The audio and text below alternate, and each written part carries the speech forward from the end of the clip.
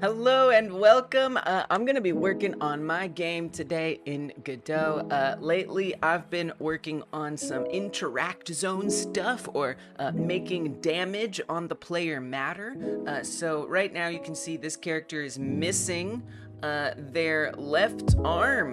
They're missing their left arm and they have their right arm. Which means their interaction zone is limited to this circle. Now, if I were to interact with something and eat it up, you'll see that the arm regrows. Now, what isn't happening is that shape isn't fully going back to a circle. So I have debug tools that let me just, boom, make that circle the size that it would be. Now, this isn't currently built into the game yet because I'm tweaking it. I'm trying to get the collision shapes to be just right for each of those states, and ideally I want it to be like dynamic, like be able to change based on like a formula, which we'll see if I actually make that happen. I'm not very mathy. I just started learning Godot within the last year and text code in general.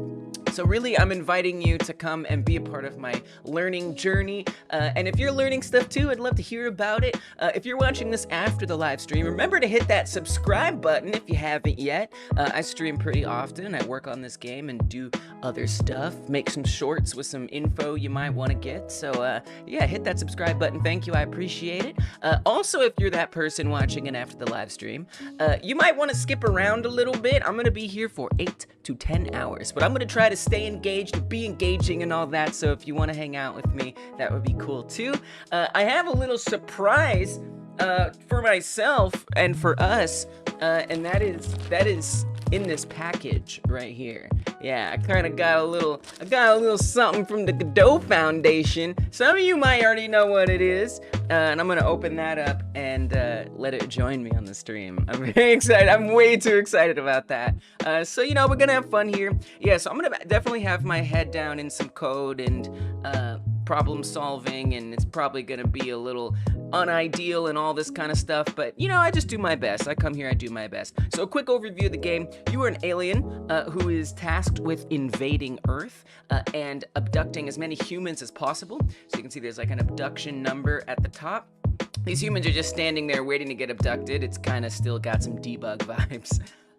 Now, if I take some damage, we will break our limbs off. You can break off your legs. You can do a little bit of damage, or you can do a lot of damage. This kind of depends on how that goes.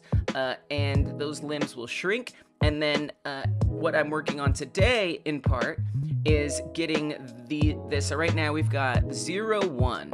So this would be the reach area that we have to grab and interact with things. And that's going to be dynamically adjusting depending on stuff.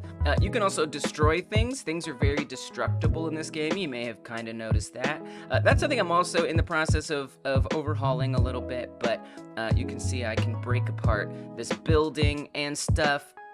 So yeah, there's not only the option to eat things, so you can see I've broken off a bunch of my limbs, but there's also the option to abduct them, which is part of the purpose of the game. I'm just gonna choose like a general interact area here. General interact area. Let's gobble down some humans so we're good and healthy. And then the level is semi-procedurally generated. I have a lot of levels in mind, but this is just one. All right, so you can take the human, you can either eat it, or we can actually abduct it. And this takes it up to the space world where it will be harvested as a farm animal, basically, which is kind of messed up. And yeah, so you can see the abduction number goes up. I'm just gonna, I mean, I could artificially inflate it, or I could actually try to get some. I used to have cows in the game. Let's drag some of those in there. The cows are gonna get removed from the game for various reasons that I promise make a lot of sense. Let's abduct these humans.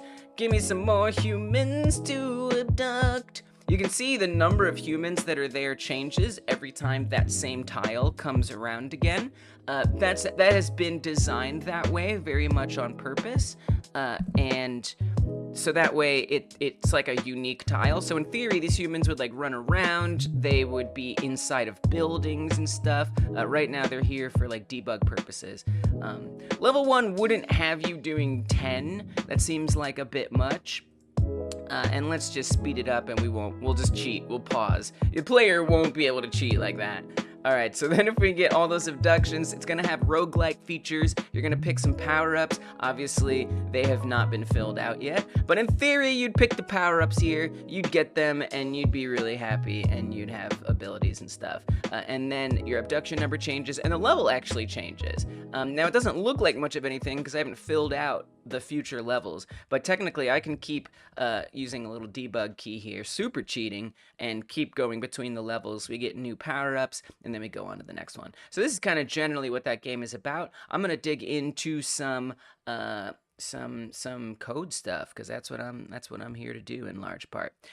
You can see this is something I was actually working on Monday. Every Monday I do a member stream, a live stream that's just for members of this channel, and in this case, I was working on a farmhouse, and then, so what I was talking about before, where I'm overhauling the destructibility of objects a bit, of obstacles. This house, for example, this is only going to take one hit, and then it's going to be destroyed. Well, not fully destroyed, it's going to go to here, to this stage. And what I had been doing was, okay, this is a house, it should take about 6 or 7 hits to bring down. But what I ended up realizing was it took too long to attack and to make it fall apart. So it just seems like it's going to make more sense to have it break apart. And then it's breaking apart so much because I want the player to be able to access the humans on the inside as quickly as possible so they can abduct them. So that's kind of what I was working on, was this farmhouse and its destroyed version. Members only streams are where I do my game asset design and my Blender type stuff. So yeah, hit that join button and see if you might be interested in that. I also sing songs to members, and you get emotes and things like that too. Plus, you're supporting the channel. So thanks if you're willing to do that. I appreciate it. All right. So as far as this interact zone stuff goes, that code is chilling somewhere. Yeah, so that's what I need to do. I need to refamiliarize myself with all of this. And let me also, oh yeah, right. Oh gosh. So this is a bit of a tedious task. But sometimes I find that the tedious tasks pay off in a really big way. So I'm going to just type out my task here. I'm going to say something. I'm going to say we are improving. We could be more specific. Making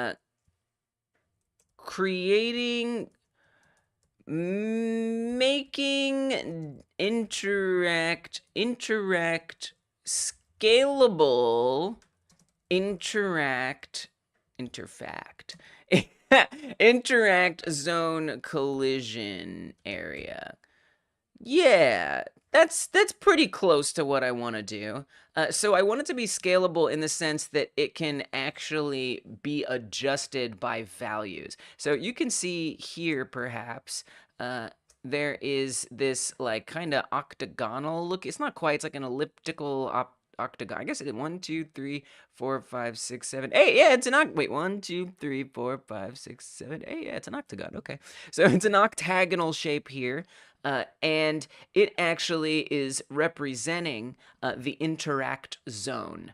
Now, it doesn't quite fully look like it is because the interact zone doesn't always look like that, but it is. It is that same shape. And so depending on how the code looks, the points on that, it's like a polygon 3D or something. Let's see.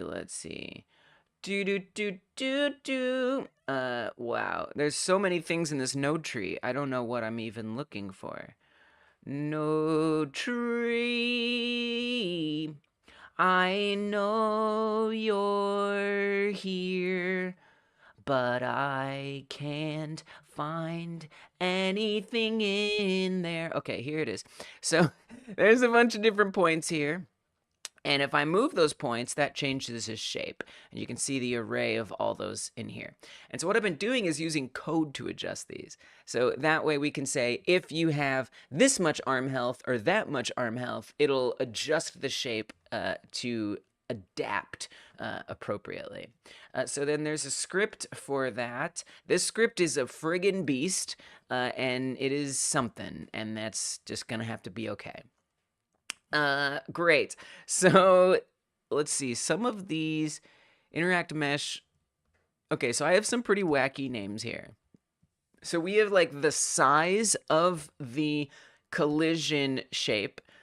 We have the height of the collision shape. We have the forward position of the collision shape, the sides of the collision shape, and the rotation of the collision shape. Now, I think this is actually deprecated. I think 100% of this, because I changed the collision here. Collision poly resize. This is the new stuff. So originally I had a cube or a rectangular prism as the shape. Which oh, you can actually see that right here. So there's that, and that's cool and all, but you may have noticed it's a circular, it's or elliptical sometimes shaped interaction zone, which I just was not happy with how the block was really easy to manipulate, but I wasn't happy with how it was fitting or not fitting with the circular shape of the interact zone. So I have decided to try to use the collision polygon 3D, which requires a few different things.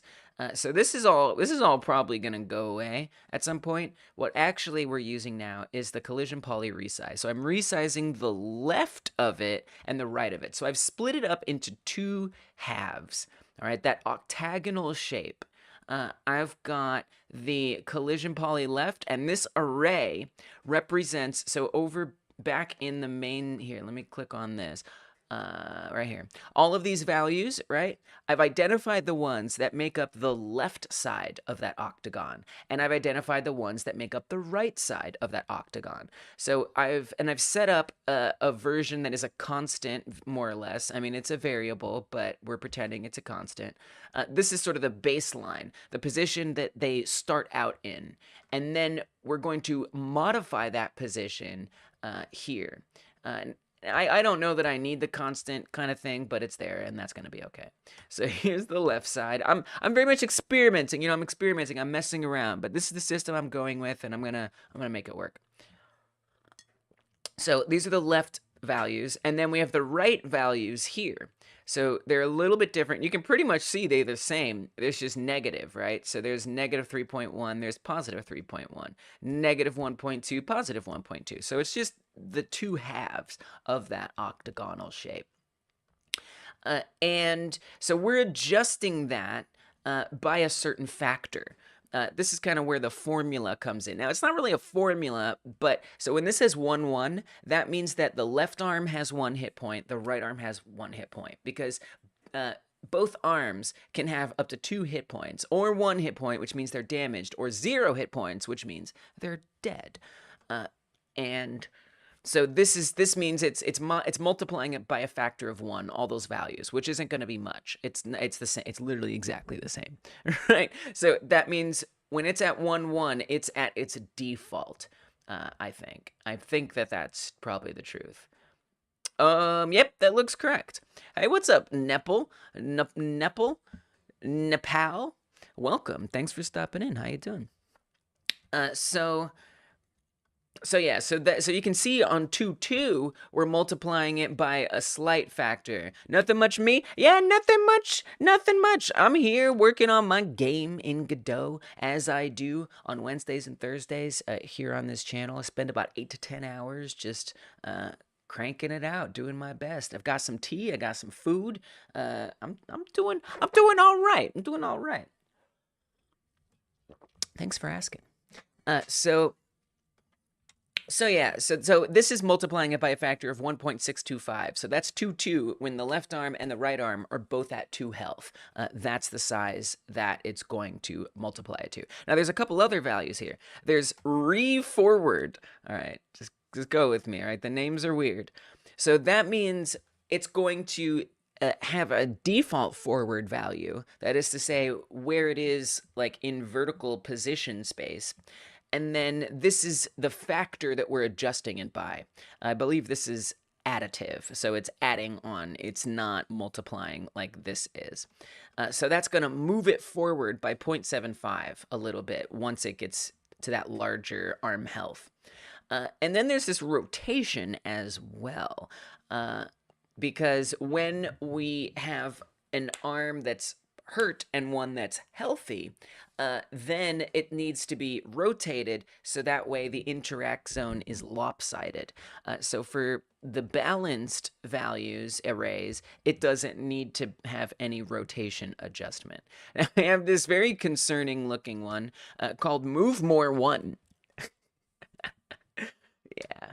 Yeah. So I believe what this is on those rotated ones. So let me see if do I have one of those? I must. Surely I do. Okay, here. Looks like we set up 0, 1. So that's when the left arm has 0 hit points, it's gone. And when the right arm has 1 hit point, it's a little damaged. That's this one. So in that sense, we can see, or in that particular case, now I noticed we're not rotating it. That's interesting. Maybe I realized rotation wasn't necessary. I don't know what that's about. But what this is doing is it's moving very specific points. So let's see if we can visualize it.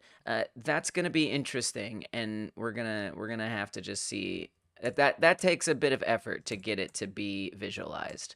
And then there's some code that makes all that make sense. But let's take a look at how it actually works. So unfortunately, it's a little messy to get this in a way that I find is easily debuggable. So we're gonna just be okay with that. All right, so here's what's gonna happen. I'm gonna play the game. It's gonna get started.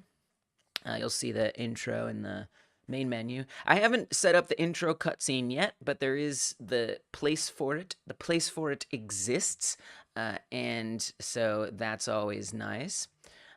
And there is all the aliens who are going to be invading Earth before they get any limbs. So if I choose that right there, then it's going to abduct the alien and bring us in, and then it starts the game. It puts us down on Earth, and it starts the game, which is quite nice. And so here's where things get a little wacky. Oh, you know what? But I forgot something. We have to turn on visible collision shapes, because if I don't do this, I can't see how these changes are being applied. Now, I could set this up to happen in the editor, but I don't want to do that. How do you get people to click the like button on your stream? You know how I get people to click the like button. I say, don't forget to hyper smash that thumbs up button, because the more likes the streams get, the more likes this stream gets, the more people will see it and will come through and like it up themselves. So hit that thumbs up button if you guys haven't yet. I appreciate it, and truly, it just means something to me. That's how I do it, Nepal. Something like that. Honestly, if people ask that's a great segue. So you can see there's a bunch of collision shapes in here. These are actually from the menu aliens, so we don't need to worry about that. We're just going to ignore that. All right, so I'm going to move out here. Now you can kind of see that octagonal shape, right? You see those lines going straight up around here? That's that octagonal shape, which is surprising, right? Because it looks like this is a circle. That's just the camera angle. So if I change the game's camera angle to be the same as what's going on in the editor, we're going to see something kind of interesting. Now, first I have to get this in the right spot. Very good, very good. Looks nice. Okay, so now I can sort of see. The fog is making it a little harder to see. So I'm going to actually turn off the fog, which is something that if I forget, we're going to have errors, but that's okay. Yeah, unfortunately that doesn't do anything, but that does. All right, so now you can see it much more clearly. So this is the same view, right? I mean, if I change this, like this is a circle from this angle, but from up here, it's actually elliptical, the interact zone. All right, so now we can see that a lot more clearly. Now, if I come, oh wait, we want to stay. This is why this is a little goof troop to try to get working right, but that's all right. So I'm going to pull up my debug menu, and let's look at, was it 1, 0 or 0, 1? Whoa, we got to zoom out a little bit there. Okay, so hopefully you can see, let's adjust this a tiny bit. Now imagine those points, right? So there's a point. Here, we should stay out here. There's a point right here. And there's a point right there, right? And so if let's see, we haven't set up that one. We've set 1, 1 up. So there it goes. Let's zoom out a little bit more. It's kind of hard to get just that right spot. But you can see how that octagonal shape is moving. So that move more variable that I have, that move more variable is moving these 2 points right here. So if I go between 2, 2 and 1, 1, I don't have to worry about moving those because we're just scaling evenly, right? So you can see I haven't set up this one yet. But for 0, 1, it's moved over. Now, there's a couple things I don't quite... There's something very specific that I don't really understand. I'm not sure why this is collapsing here and why it's not holding a stiff edge. My guess is that I need to also move this point that's in here.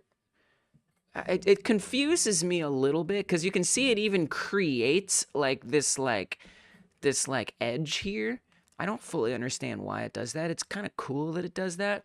So one way that I could mess with this and we could visualize it, although it's going to disrupt the shape. So let's actually go to, I think 1, 1 is where maybe 2, 2 is the default. I don't remember. But okay, cool. So if I start adjusting these values, you can see that moving. So it's interesting because it actually creates a line there. Wow. Look at that. Isn't that something? That line just like appears. I guess when they're like a certain too far apart. It's weird. But then if I move this point, it's not like it goes away. See, this is kind of what I expect to happen. Right? But like, why does it... So weird. Hey, we got Joe Schmo in the house. Welcome, Joe. I don't fully understand why it... I mean, we're doing a lot more. We're also shrinking it all down. So I don't know. So I'm gonna play with that a little and see if I can figure out... I love that the points are moving over. This is good. Obviously, I want them to go up a little more, right? I mean, I think, Lee's, something that you're missing... Well, I don't know that I am missing that. Yeah, so I do want these two to go up a lot more, and then I think we need to adjust another one too. So we'll see, we'll play with it. It's going pretty well. It's going pretty well. I'm working on this game. I really am very determined to get this interact zone done today. Completed, finished completely. I'm done with this friggin' interact zone. I'm not, but I will be. I'm committed to getting it done today. So it's going well. I'm enthused to do that. Now, Joe is a member of this stream, which means of this channel. Thank you for supporting Hyper Game Dev. Oh my gosh. Which means we got to sing you a song. We got to sing you a song. That's what I do for members. I embarrass myself to show my appreciation. Now, Joe, you have a choice. You don't have, I don't know, we're experimenting with the choice. Do you want a silly song or a regular song? You don't, and if you don't answer in the next minute, I will just do a regular one. But, just know, you do have a choice. I don't know how I feel about this. You know what I think? I didn't feel good about asking you that because you didn't ask for a song. So what am I asking you, putting pressure on you to give me a type of song for you? I think what makes more sense is if someone goes out of their way to request a goofy song, they can have one. So I think I'll default to regular in the future. But let me make sure my music is set up good. Otherwise, I'll just kind of pick a random one, you know, and just see if I can sing to this. Let's just do a random one. I'll give a little time. You leave it to my musical genius. Oh, come on. The generosity. All right, let's do a regular. Let's start out regular today.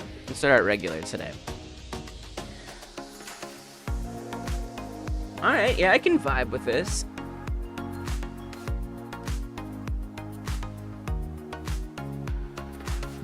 Oh, Joe, you're no schmo to me. Oh, Joe, don't you know it's you I appreciate, Joe Schmo. You're no schmo to me, Joe Schmo. You're no schmo to me, Joe Schmo. Don't you know? You are no schmo to me, Joe, Joe, Joe, Joe, oh, Joe, Joe, Joe, oh, don't you know you're no schmo to me? I appreciate the fact that you're coming through and hanging out and supporting the channel and stuff. I hope you're having a great day, oh yeah. Oh, Joe, don't you know, don't you know, don't you know you're no schmo? Don't you know that you're no schmo to me?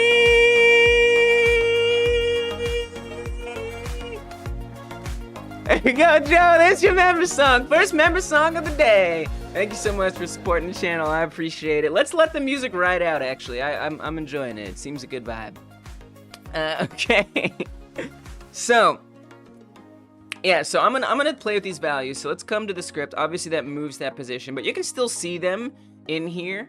And you know, if I adjust these, you'll see that they move in there as well. So that's still kind of a useful thing to have some eyeballs on. Although I've rather messed them up in here during the runtime, so I should probably undo those changes. That would probably be a good idea. Alright. So I'm gonna come into the code now, and let's adjust. So what's going on with move more? So move more is only moving 2 points. It's a vector 2. It's only moving 2 points. No, wait, no, that's moving 1 point. Wait, it has to be. There has to be 2 things that are moving. Right? Surely. I would be a little surprised because it has to be this point and that point. Doesn't it? I think what I'm gonna do is I'm gonna change this to 0.0 for now. Right? Change that to 0.0.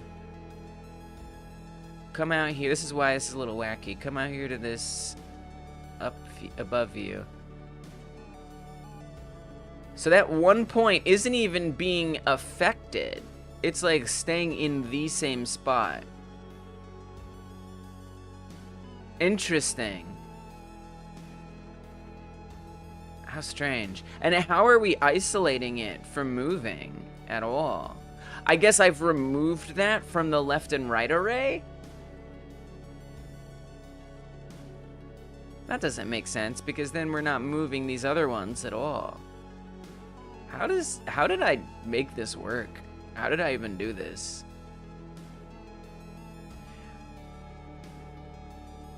Because it's still moving. Oh, the left and right. That's how I did it. Wow. See how the left side is by 0.39 and 1? That's giving it that lopsidery, right? So the way here. We don't have a lopsided one that isn't affected. But let's see. I guess that's just like what happened. It's kind of hard to like figure out how to test this and get back into a groove of everything. So what's happening is the right side is shrinking normally, and actually probably the better test would be to go between 2. Whoops. Okay, that doesn't. Okay. Oh, geez. That's not what I meant. It's hard because my mouse disappears and I can't see what I'm hovering over. So if you look at this, you can see the right side is scaling proportionately, right? And then that actually makes sense that this is the right side. The right side is fine. The left side is collapsing more so than the right side. The left side is getting shrunk down. So if I were to come here and change this to 1.0, look back from this. I mean, this is wild. I know. That's what I'm doing.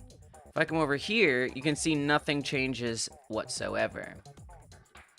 But if we put that back to 0.39, then it's going to collapse a lot more severely. So I think that's what's making that. I think some of those aren't adding up perfectly, and that's what surprises me is some of it is quite, it lines up quite well. Like down here, this looks really good. This one, not so good. Hey, what's up, Sengeki? Welcome back. How you doing? Thanks for stopping in. Thanks for stopping in. Hope you're doing well. Yeah, I'm back on this. I want to finish this. But I gotta refamiliarize myself with it all, and then hopefully we can get it done. The biggest challenge is gonna. I mean, there's a lot of challenges, but what I really want is to get to a point where I can like plug in values and make a bigger size without having to place each point.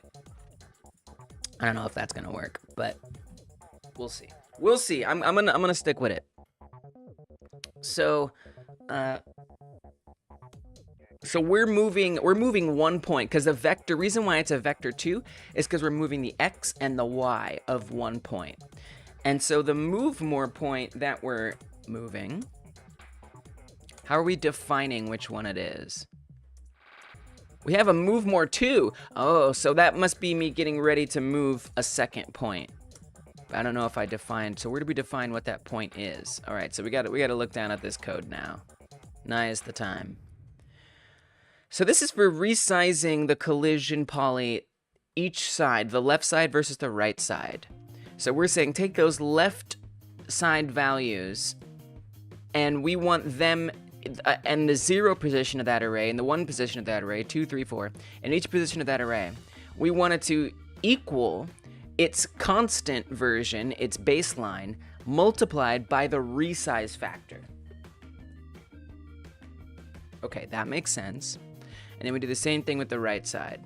We've got all 4 of them set up. Now, we have this extra thing here, resized. Oh, so then we're taking that base, that non-constant, the baseline. Well, actually, we're creating a new baseline. Resized collision poly R1. Okay, so I guess this one. Oh, because that's the one that you know, if I pull up the game here, let me look at it from up top. That is this one. That's R1. Got it. Understood. Okay. And we're saying that it equals the size, the vector 2 that is currently assigned to this. So when we refactor this, so when we do the resize stuff, I'm making sure that it's resizing, it's moving it after it's been resized, is kind of what I'm setting up. Don't mind me, I'm just fixing something. So that's what we're saying. We're saying that resized collision poly R1, the baseline of it, is equivalent to the resized array point that we set up over here. And then we're taking that, now that has, so we're assigning it basically, right? So here's this, right? That's being reassigned, so it has a new size value. It's getting a little confusing. And then we're taking that same thing that has been resized and is set to this baseline, and then we're updating it to be the resized, so that, again, we're capturing this size in time. The thing that was resized, we're capturing that, and we're assigning it to this baseline variable. And then we're going to change it again, say that take that baseline variable and add collision poly move 1. So this is another baseline. I don't know that I need this. I don't know that I need that, but maybe I do, but it's there. Plus collision poly move more 1. So what this is doing is it's taking that point that has been resized, and it is adjusting it by an additive factor. That's all that's doing. So it looks like I was starting to set up a move more 2, but I didn't get anywhere with that. So I had to decide, what point am I moving? Well, I know at the very least, even though it's almost at a perfect place, let me make sure I update my code.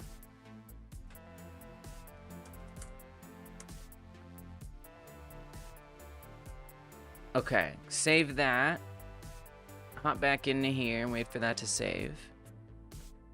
Okay, so this is almost in a perfect place, but it's not pushed forward far enough, right? So I need this to be further up there, and I need this to be further up there. I dare say I need to move more 3 and 4, you know? Unfortunately. So, you know, for these 2 points, because I mean, even this one needs to be pushed out a little bit, and I think this one needs to be pushed this way. So I think we're gonna need to set up some more move mores. Joe asks, is it possible to resize the collision shape during runtime? Yes, it is. Yes, it is. So the only thing, it's a little tedious, but it is doable.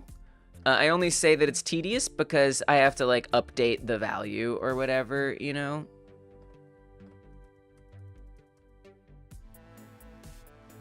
Can't undo while mouse buttons are pressed. I don't actually know what that means. If I'm being honest, I don't know what that means, but okay. So I can do it at runtime, but it means that I have to like set up all of these to be in the right spots, which is a little annoying. You know, so I would have to come in here and like paste in the entire array, you know, which is kind of irritating. That's the only thing about that. So I guess I could, you know, all right, let's hear it. I can try it. So for, what is this one? If this is at like a factor, because this doesn't update. So we are at runtime, basically. I am able to resize it, right, at runtime. But only in so much as I have to predefine those points here in the code, right? So you can see it's resizing at runtime, but I've set that up in code to be able to do that. So that's basically how I'm doing it at runtime. But you know, I don't really want to come in here and like, because I think I'd also figure out what that factor is. So, you know, for example, we've got this negative 4.0. So I would need to do that y. Let's see, if I come back to here, I would need to update this to be, that's currently at 14.3, so I guess that goes to 10.3. Oops. I guess that goes to 10.3. Not quite. Something. Oh my god. And then so the other hard thing is the whole left side. So that actually was okay. But that's actually very interesting, isn't it? Whoa. Okay, Joe, I gotta tell you, you asking that question just made something make a lot more sense. Because the points that I thought were moving are not the ones that are moving. So I adjusted that 1 point, right? The Y position on 1. And I apparently can't undo for some reason, so we'll just type it. So there's 14.3, this point right here. If I make this 10.3, it collapses in, and then it creates that line. So the other thing, the part that I'm not gonna do, because it's gonna be way too much effort, is the fact that every point on the left side of this, so this point, that point, this point, that point, this point, all of those are being shrunken. So that means I would have to come into all of these and update their values by like a very specific number. So that's just too much. But I didn't realize that that was the point that was moving down. I mean, I need to be moving it. I see. I need to be moving it over like this. This is what I need to do. So you know, if it is so, you know, Joe, I got to give you credit for like just asking that question and giving me the chance to like do that. And realizing that no, I can't do the whole collision shape at once at, you know, using the inspector in an easy, convenient way. But I sure as frick can like adjust one point at a time. Easy. This is incredibly promising.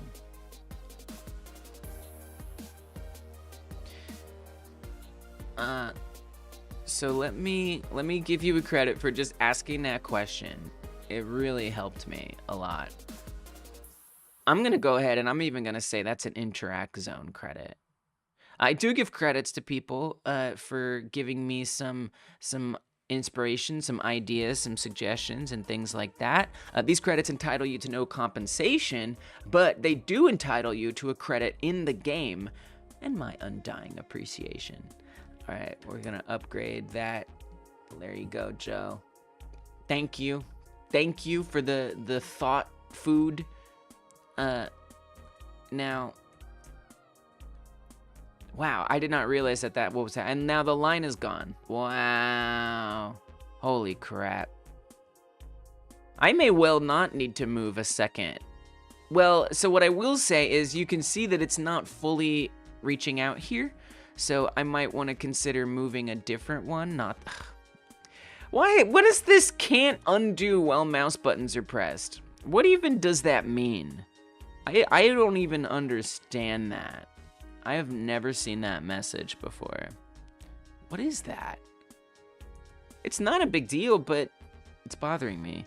Can't undo while mouse buttons pressed. Godot. Give me some context here.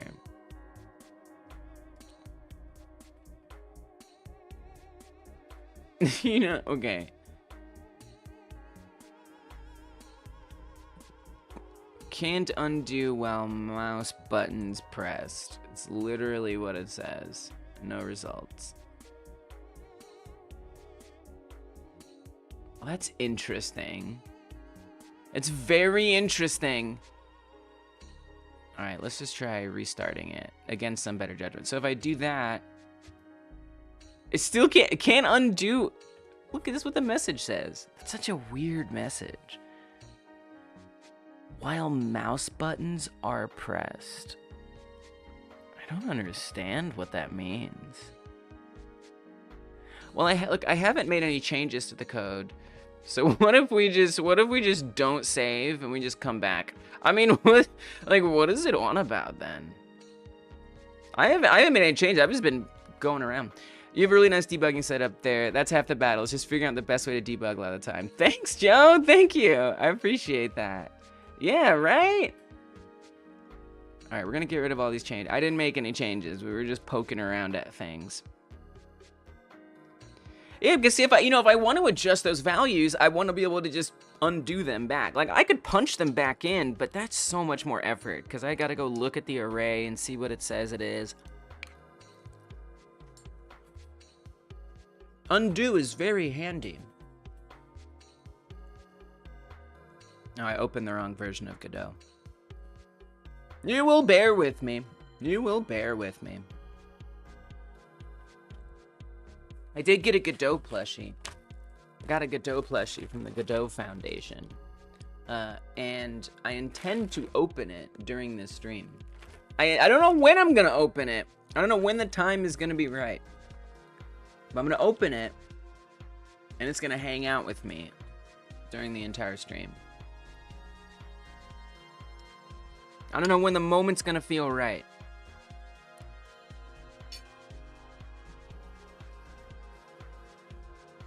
But yeah, you know, and it's kind of a weird problem that I have. It's a very specific problem that I'm dealing with, but yeah, I've at least got that kind of flow, that idea down. So we're good, right, Godot? Like in terms of mouse button undoing. So if I do some adjustment, we can undo now. Okay, excellent, good. Happy to hear it. So let's run the game. Oh, gotta make sure collision shapes are visible. Not that helpful if I can't see the collision shape that we're modifying. And then once I do that, we'll start playing around. I mean, technically, you know, I kind of don't need to run the game. You know, like if I'm not gonna update, because I kind of don't need to, as long as I keep track of what that factor is. Well, you do, because I can't see how it fits with the interact zone, because the interact zone doesn't change in the editor as I go. It can, but it's a lot of effort and a lot of little settings to change. Oh, visible collision shapes was marked. So I don't think I want to deal with trying to set it up in the editor, unfortunately. Okay.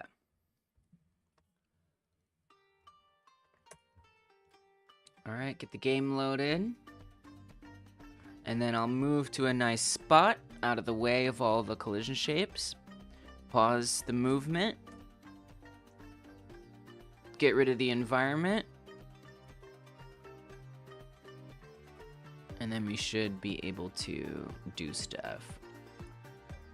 You know, it's a bit much, but that's okay. Looking for the world's environment in here.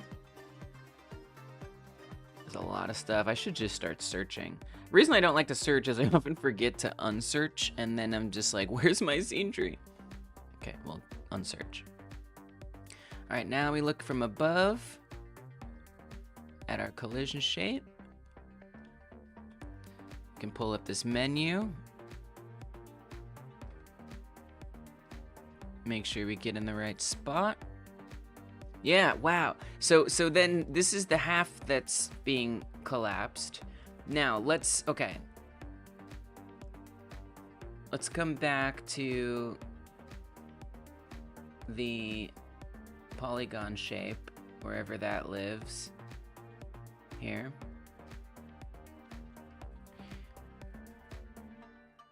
Let's set it to 10. Wow. And if I move its X position, I'd probably want it to be a little higher. So instead of subtracting 4 from it, well, we'll do the math in a second. It's pretty close. 4 was pretty close, actually.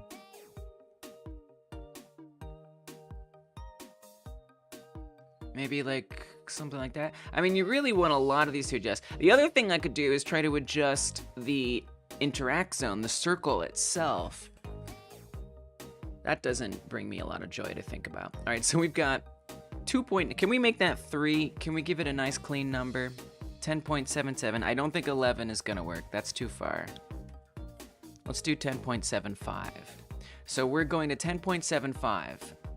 Now, what it was originally, am I going to have my undo? I am. 3 and 10.75. 3 and 10.75. So 14.3. We need the calculator for this one, y'all. This is a calculation situation. So I'm going to say 14.3 minus 10.75 equals 3.55. So that's the factor. And then other than that, it's 1.2 minus 3. So that's a factor of 1.8. So we want to actually add 1.8 on top of that for that move more. This is on 0, 1 here. So instead of -4, I actually want it to be 3.55. And for the other one, we want it to be 1.8. So that should be the new position for that. Let's go over here. Get to our camera view. Nice. Much better. Much better. Now, it doesn't look a lot better because we've collapsed, you know, this in more than I want. That's because I need to move the other point that's relevant to this. That being 2 is the one that I need to move. So this one needs to be somewhere like... Well, I mean, if you follow the pattern, maybe? I don't even know. Okay, so if that's at 10.75, oh yeah. And then can we put this at -3? No, that doesn't work. Oh, because we're shrinking it by a certain factor too. So I think that's not gonna work good. So I think we have to be a little more clever there. Yeah, that's gonna be a little different. So that's okay. We'll just kind of generally guess it. Say somewhere like there for that other point. Something like that. That looks like right about 2. Can we do 11.25? Can we do 11? What do you think about 11? Not great. All right, we'll do 11.25. We can do 11.2. Let's do 11.2. All right, so we've got 2 and 11.2 that we're going to. I don't want to forget those values. We'll just do one at a... Well, yeah. All right, hold on. Let me just take a note here. 2 by 11.2. Okay. Then I'm going to undo all of that, so it's back to its default spot, now that we've been graced with the gift of undo again. And let's do the math. 1.2 minus, what was it? I forgot already. 2. 1.2 minus 2. That's 0.8. So we need this to change. We need to say 1.2 basically plus 0.8 is going to equal 2. And then for the other value, 11.2 minus 14.3. So it's starting at 14.3. We need to get down to 11.2. So we will say 14.3 minus 3.1. All right. Now, I need to actually set that point up, because currently that point isn't actually doing anything. So that's 2, okay, in this array, which is actually the 3rd spot in the overall array. Now, this is a little confusing, so I'm gonna have to bear with myself here. I'm gonna go pull up this Excalidraw, because over here on Excalidraw, I set up, so this right here is the array that we're just looking at in Godot, this one. This is that array, so 0, 1, 2, that maps to this, 0, 1, 2. This is the left side array, this is the right side array. And then this is where in each of those map to the different points, okay? All right, so 2 here, which is what we were just adjusting, is actually 1 on the left side. Makes sense? So we're gonna set up move more 2. Looks like this is just the same. We want to come down here to this code. We want to duplicate it. Except this time we're saying L1. This time we're saying L1. L1, L1. I could have done this differently, but this is the way we're doing it. Collision polymove _1. Okay, that's this. We need to... I think we could benefit from being more specific with this. I don't like the way that's... I don't like the way that's typed out. So let's type it out better. I want to say move more R1. Move more R1. Move more L1. It just makes more sense. You know? Like, why not do it that way? So put that as R, put that as R. Add an L here and an L there. Okay. I like this better. All right. Good. I mean, that should be totally fine. So now we need to set up the move more situation. Oh, so I actually need to update this everywhere in the code. There are faster ways to do it, but I'd rather go through one by one. Brawl Snipe, what's up? What's up? Now, while I think Luz is a very pretty name, it's not my name. But I appreciate you saying hello. How you doing, Brawl Snipe? How you been? Welcome back. Oh, down here we missed one. Good. Now I want that one that has the negative 3.5 right here. All right. So now we need to add another line in here, and this one is L1. And then we're just gonna plug in those values from earlier, which is 0.8. Very well recently. Love to hear it. Love to hear it. What is my name? It's Liz. It's Liz. L-Y-Z. My name is Liz. I recently put it in the description because people didn't know. Because people didn't know. Originally, I envisioned this channel having multiple people presenting on it. So it'd be live streams from different people. It's okay, Brawl Snipe. But I've come to realize that doesn't make any sense. Because anyone who's qualified to do live streams on this channel, they'll just make their own channel. You know? And if they are qualified and would make their own channel, the only reason they would do it on this channel is if there was some like financial perk. I don't make a lot of money here. I can't pay anybody. So it's gonna be me. Hyper Game Girl, yeah, Hyper Game Girl. That's me. So that's kind of why, like, my name isn't the channel, but that's okay. I kind of like that because it's a little more community-centric this way. You know, it's not like, it's all about Lee's. It's like, it's about us making games and doing our best, you know, and being neurodivergent or whatever. All right, so we've not plugged those values in yet. 0.8 and negative 3.1. 0.8, negative 3.1. I mean, I will say, these are surprisingly similar. Not exactly the same, but somewhat similar. All right, so I'm gonna save it. I kind of should put these here so it reverts it back, right? So we want this to go to 0.0. Can you ask me about only one thing, no more than that. If you ask me two things, you have violated the contract which we are now signing. Let's add these in here. I kid, of course. I actually need to put these on all of them.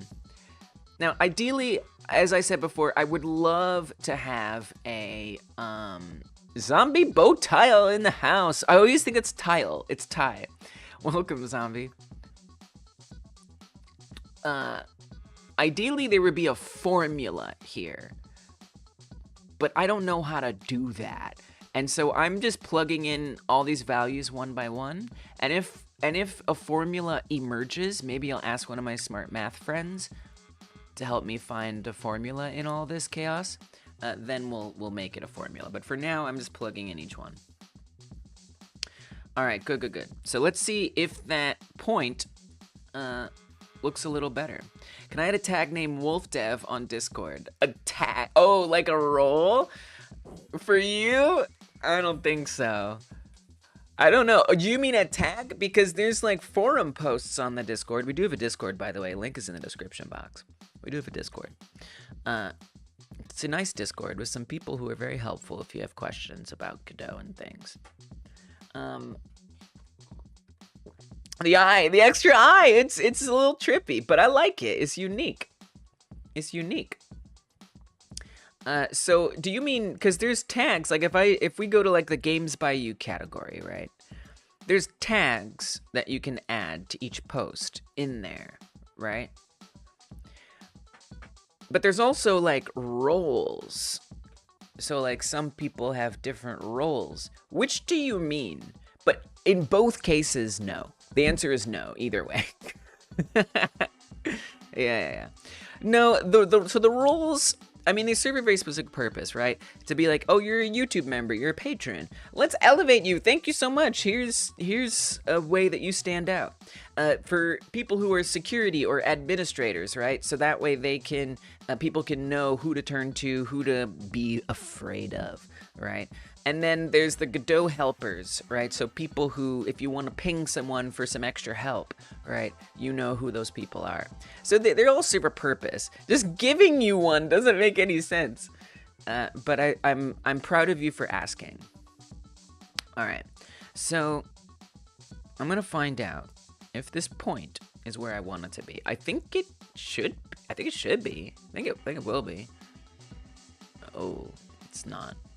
Where is it? It's way down there. Okay, I've done something wrong. I wonder why. I would have expected it to be like right there. Yeah, this is okay. All right. No, we'll get to the bottom of it. We'll get to the bottom of it.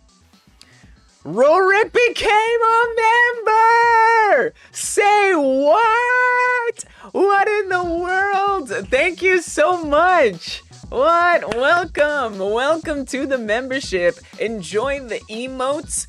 You'll get access to the Monday member stream, which means you're gonna get emotes. You're gonna get the member stream. It means you get another 8 to 10 hour live stream every Monday. If you like that kind of thing, where I work in Blender, we can hang out. There's those emotes. We can hang out. We can chat there. I'm a little more laid back, task-wise. Let's go. Thank you. That means you get your first member song, Rorik. So let's do it. Let's sing. Let's bang it out. Do you want a goofy song or a serious song? It's up to you. It's not necessarily up to you. I can just pick one. I'm gonna do regular by default. This song kind of works, maybe. Where's the length? I don't want to pick a song that's almost over. But we do have an option for goofy songs. Oh, this one's almost over. Let's see what the next song's gonna be. Oh, this one kind of like toes the line of goofy, actually. It's not goofy, but it has some funness to it. Let's do this.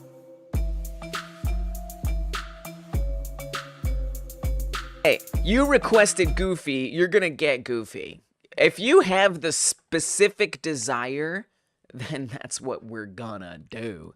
All right, so which goofy track do we want to do? I don't even remember which ones these are. Is it possible if I open like another, is VLC awesome enough to let me open it up twice, or is that not a thing? Let me try this. This is a new thing. This is a new thing. It's a new thing. Oh yeah, we can open up a fresh one. Let's friggin' go. All right. Oh, this is kind of goofy. Oh, Rorik. Oh, Rorik is not Rick rolling me today. Oh, Rorik is not Rick rolling me today. I see you when I'm full of joy that you're here. Oh, Rorik is not Rick rolling me today. Oh, Rorik is not Rick rolling me today. I see you when I'm full of joy. I see you and I'm so full of joy. Oh, Rick rolling is not what's happening here. Rorik is not Rick rolling me today. I say hey to you, Rorik, for becoming a member. It's so quite nice and fine. Oh, Rorik is not Rick rolling me. That I can't guarantee.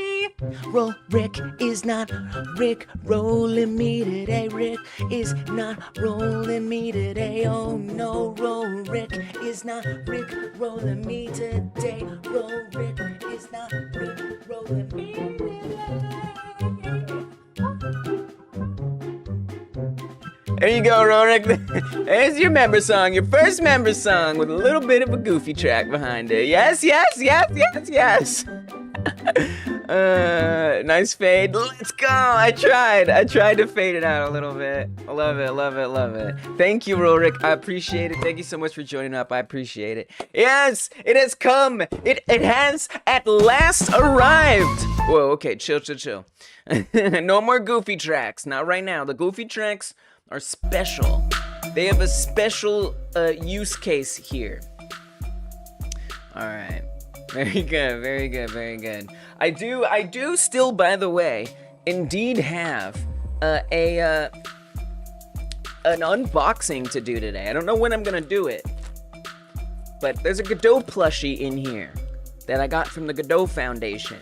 By making a little contribution, they gave us some plushies, and I really want to open it, but I'm waiting for the right moment. I don't know when the right moment's gonna be.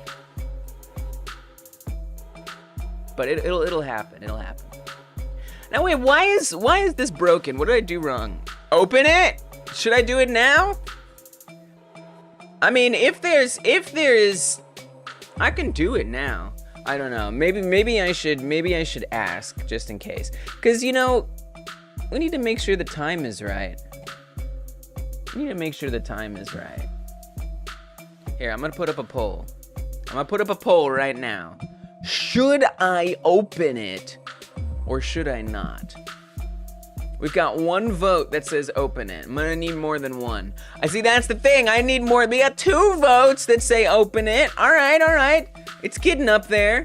It went back down to 1 vote. Okay, now it's at 3 votes. That's pretty good. I see we've got like, what, 7, 8 people hanging out with us, but only 3 are voting yes?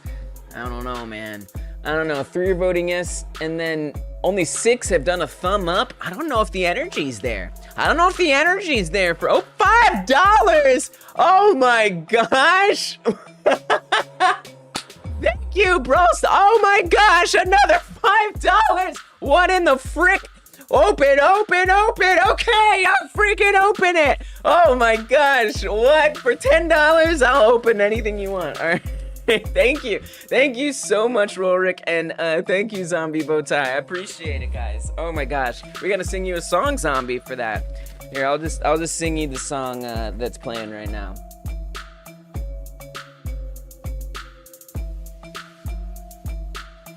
You want me to use my bare hands? I was like, I got scissors, and you're like, no, bare hands. Oh man. Oh man, all right. Only 4 votes to open it, but $10. What am I gonna say? No? All right, here we go. Oh, zombie bow tie, I appreciate the money that you're giving here. Oh, that's the end of that song. Well, maybe I'll have to sing a different one. All right, bare hands. Here we go. This is how money wins elections. Yes, indeed. That's correct. Here's the evidence of it. All right, here we go. Bare hands. Oh man. Oh God, that was hard. Oh wait. We got a little. Oh, yeah. Oh, what? Wait, what? Yo, it comes in a pouch. What? Hey, I didn't expect that. Look at this. It's got little things on it. All right. That's not what we're here for, though. We're here for the inside. This, I'm done with that. This is what I'm really here for.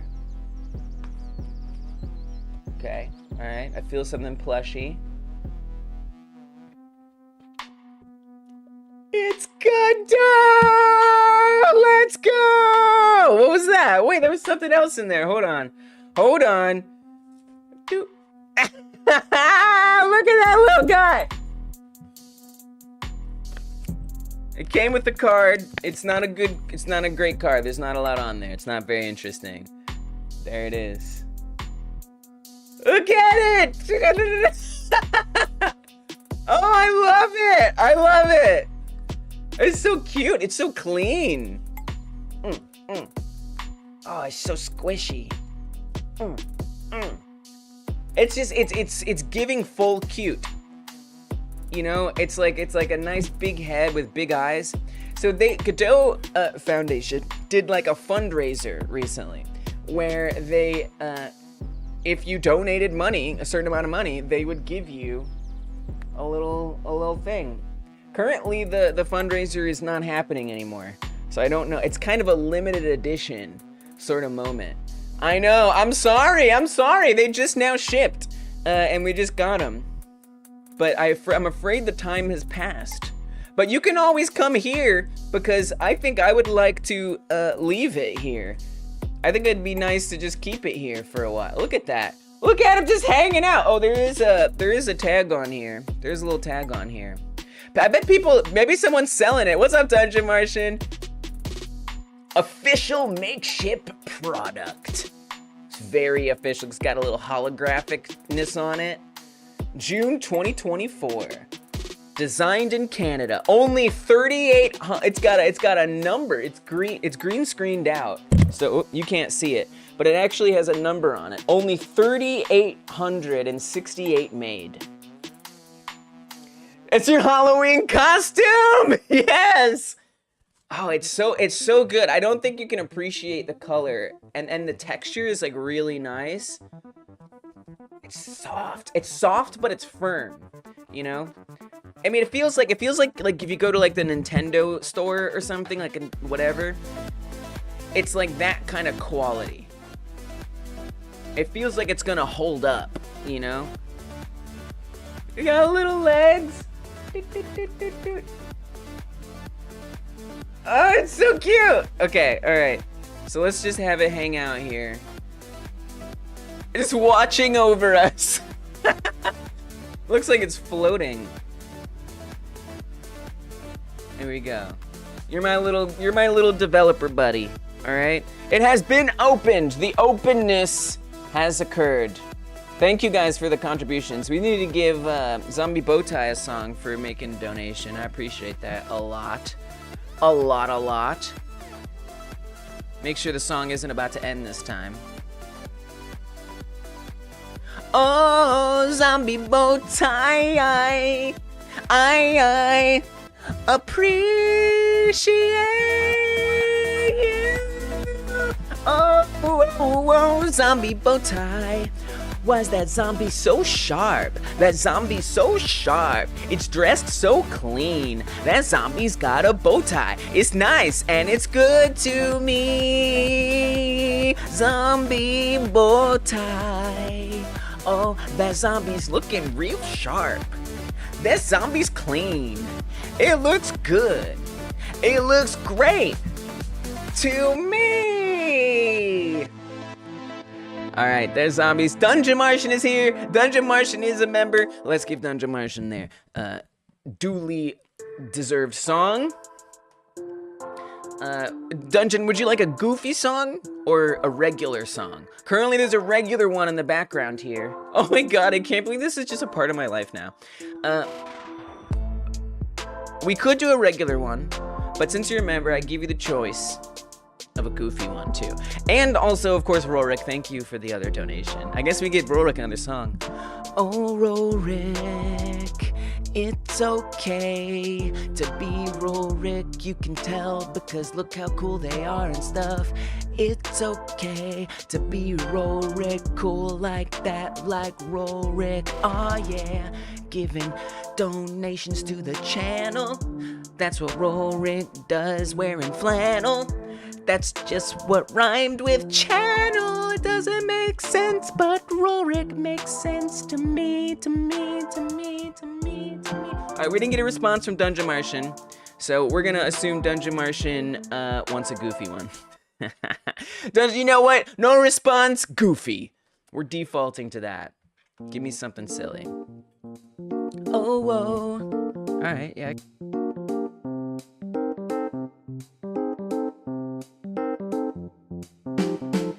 Oh, Dungeon Martian, you're chilling in a cave that's a dungeon. People wanna try to get your treasure, but you're from Mars and you're gonna make them have no pleasure in doing it.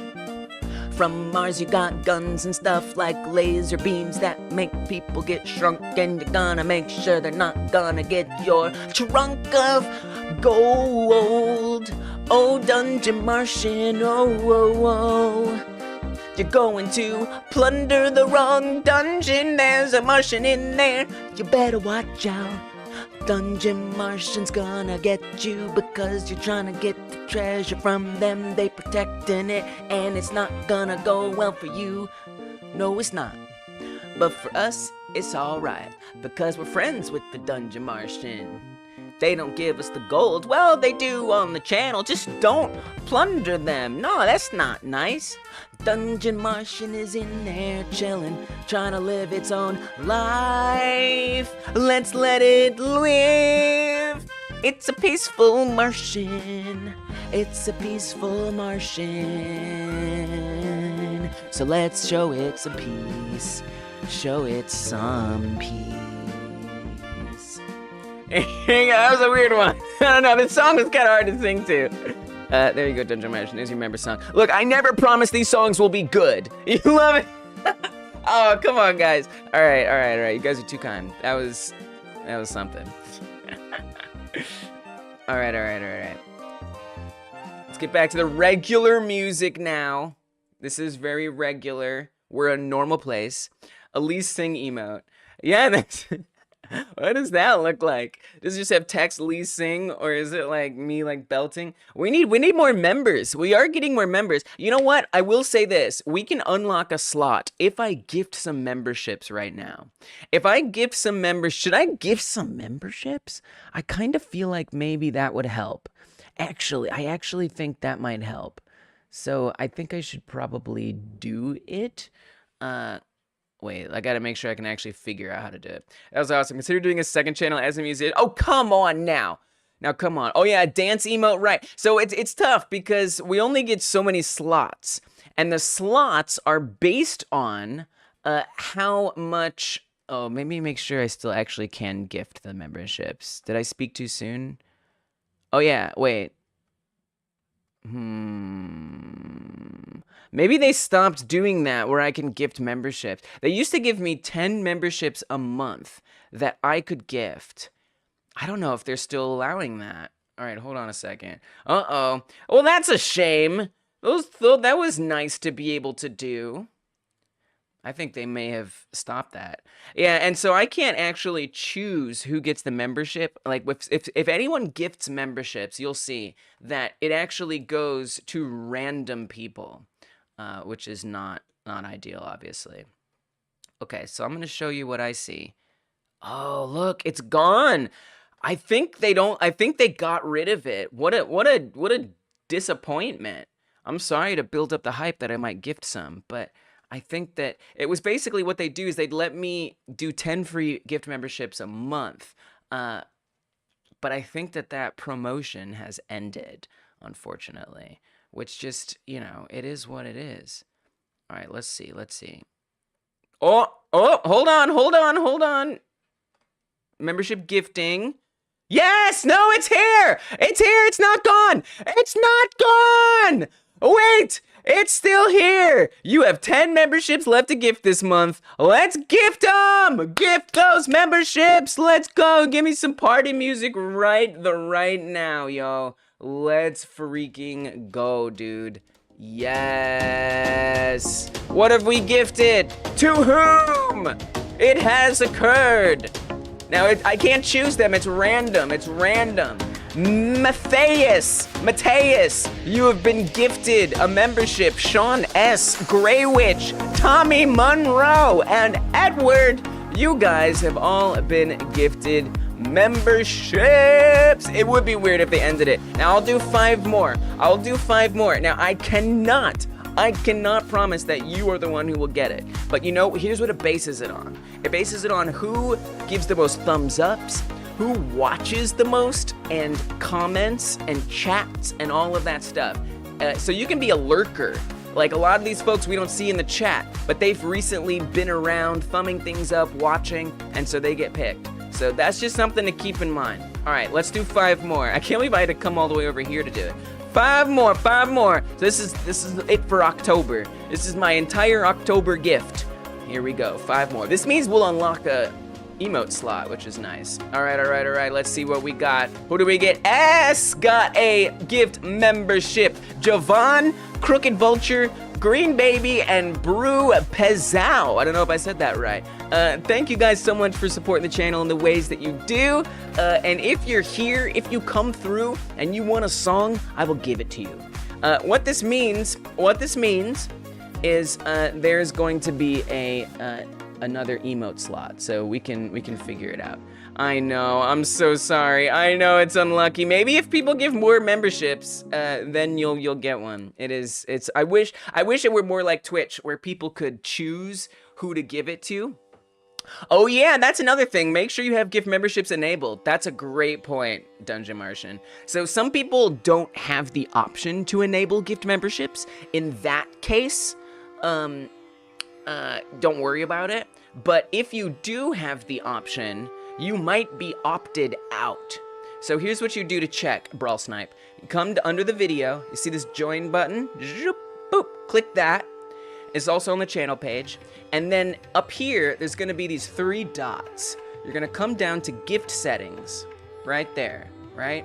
And then you're gonna make sure that allow gifts is checked on. Now, if you don't have this option, don't worry about it, because you're probably eligible. But if you do have this option, it might be off, and you might need to go ahead and flip that on. That's basically what Dungeon Martian is talking about. Good call, Dungeon. I forget to. I used to be much more reminding people about that, but I forgot. Ideally, I remind y'all before I gift them, but that's okay. All right, so we've got members galore. It was already on. It was just bad luck. It was just bad luck. All right. Why is my Godot friend so far over on that side? We need to scooch the camera over. We need to scooch the camera. A lot of hype happening right now. And you know what? That's okay. Let's give this a little scoot. There we go. There we go. We need to keep you in here, buddy. You're my friend now. You're my friend now. All right. What was I doing? What was I doing? Wasn't I working on a game? I think that was something. Oh, and well, this was actually a wonderful distraction because I was dealing with a bit of a surprise problem. Or I was trying to do some math, and I guess I did it wrong. I'm trying to get these points on this collision polygon to make a very certain shape. And it just so happens that it's not making the shape that I want. And so I'm moving these very individual points. You can see them a little more clearly over here. So these are the points that correspond to the interact zone, the collision shape, right? That's that. And I've set up in code a certain shape that is not being made the way that I would expect. I wanted these 2 points at the top to be right around here, but one of them is going way deep down for some reason. Your index 2 is negative 1.2, and you use 1.2 in your math. Oh, that makes a lot of sense. I probably would have gotten there, but that eagle eye really helps me hurry this up. Honestly, that might be a darn old credit right there. Let me just come in here. Oh, so you're saying, does this need to be negative? Wait, but that's 2. So this should be additive. Oh, you're right. I think this needs to be negative. Okay. Let me try that. I might have the other one wrong too then. Yeah, I should check my notepad. That definitely isn't better. All right, where did which notepad did I type this down? Oh. Well, in my notepad, I said 1.2 plus 0.8, but you're right, 2 is negative. So it would definitely need to be negative 0.8. 14.3 minus 3.1. I definitely need that one to be negative. No, we need to be positive. Oh, yeah. I have my polarities messed up. That makes a lot more sense. Since these are on different sides, I can see why that would be better. Okay, all right. Let's see if this is better. Rolric, the eagle eye. Okay. Come on in here. Hit that. Oh, okay, that's... It's still not exactly where I expected it to be. I'm a little surprised. I'm a little confused. Okay, let me try this.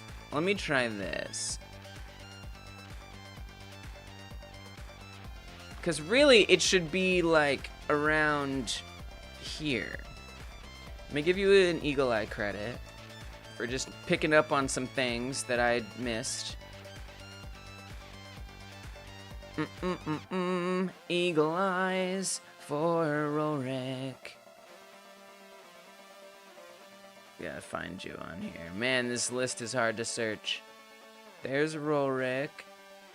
And Eagle Eyes is right there. There we go. Credit added. Yeah, the problem is this point isn't showing up where I would expect it to show up. And there's a lot to explain to catch you up on, and I will. Ideally, I could just fix it real quick and then be like, here, this is the way it's supposed to work. Okay, let's try this. See if that's better. It's not worse. I'm very confused. I mean, I wonder if, yeah, maybe this whole point thing. Oh, I know why. Something, okay, here's the problem. Here's why I can't use the inspector to do this, guys. Because we are resize. So I could not resize it. Did you ever try the shader cursor? I didn't, but I did take a note down forever to try it. I have a note in my notepad here. Crosshair thing from Zombie Bowtie. I haven't gone back to the crosshair stuff in a while. And I'm kind of actually happy with a 3D crosshair. And I think your stuff was for a 2D crosshair. I love my little Godot buddy. So I don't know. I don't know when I'll go back to it. There are, I do want, once I get this interact zone done, I do want to think about cursor stuff again, but I don't know. I'm not sure when I'll do it. But I do have the note, and I do think about it often that you did that. So here's the problem. The problem is that in the code... Yeah. No, I mean, there's so many streams. It makes a lot of sense. It makes a lot of sense that you wouldn't be able to know when I actually did it. So, Joe, I realized what's going wrong here. Future, thank you! You really can't believe and you're amazed how I've become this good at Godot. Thank you so much. I mean, I'm just very devoted. And I mean, I'm putting hundreds of hours into learning it. So I think it just naturally kind of comes. Thank you. Welcome back, Future Games. Yeah. I mean, I did my very first ever text coding stream in Godot here on this channel. Future Games, I think, remembers that. So here's what's happening. So I'm applying that point, and then just to vaguely catch anyone else up, kind of vaguely, there's this collision shape here, okay? Oh, I see. It's just not updating the new position. But that is updated. So there's this octagonal collision shape here. And this... It does, yes, I am drinking my code. I do like to drink my code. Drink some array. Oh, delicious array. That does help. That is part of my secret, actually. What if I stayed for 10 years? I might. I don't know why. I mean, I really can't imagine using any engine other than Godot. And like live streaming helps me concentrate and work and be motivated. So like, I'd be surprised if I don't stay for 10 years. So what I'm doing in the code is I'm moving these individual points to adapt to a different size collision shape. So if I, or interact zone. So you see how I move this and that green circle is changing its shape?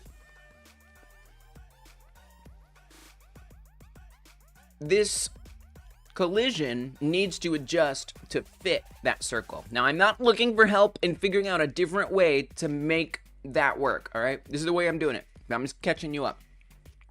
And so in the code, I'm adjusting these points individually because this is quite a simple task when we're just looking at even adjustments. So when we go from 2, that is to say, so this corresponds, by the way, to the limb health of the player.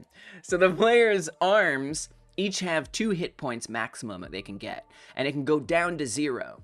So when each limb health is at 2 hit points, right? It's the 2 size. When it's the 1 size, that means each arm is at 1 hit point. 0 means each arm is at 0. And you can see that that collision shape is scaling perfectly fine between these. And so what I'm trying to do is I'm trying to set up a scalable way to adjust that to go angular when we have one arm that is more damaged than the other. And so that's kind of what I'm doing. And I'm grabbing a couple very specific points in that array on this polygon shape to, you know, just nudge a little bit. Now, here's the reason why I wasn't able to nudge it exactly like I wanted to, despite my math. Because the way that this is working is there are 2 arrays. An array for the left side of the polygon shape and an array for the right side of the polygon shape. And so those 2 arrays are being smashed together into this big long array. Now, I am defining the left side and the right side right here. So I'm saying here's position 0 on the left side. And I'm multiplying the baseline of that vector 2 by a resize factor. So when I go to a different size here, that resize factor is changing, right? That's what's making that collision shape, which you can see by these like lines here. That is adjusting the size of that shape right here when I change this value. Whenever I click those buttons, okay, a new collision poly resize value is getting put in here, and it's being multiplied by the baseline value, and then that's being set to what the size actually is, because that array is being put back together in here. Okay, now after the resize factor is applied, we are then moving by a vector xy the position of those points, so that single point. So the 1 position in the array on the right side, the 1 position array on the left side, so this is 1 on the right side, this is 1 on the left side. I'm moving these after the resize is applied. So that's why this position is off a little bit, right? Let me click it on right here. That's why this position is off, because it's been resized down. So it's not going to fit exactly. So I do, unfortunately, I do have to like set this up in code and keep testing it over and over again. I can't use this because this isn't taking that new multiplied value. If I wanted to get that new resized value, I'd have to like print the array after the multiplication or do the math. I don't want to do that. That's boring. I could do that. I really could. And maybe I will. But here's the way that I'm probably gonna actually do it. So I'm gonna hop into the script if it will let me. Wow, I'm really clicking that a lot. It's doing nothing. Is there a good reason? Oh, okay, it's low. Okay, I'm clicking things. Okay. You know what? Why don't I just stop the runtime? I don't know what's going on here. Future asks, how do you maintain continuity in learning? Interesting question. Just keep working on stuff, doing a bunch of disparate projects and trying to understand what to do over and over while doing your best to manage frustration. Yeah, I mean, I don't even know that I agree with disparate. You can't. It's up to you. I mean, everyone's going to have a different thing that works for them. For me, it's been helpful to focus on one single project and to keep working on that project without abatement. Like every week, I set aside time. I set aside time that I am going to devote to working on this game. Period. That's the end of it. There's nothing else I do during that time. I mean, I do live stream, but we need to put the environment back. That's all. That's the only other thing that I do is I live stream. But for me, the live streaming is a motivation thing. So I have a lot of ADHD, all right? And so if I try to work on this game not live streaming, I do not experience much focus. It takes me forever, and I have a really bad time. However, when I live stream, it gives me like this extra motivation to concentrate and to work. So that ends up helping me. So I schedule this time every single week that I'm definitely just going to focus on working on this game. And I do that week after week after week. And that has been, I think, the most profound factor for me is devoting that time. And again, for the ADHD aspect, having the live stream structure gives me something. For some people, it's a job, right? Like having the pressure of needing to meet a deadline for their job. That's the structure they need. Maybe it's having an accountability buddy, somebody who you can check in with. Maybe it's a Discord server where you can share devlog updates and chat with people, you know? So you know, whatever it is that gives you that structure, if you have ADHD especially, that can help a lot too. But for me, the number one thing has just been repetition and committing to a schedule to sit down and work. And for me, also, committing to a single game project has been really helpful. So that way I can continue to build on the skills. And you know, I would also say, you know, it's advisable to make smaller projects than the one I'm making. So that way you can get a bigger variety. And not only that, but like, let's say, you know, the steps that you do in the beginning of making a game are very different than the steps in the middle of making a game. So if you finish a game, right, you get the full breadth of experience. If you start another game, you get the full breadth again. You know, I'm very much stuck in the middle of games, making a game, right? So I haven't made the beginning of a game in a while. Although I do a game jam every weekend, and so that kind of gives me that beginning. But at the same time, I'm not really making a whole thing, so it's kind of different. But anyway, that's the biggest thing for me personally. Zombie says, something that I like to do is focus on a specific feature that I would like to use and then rewrite it 5 times in 5 different ways. That's so cool. I love that. That's a cool exercise. Yeah, and you know, finding what excites you, what interests you is also really important. You know, you don't want it to feel too much painful like work. It helps me critically think about potential issues that may arise. That's an awesome strategy. I like that a lot. I think with streaming, it gives a structure for viewers to return to as well. I love that. Yes. Early on, game jams provided those deadlines. Nice. One continuous project. Oh, yeah. Yeah. Off topic, who here would wear a shirt that says, I don't LARP, I LERP? I mean, I don't love the idea of throwing shade to LARPers, but the connection between LARP and LERP is awesome. I would wear a shirt about LERPing.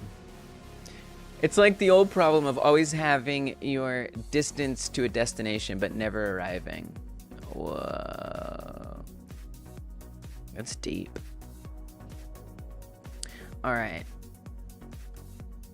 let's get up here. So I'm gonna need to adjust these values in code. Good question, Future Games. I love that. It's something I do want to make a YouTube video about. There's a million YouTube videos I want to make, but my ADHD, it's hard. The reason why I can't make YouTube videos is because it's much easier for me to live stream, because it's immediate feedback and it's something I can just sit down and do, and I don't have to self-motivate off stream alone. But I do actually want to make a live stream about how I've been able to be motivated to grow making this game in Godot. I have started, but it's gonna take me forever. Let's just keep it real. All right, so I'm gonna move to this view here, and here's what we're gonna do. We're gonna pull up the code in that spot once I find it.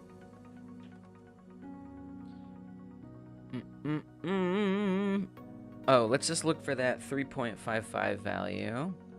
It's called the dichotomy paradox. Okay. All right. Come down. Wait, we already found it. You don't have to look for it again. There it is.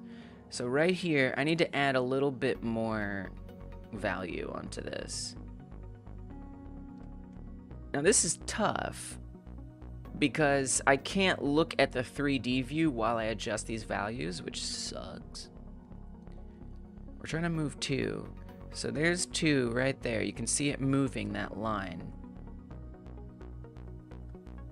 But now if I come in here and reset that, it's kind of hard to tell which one it is. So here's what I'm going to do. I'm going to put this to 0 right now. I'm going to save it and then click this. And one of these bars is going to move. That one. This is the one right here that we're trying to modify. And I guess I want it to be like up here. So that's 0.8. What if we make it 1.3? What if we make it 1.8? That's ridiculous. It's at the same as the other one? That can't make sense. So you can see that move to here. That's no good. That's X. We want to do Y. So let's push the Y. Do we want it to go deeper? Let's make it 5.1. So I'm looking at this line right there. Oh yeah, that's better. That's much better. Let's do 6.1. Click this. That moved a little too far out. You feel bad that you can't help? Look, I'm just here, like I said, I'm here to motivate myself to work. And I want to share that journey with you guys. I have no expectation that anyone helps me, ever. You know? It just so happens that people come through and they help me. You don't have to feel bad. It makes sense if you want to help, but you can't. So that's fair. But don't worry, I don't expect you to help me. I will suffer through it. Maybe you're saying that too. But it's okay, because honestly, I don't need the help right now. I know the path. I just have to, like, get there. All right, let's see where that looks. So you can see I've been adjusting that little by little. It just takes some time to get situated in the way that I'm going to be adjusting this. Now I'm going to look at it from the 3D view to see if that looks good. Much love. Right back at you, Brawl Snipe. Okay, that looks pretty dang good. We obviously have a little gap here. I don't care. That's okay. Now, what is bothering me, however, is this area. There's some problem here. So I need to move this point, which is 3. We need to get 3 to be adjusted a bit. It's collapsed in too much. So that's going to be L. It's actually going to be 2. Wait, 0, 1, 2, 3, 0. No, that'll be 3. No, 3 is 3. So it's on the left side. So I'm going to set up yet another one. It's wacky, but this is what we're going to do. So I actually need to, might as well start setting up the right side as well. So we're going to say move more 3. Well, right, it would be, I don't actually know what it is on the right. It's something else. Let me check. On the right, it's 0. Okay, so 0 on the right.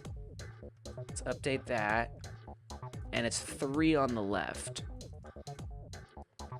Okay, 0 and 3. So now I come back down here to this code. I want to be done with this today so badly. R0. I'm just going to update it in all the spots, I guess. So let's use our Alt-click trick. So if I hold Alt and I click my cursor,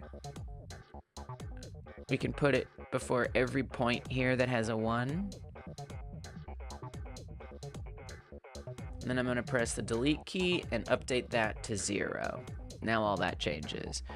Green baby! Looks like you got gifted a membership! That means you're gonna get a song. Hello, it's 2 in the morning there. Let's sing you your 2 in the morning song. You got the emotes now, baby!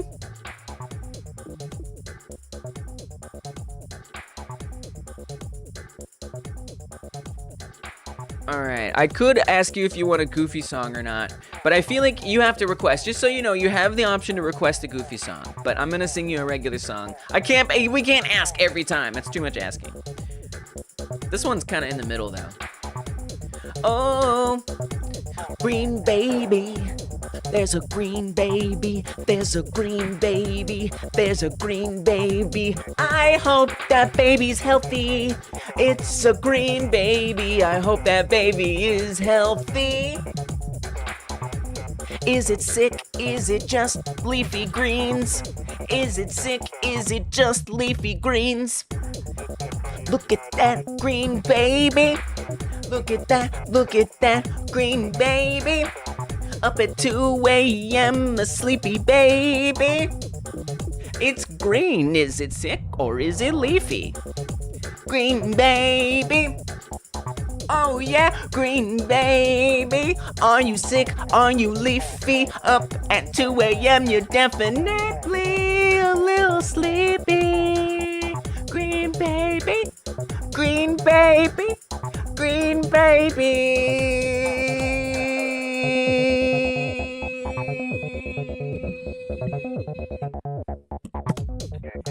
It's your first member song, Green Baby. I'm really sorry about that. Also, you're welcome. And thank you for being engaged enough with the channel that you would get gifted a membership. I see, but I'm too sleepy, so pardon me, I'll catch you up with the wording. Yeah, sounds good. See you then. I'll be here. I will. There is a good chance that I'm gonna be here, Green Baby. So, yeah. Sleep well. Thanks for stopping in. It's 10 p.m. for Brawl Snipe. Yeah, we live in a planet. There are some different times out there. One nice thing about streaming as long as I do is I can usually catch everybody across every time zone. One that I struggle to catch is like parts of Asia, like the Philippines, where they're literally 12 hours different. That one's a little tougher, because for them, I stream between 1 a.m. and like 8 a.m. 1 a.m. and like 10 a.m.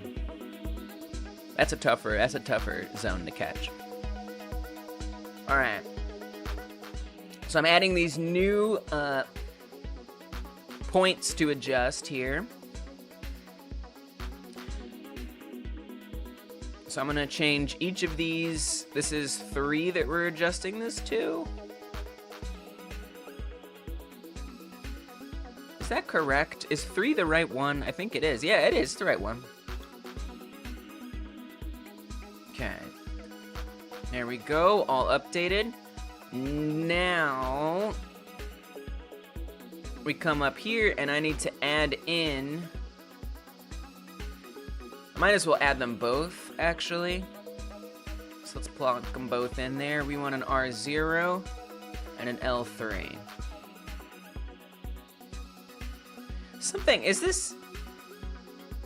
Something about this isn't right. Oh, I actually made a bit of a mistake, because that's not, okay, I labeled this wrong. I knew I did, but we're labeling it on the, its position on the main array. or on its own arrays, not on the main array. So it's not 0 and 3. Okay, I see. So the 0, oh, but it is! Wow, it is R0. That worked out. That's good. 3, however, is 0 on the left array. So instead of saying this just makes more sense. All right, so let me actually search this up. We're gonna get all the R3s. There's a couple different R3s. Hey, it's Pepe! It's been 3 months since I bought the plush, and I got it! We got it! Oh, it's so cute. It's so nice to touch. It's got a nice texture to it. I got the AudiHD, and some textures, they don't sit well with me. But this one, this is a nice one. Pepe is a member. Pepe is also a patron, and has been supporting this channel for a long time. Yeah, it did come fast, right? I love that. So Pepe most certainly gets a song.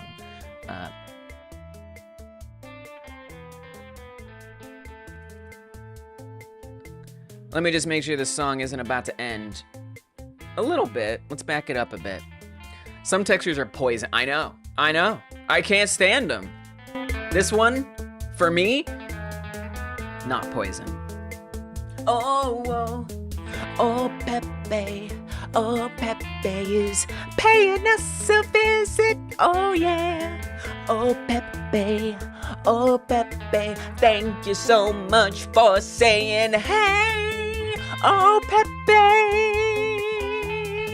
You're paying us a visit. Paying us a visit right now. And I appreciate that. Pepe is paying us a visit. Coming through to say hey, oh Pepe, thank you so much. Pepe saying hey to us. Pepe is saying hey, Pepe is saying hey, Pepe is saying hey, thank you. Oh, Pepe.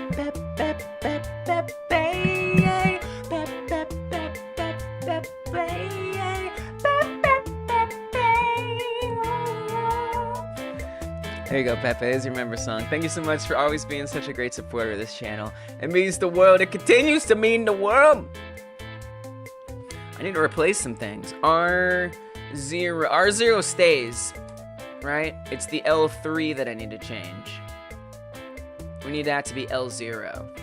So everywhere L3 appears, I'm gonna replace it. Okay, oh, we need to say Control R. L3. We want to replace that with L0. So this one gets replaced. That one gets replaced. Yup, that one. Yup. And that one. Now that doesn't include the underscores. So I need to go find all those and replace that as well. And then we should be good. Okay. Easy.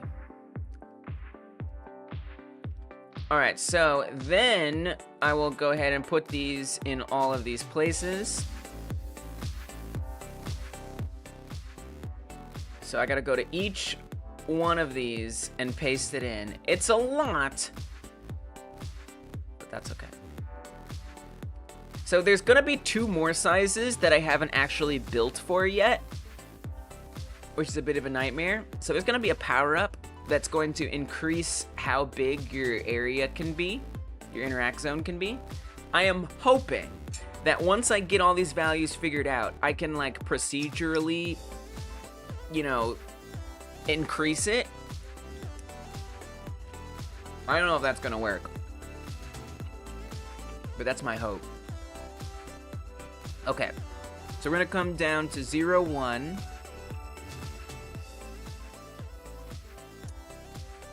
Here. And we want the left 0, 1.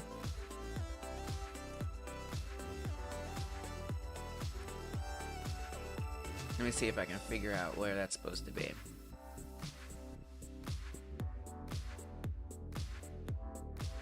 So I'm not even actually sure where that is, if I'm being honest. So let's just mess with it and see where it ends up. So I'm gonna move the X, let's just put in 4 and just see what happens. So I'm looking for which one of these like poles moves. Whoa, okay, that one just jumped all the way over here. That's obviously a little too far. Let's put it at 1. Okay, there it is right there. Let's push it up a bit. Let's push it up by 1. That was not much of a change. Let's push it up by 5. It's probably too far. Whoa, I don't even see it moving. Why? Alright, 10. Okay, alright, chill. So it's right here. Okay, more than that. Let's try 7.5. I don't know. I'm just guessing around here. It's not so tedious once I get into the flow, but, you know, getting there takes a little bit of a setup. Alright, let's see where that's like. So I'm going to go back to the bird's eye view. Whoa. Oh dear. Okay, this is not good. I've done something terrible. I've done something really bad. What? This is not the point that I want to be moving. Dear God. The point that I want to be moving is this one, which is 3, and it's on the left side. According to this chart, 3 on the left side. Oh. Wait, that corresponds to 5. Not 0. Why did I think it was 0? Wait, hold on. No, it should be. Wait a minute. 3. Wait a minute. No, it's not 3 on the left side. No, it's 0 because it's 3 in the main one. It's 3 in the main one. That should correspond to 0 on the left side. But it appears to be moving something else. It appears to be moving like this point. So I've set something up wrong here. Let's investigate, shall we? Ah, look. I still have it set to 3 here.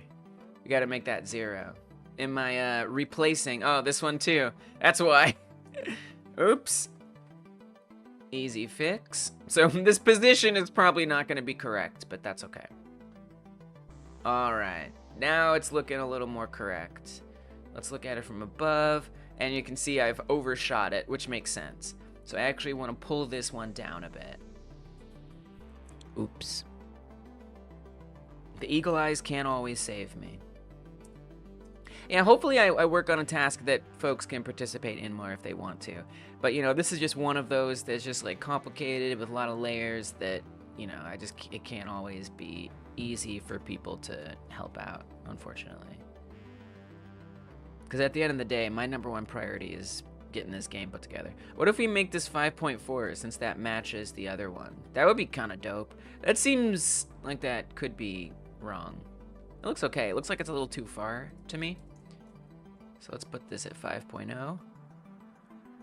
That came down pretty good. Let me see where that's at. Let's go to the bird's eye view. Ooh. That's not bad. That's not bad. Now, I want to adjust the other one. Now, you see there is like a big side here that we lose, which I don't love.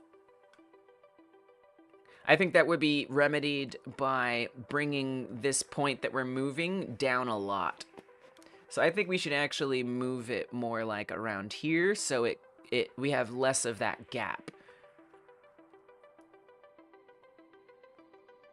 So, I'm going to say instead of 5, let's bring it down to like 3. That's way down. If I put it at 0, that moves it too far to the left. So let's do 0.4. I don't know, just kind of guessing around here. Nice. Let's see what that looks like from above. It's a little better. We've kind of closed it a little bit. I think we could go a little higher to maybe close this gap even more. So let's say 3.5.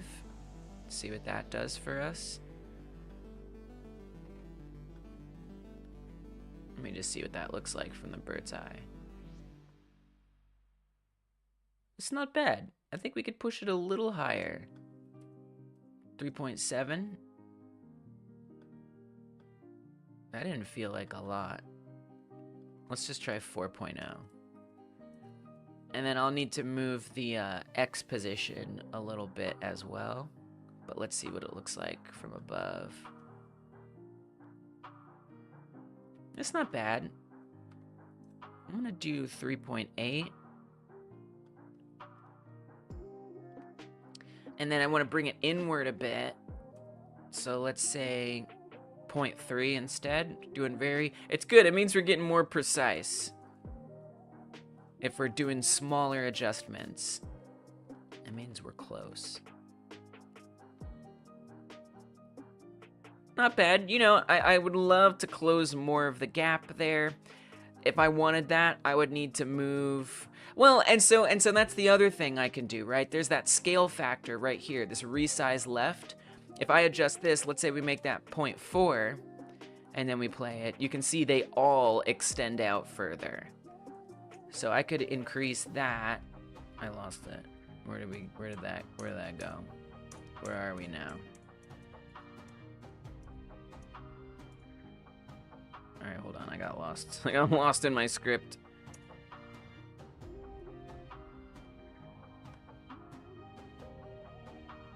Zero 1 is where I want to be, which is right here. Oh, it was 0.6. Okay.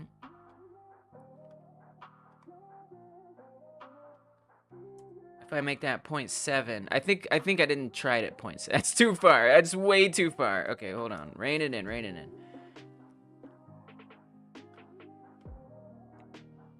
Well, and the ones that are too far could be those points that we're adjusting as well. That was at 0.3 before, right? Yeah, that was at 0.3. 0.4 is pretty good. Let's see what that looks like from above. That closes that gap a little more. Kinda. Sorta. Yeah, it does. It does. Let's see if I can push it a little bit. Then I'll need to adjust the other ones too. That's the worst thing about this, is just like all the little incrementalisms to have to do like down the line. That's that magic number life. That gives us a lot more coverage here. That gap is much better. So then all I gotta do is move those 2 points a little bit. So for the left one, I want to tuck that in a bit on the X. Let's try 1.5. I think is that gonna go the other way? I don't even remember. Yeah, it's the wrong way. Let's bump this up to 2. I know, it's tedious, but sometimes it be like that. I think we can go even a little further, maybe. Let's try 2.2. I'm looking at this pole right there. I don't know. It's kind of hard to tell. Let's adjust this point, which is our left 0. I want that to go out more, so maybe I'll bump this up to 1. Oh, that's the wrong one. Wait. How does that make sense? Why would it not be this one? What is this one? That one we're just doing with the regular scale factor. Really? Am I quite sure about that? That's too far out.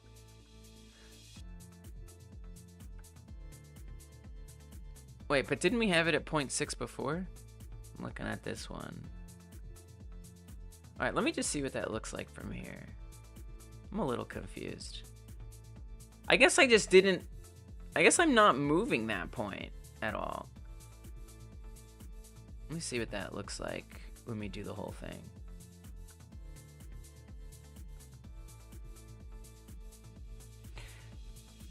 This one is 3. which should correspond to 0 on the left. So we're moving the right one. I wonder if I'm just seeing something else there when I look at it in this view. Like if I adjust this scale factor overall, make that something ridiculous, 7. That stays put.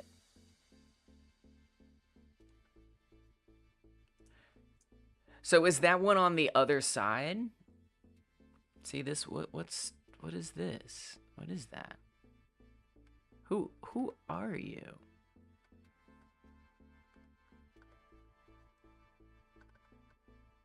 Whoa. Okay, there we go. Oh, that just must be something else. Oh, that's not even that's just something else.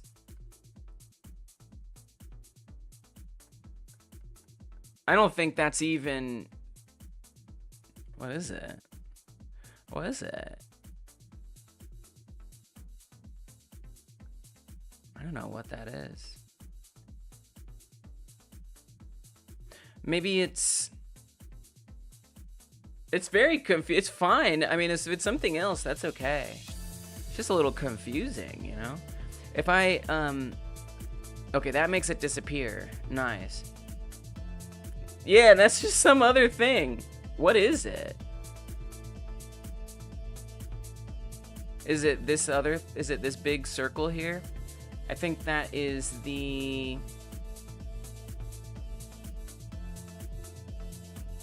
perimeter thing or proximity. Is that this? That is that. Oh, okay, wow. So see how there's a bar there? That's very confusing. Okay, so I just have to ignore that one. That's a totally different collision shape. Okay. I was like concerned that there was one that wasn't moving. There's a good reason why it wasn't moving. It was never meant to move. Well, not in this case. So what that other collision shape does is it determines how close enemies can get to the player, certain enemies. In that particular case, it defines the how close that helicopters can get, flying enemies. Obviously, a melee enemy, we'd want to be able to get all the way up, but for flying enemies, they keep a certain distance from the player. And then this circle represents that distance. And then depending on how many are swarming, so if one comes close, then that sphere actually gets wider. So that way they don't all clump up on each other. That's a whole other thing though. All right, now that makes a lot more sense. Let's bring this collision shape back in. Remind me where we're at. Pretty good. I mean, it's pretty darn good. Let me adjust this point a bit. Now you can see in here, I'm gonna need to adjust, but that's why we set up the other one. So we'll adjust that too. I think this could be in a little bit. It's kind of far out to the side, but I don't really want to, you know, get too detailed with it all. All right. If I make that 0.7, does that come in more? It does. Cool. And how does that look out here? Pretty darn good. As for the other left one, it looks like it needs to come... Was it down a bit? Yeah, it needs to come down a bit. So on the y-axis, let's make that smaller. It's probably too much, but I'm just gonna try 4.5. Yeah, it's too much. 4.8? Probably could just do 5.0. Maybe 5.1. I'm looking at this line right here. Let's see what that looks like. All right, you know, I don't love this big gap here. It bothers me because if the player is trying to grab something, anything that's outside of that won't be grabbable. And it bothers me a little bit. If I wanted to adjust that, I could change this point's position a little bit, right? And then move this position a little bit, right? I could keep nudging it in code like this, but it's really annoying and not that fun. So I kind of have to gauge how much do I really care to do it. We can also be generous and make it go outside of it a little. And while that does sound nice, like, oh yeah, give the player more generosity. On the other hand, what worries me about that is that it's at least a confusion of like how the mechanic actually is working. Let me try just adjusting this a bit, if we can close that gap a little, and see if I can do that. Let's put this up at 4. We should push that point further out. Let's go further than that. Give me a 4.5 on that. This is what I'm in for a minute here, guys. This is what I'm in for. What is that like? This is kind of better. I mean, we do now lose more space here. It's just kind of this balancing act sort of a thing.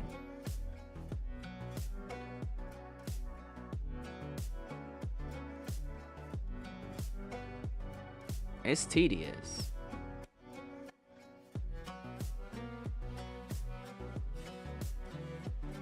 And then I could move that top point over a bit. We want that to be lower or bigger? So I think I'm looking at this one. Nope, we want to go smaller. Let's try 2.0. Let's go a little smaller than that. I'm gonna try 1.8. Oh, I like that that matches the other one. The more consistency, the better. So that's pretty good. That closes that gap entirely, and nothing is outside of the circle. It's a little bit on the edge, but that's pretty darn good. We do lose some here. Let's see if I can push this down a bit. Not much, just a bit. Let's try this at 3.8. We can go further than that. Hey, I like the consistency. Let's do a 3.55 here. Then we just need to push that out to the edge more.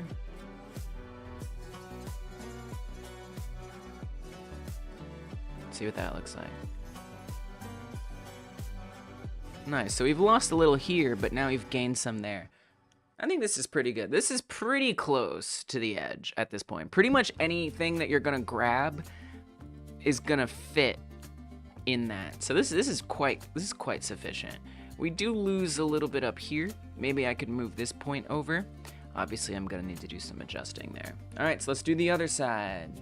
This is it. This is the task at hand. This is the task at hand, y'all. Okay, so right 1, that's in the top right. Definitely want to push that over a bit. Obviously, we're losing some of that number niceness. That's okay. We're going to bring this down to 3.5 because there's no reason to leave it there if we don't have to. Let's say -4. Let's try that. It's probably going to be a little bit too extreme one way or the other, but oh god, it's definitely too extreme. It's created a very unpleasant shape. Let's do 3.7, and then this one we want to push out a little further. Yikes. That's all types of messed up. I think you want to rein that one in there. 1.8 is what we already had. But that's okay, let's see what it's like. Oh, so we want to bring it in. So let's do 1.6. Again, I'm looking at this one. Push that out further. That's the wrong way. You want that number to go higher. Okay, let's see what we got. It's a little more snug in there.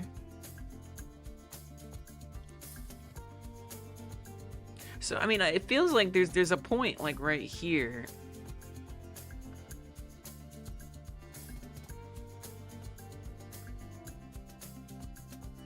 Okay, so if I move this one, let me push this one something. Let's just do this at 3. Which one of these moves? Is it gonna be this one or that one? Oh, okay. I see. That makes sense. It's not really ideal, but it makes sense.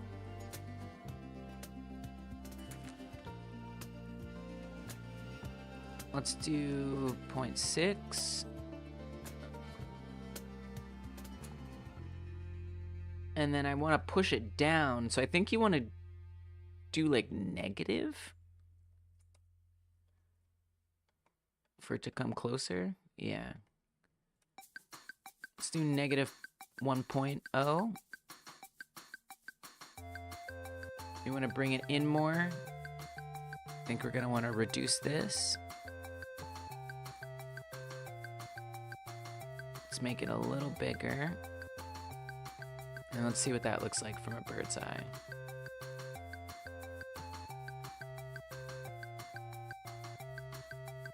I mean, we need to push this way down. This is pretty okay. I just need to bring this way, way, way, way down here. Super far. So let's do that then. On the y-axis for this one, let's put it at 5. Something very significant. Did it move that far? Did it? That's not the one you want to move. Wrong one, wrong one, wrong one. That's the one we want to move. Let's bring this down to 4. What is that like, just as it is?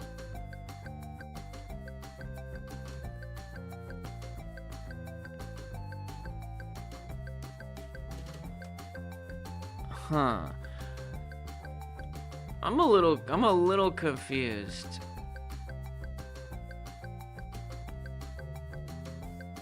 I don't love this gap. I mean, this is almost starting to point to I need to adjust this one. What if, okay. All right, first of all, let's put this up a little higher. We want to push this out further. So maybe like that. Not that far. That's too far.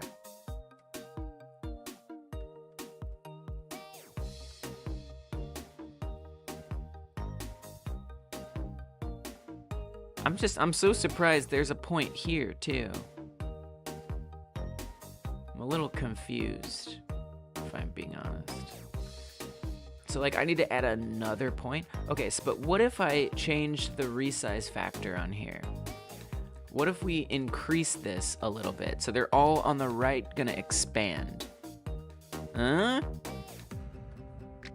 It seemed like quite a big expansion.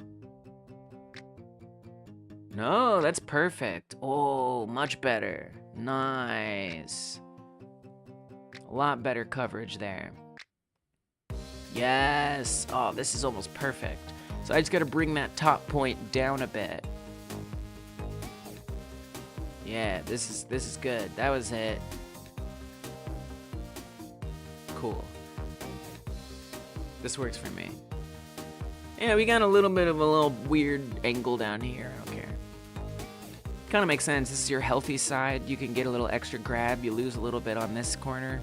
I think that's fine. Okay. So we need to bring that top right corner down. And then just tuck this other one in a bit. Not much. Okay. So that's R1.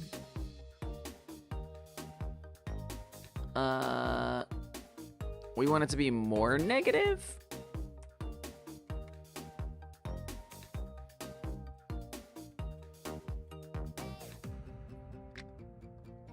Even more negative. Let's do 4.2, negative 4.2. More. 4.5. Nice. How does that look up here? It's not bad. It's a little too generous, if you ask me.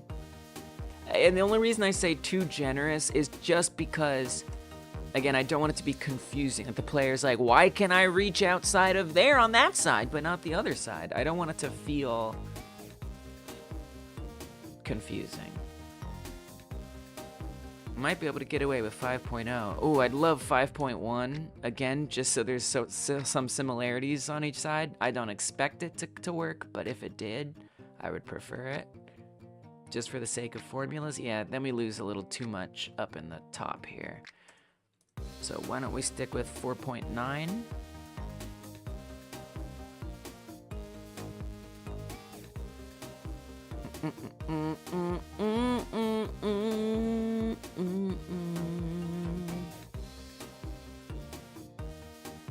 What does that look like?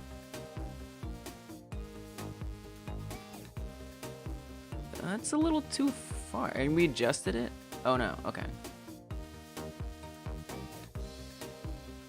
That's pretty good. We could be more generous. It's tough. I know. It's such little min-maxing. I think we do want to go over more, though. No, I think it's okay. No, we should go over a little bit. So we're gonna punch that number up. The other thing that I need to adjust is going to be this one is sticking out a little too far over here.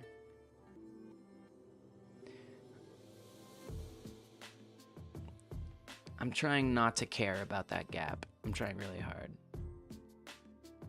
I'm gonna keep trying, I promise.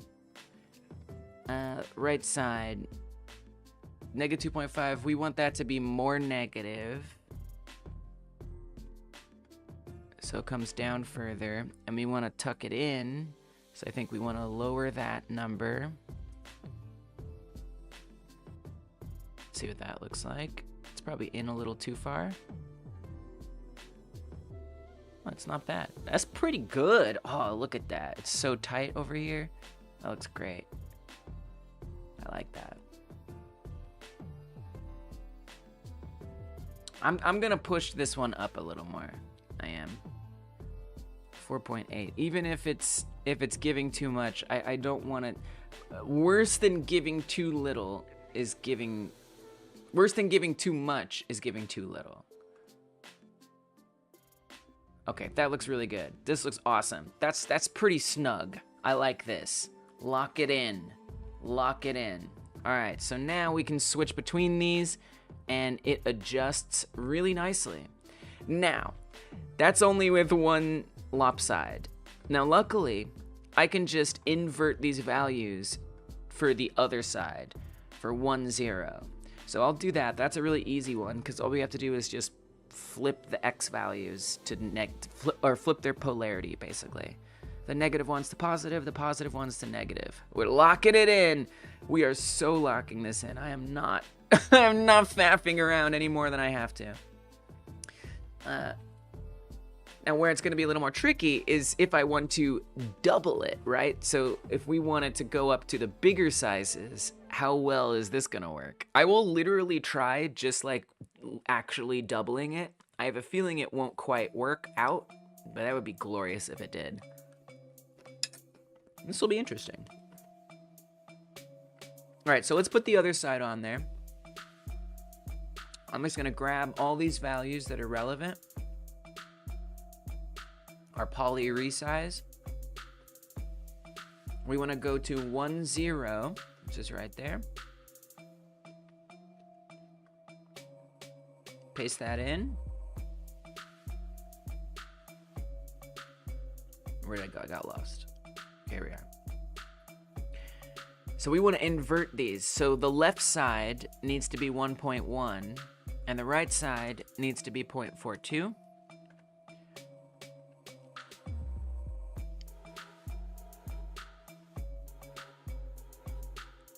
Do I totally understand how I want to invert? Do we invert all the polarities? I don't actually know what I need to do. I'm just gonna do that. I feel like this is wrong. Don't we only need to do the X, not the Y? You wouldn't need to do the Y. I don't think the Y makes sense. I think you'd only need to change the polarity of this one. Maybe. I'm not sure.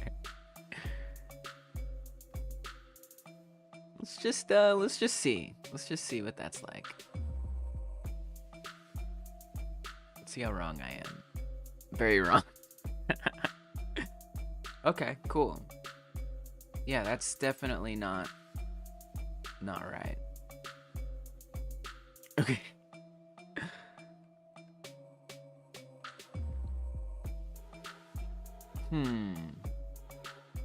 You know, if I do it correctly, it should be very easy to just flip them. 0.42, 1.1, 1.1, 0.42. Well, if it looks to me like you do need to reverse these polarities. That's what it looks like to me. But I don't know. I'm no expert. Yeah, I think so.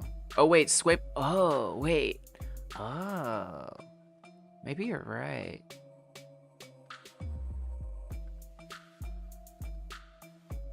You know, you're almost right. Wait.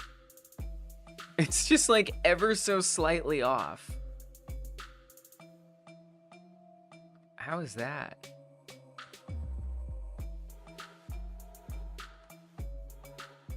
It's just like, maybe you're still right though. And maybe it just like happens that it's close enough. X value should be reversed, Y value is left the same in my opinion. That's what I thought. But I tried that and it looked really weird.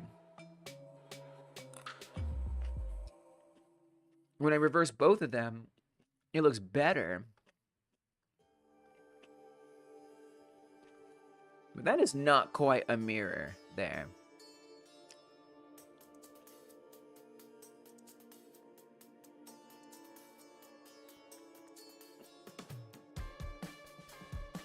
Because there's even like an extra line being added in. Like the left 0 point is moving too far to the left for some reason.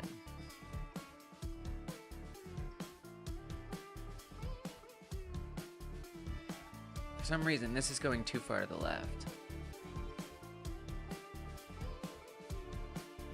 I mean, maybe it's like what Dungeon Martian was saying. If you look, these numbers are actually very close to each other. So I wonder if it is what Dungeon was saying, and I just need to actually swap these around. Because they're so close. But they're not exactly the same.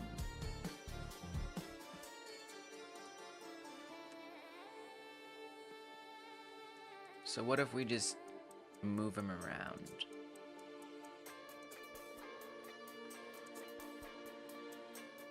That kind of breaks my brain a little, but that's okay.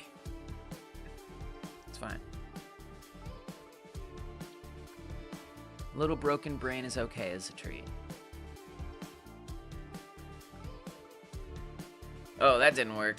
Wait, oh, but then it looks like that same thing. So it's what both Joe, maybe it's what both Joe and Dungeon Martian are saying. Don't do the Y polarity.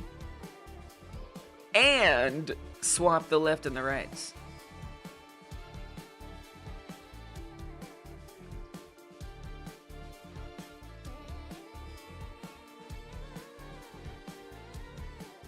Perfect. That was it. Oh, wow. You guys are smart. I mean, it makes sense. It also doesn't make sense. I guess it does, right? Because we're doing the flip side. The right and the left changes. Yeah, that makes sense. All right, that looks brilliant. All right, I gotta give you guys some props for helping me with that one. That kind of feels Eagle Eyes-y to me. It's technically not. I don't even know what that is. It's just like math. Is that a coding? It's not really a coding consultant. Coding consultant is more like different. I guess we just say interact boundaries.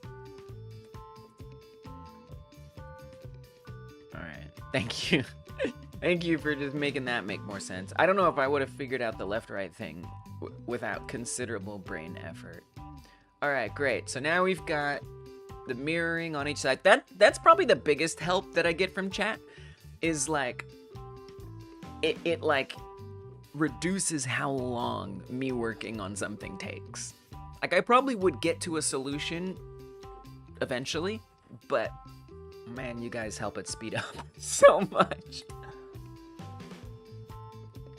All right, so now we can flip between these two and it's perfect. Now, what if I want that to scale up, right? To 2-1 and 1-2. So like right now, obviously it looks all messed up because I haven't set it all up, but you can see the green shader on the ground, that is moving. So I want to see if we can just plug those numbers in doubled. Probably not. Probably not. But we'll see. I almost guarantee you it won't. But that's okay. So one thing I could look at is, well, what's making the green circle grow? What's the factor that increases by? Instead of doubling it, multiply it by that factor. That could be something to think about. So that's actually the interact mesh. There's a mesh that has a shader on it, and that's what we're resizing. So if we look at 1-1 and 2-1, wait, so 1-1 is at 2.5. Can I just put it on the clipboard? That's at 6.6. 2-2, I'm just pasting it in so it's easier to see. 2.5, 4.0, 6.6, 11.5. That doesn't seem like a clean thing. So that's just the position, the forward position. So that doesn't seem as important to worry about. But actually, there is a collision poly reforward value, and that's going to need to be multiplied. Let's not start with that. Let's start with the resize stuff. Again, I doubt this factor is going to be that useful, but let's just experiment with it. So if we do 4 divided by 2.5, we get 1.6. That's kind of nice. I kind of like that. It's kind of clean. All right. So the analogs here are 2-1 and 1-2. Let's do 1-2 first. So we're going to grab 0-1. If I can get there. 0-1, I'm gonna get all the poly stuff. And we're gonna go to 1-2. Paste all that in. So now it's exactly the same. So if I save this, right, and we hit 1-2, it's gonna actually stay the same. If we go from 1-1 to there, it's gonna be the size as if it were scaled down. Right? So it's kind of shrinking to the smaller one here. We want to try to double that. It's going to be weird. So for the resize, let's pull up that calc.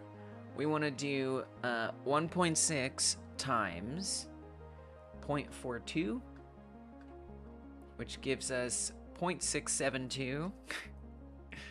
What are the chances? 1.6 times 1.1, which gives us 1.76. Now I got to do that for all of these as well. 1.7, whoops. Can I type the numbers, please, God? 1.7 times 1.6, 2.72. It's very tedious. Wait, can't Godot do that? I guess I could do that. I guess I could do it in here if I really wanted to, right? We could just say this times 1.6. Oh, I wanted to save me all this. Look, this is probably... I'm almost certain this is not going to work, right? And I'm going to have to adjust this. So Let's just get that right.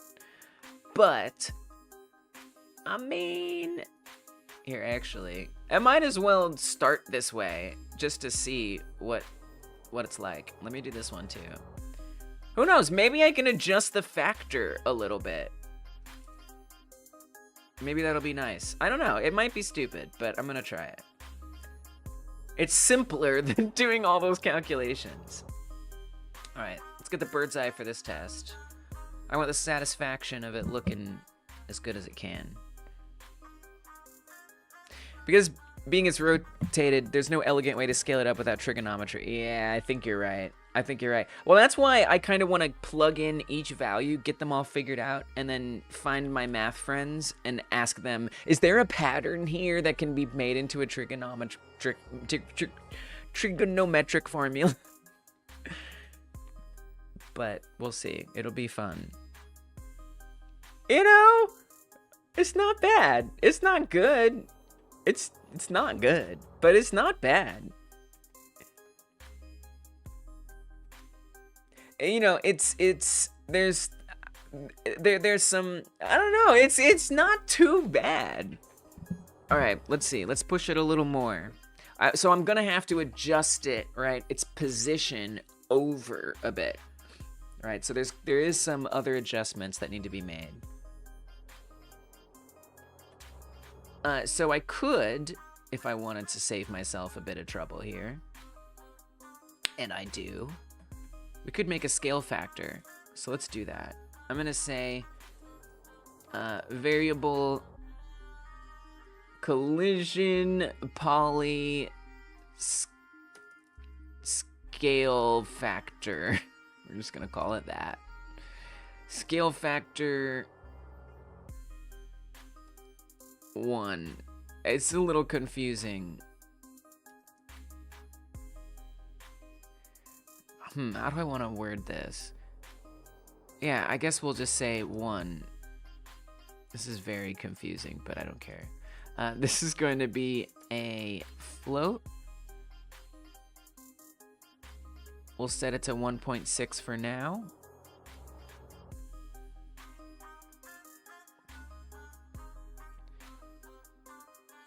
But that's so long. I hate that. I hate how long it is.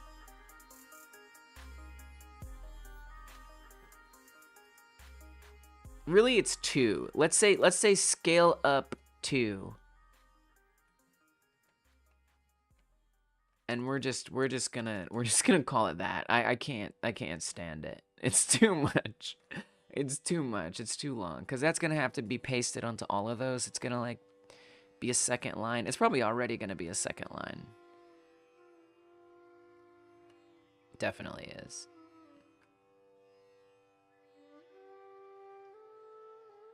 Oh, we want to say times that. So I'm going to select all of these by holding Alt.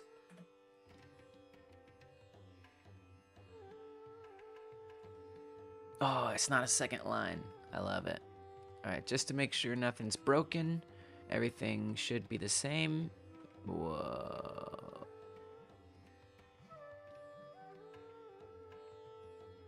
It was not. What did I do wrong? How did I do this so wrong? We said 1.6, yeah?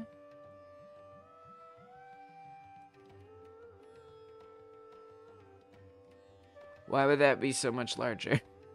It should be the same number. Am confused.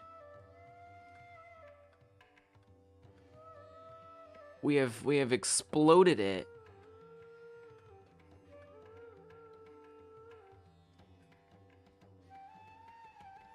Why would that be so much bigger?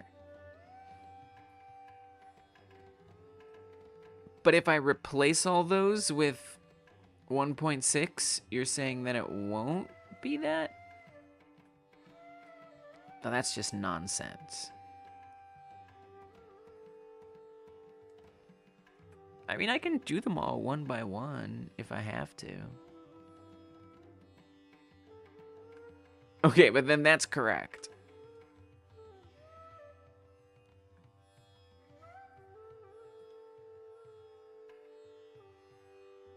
Huh?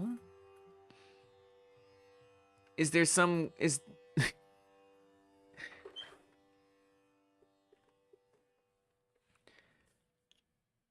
there some thing that I need to do? Print scale up to.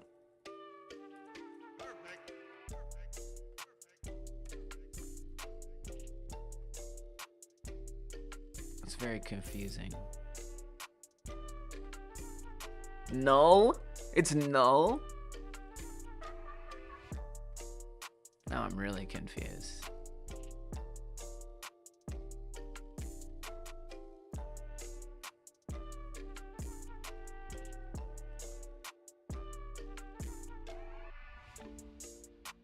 Oh, maybe I need to like restart the runtime.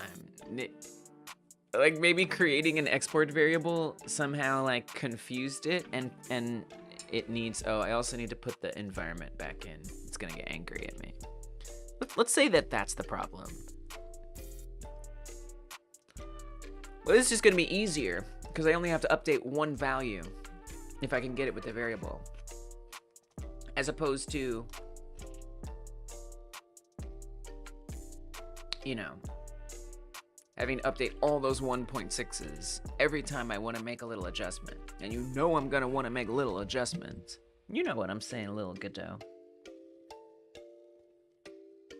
This is like my comfort texture. It's perfect. Okay, then we want to get rid of the world environment now that the runtime is up.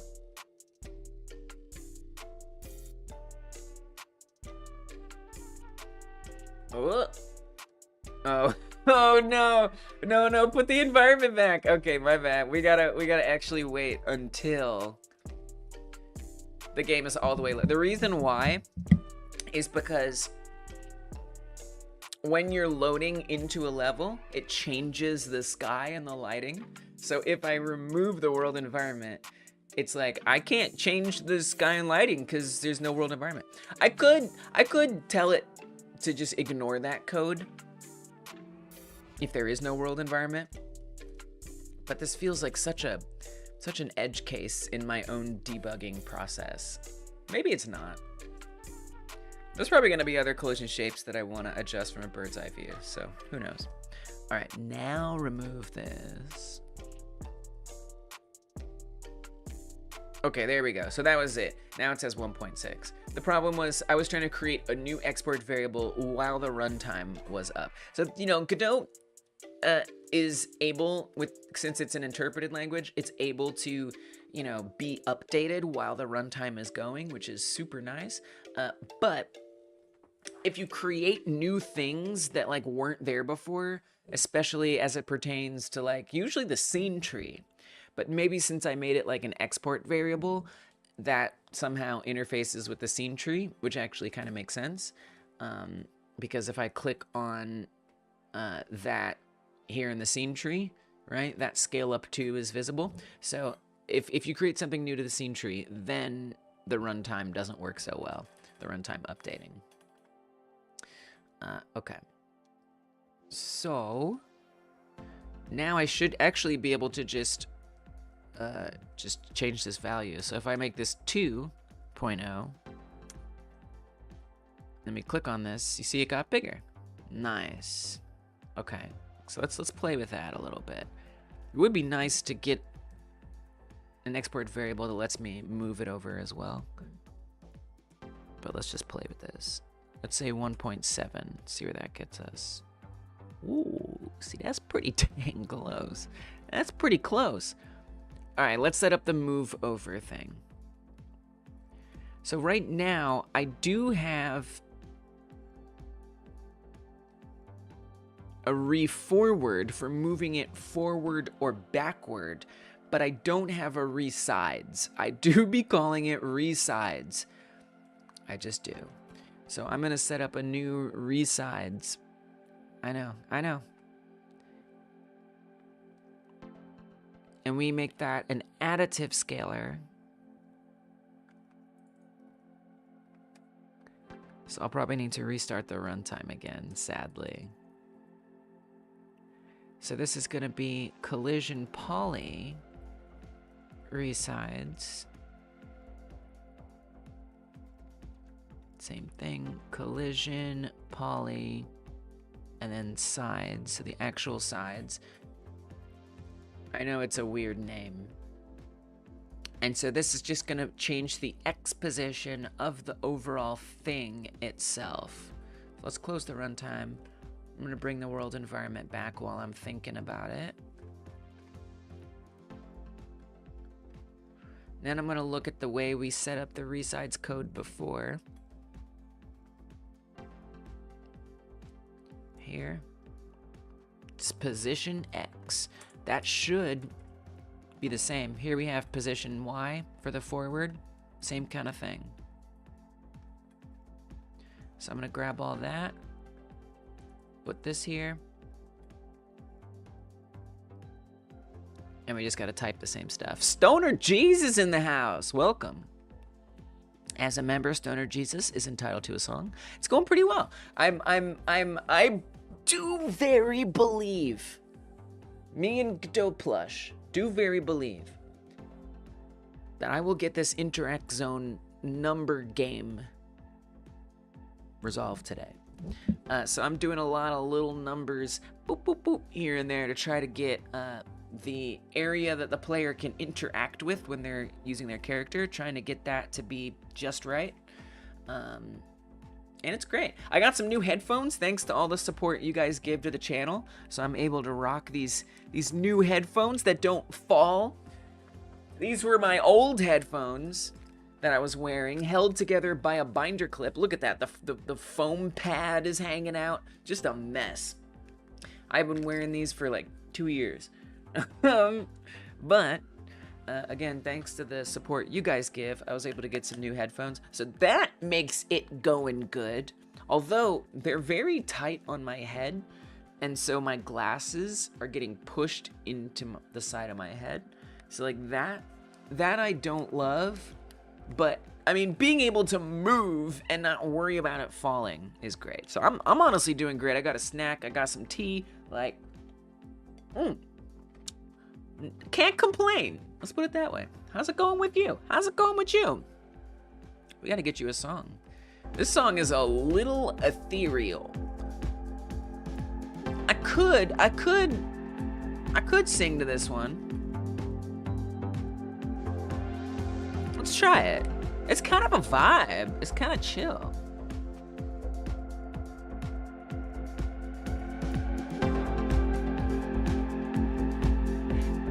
Look at the stoner Jesus. Look at the stoner Jesus. Kinda like Jesus, regular flavor, but a little bit more of a stoner. Stoner Jesus.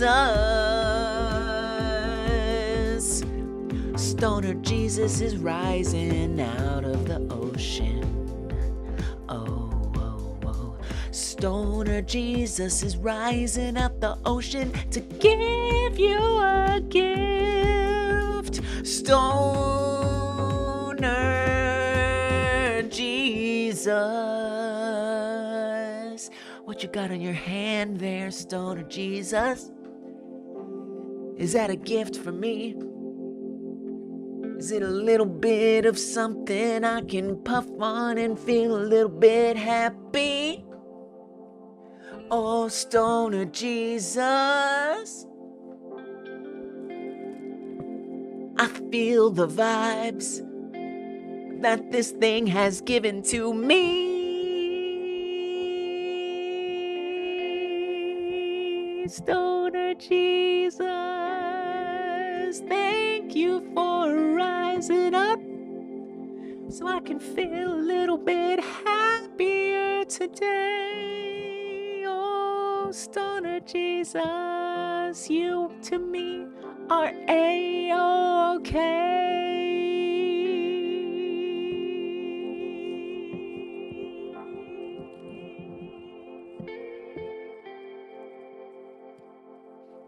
There's your member song, Stoner Jesus. Thank you. Thank you for being here. Thank you for being supportive in the ways that you are. Wow. Wow. Oh my God. That thing's so beautiful.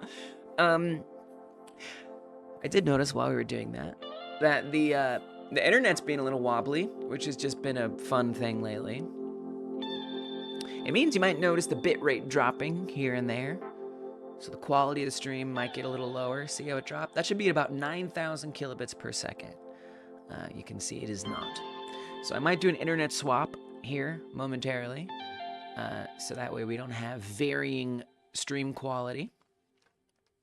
Thank you. Thank you, and you're welcome, I guess, in a way. Also, I'm sorry. Let's do a stream swap real quick. We'll make it quick. So the stream will go down for a second, but I'm gonna make sure I let you know when it's back. You might have to refresh the stream if it doesn't work out.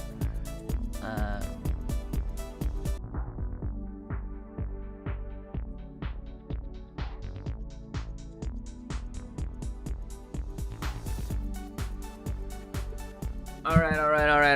We're back.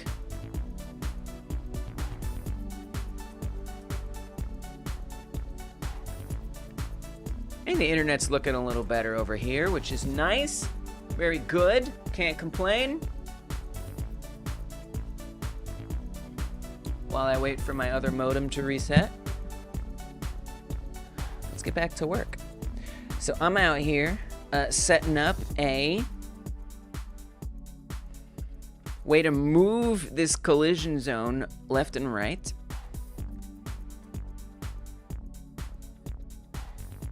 We called it, what did we call it? Collision, probably collision poly.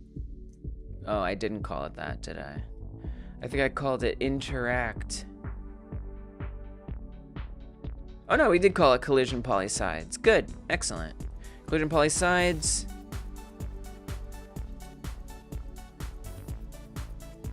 Collision poly resides. Nice. Great. Then I just have to implement that correctly into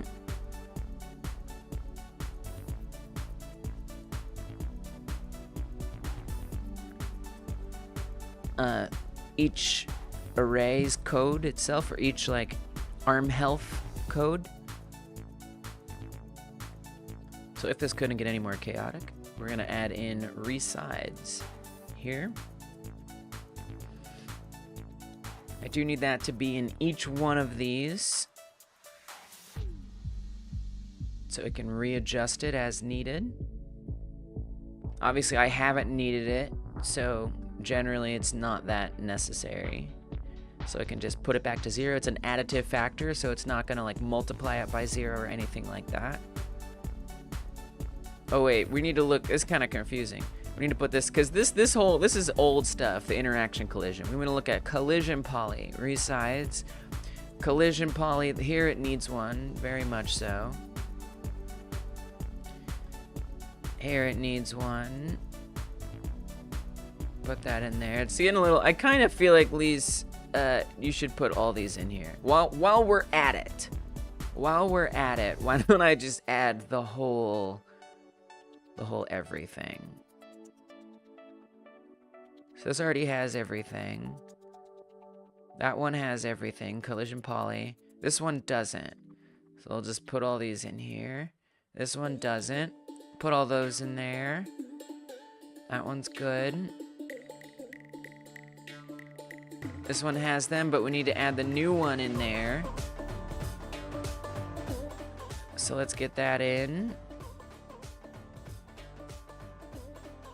We're missing the scale up multiplier.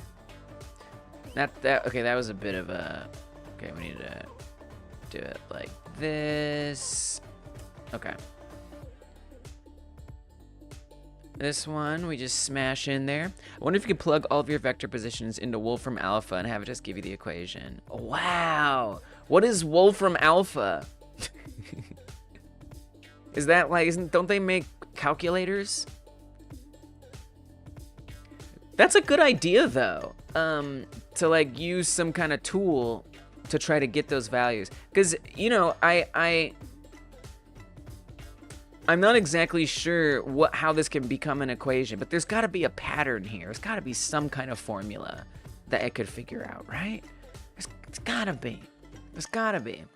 And so yeah, once I figure all these out, I just have to make sure whatever I'm putting it into has to understand like the context of what I'm doing. As long as it understands that, we might be okay.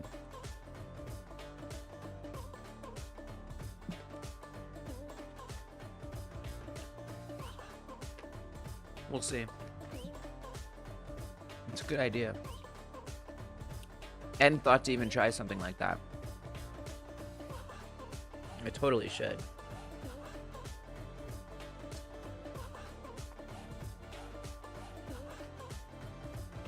Okay, so if I'm gonna adjust that, we'll run the game. We should now have a new value. I think, unless I've set this up wrong,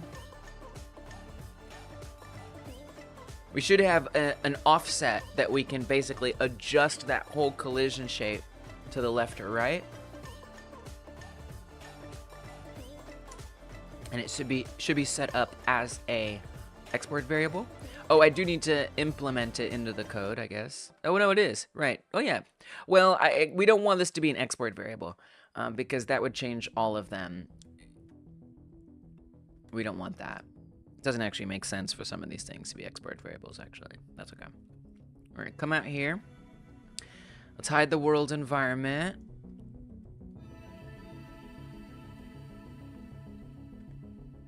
And then I gotta find, we're doing 1, 2.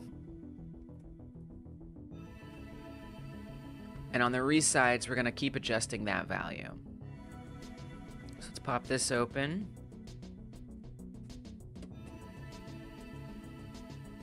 Take a look at it on 1, 2. So it's like these are too far out. I wanna move it over, like this goes over here.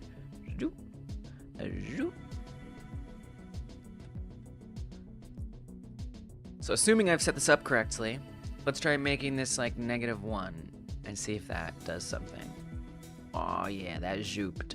That's straight zooped. Nice. It's pretty close. It's pretty close.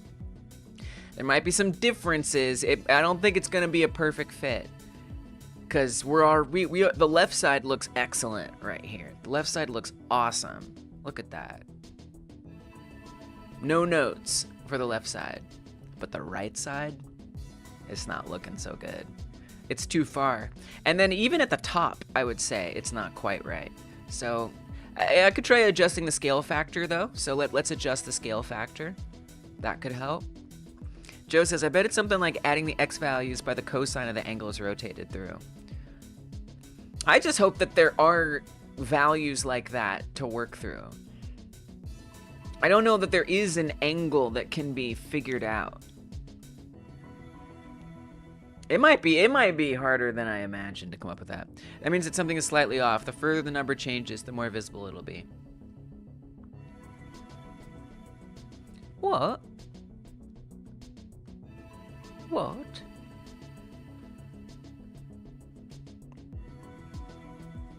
Now, right now, I did update this in the export. I don't particularly want to do it. I don't prefer... this is something I don't like about export variables is that I can't see how they've been modified in the code. I have to look in the inspector to see what they are. Something about that really bothers me. Let's try increasing that a little bit. Let's make it 1.8. Oof. Okay, what if I make it 2.0?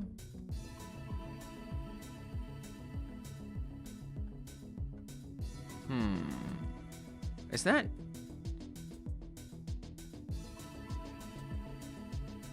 Why is nothing changing when I do that? I'm a bit confused. Like going from 1 to 1.5 and having an error factor of 5% is not noticeable. Going from 2 to 6, that 5% becomes more significant. Brain can't handle things you say. I can't do it. My brain doesn't understand. I'm sorry. You're probably really right, though. Also, why is this? Is it because I know why. It's because I reset the export variable. I really don't always love using the inspector to adjust things. So because I reset, I'm guessing the export thing. I think I need to just do it in code every time. I think that's the correct.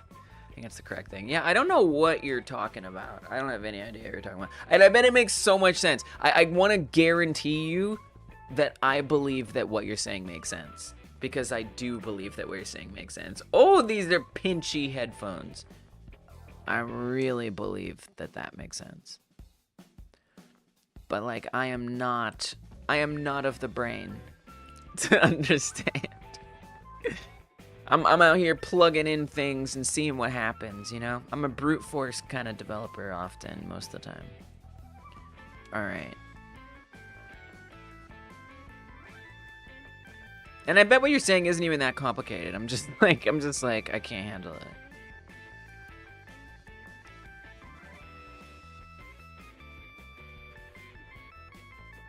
Somebody else understood it, though.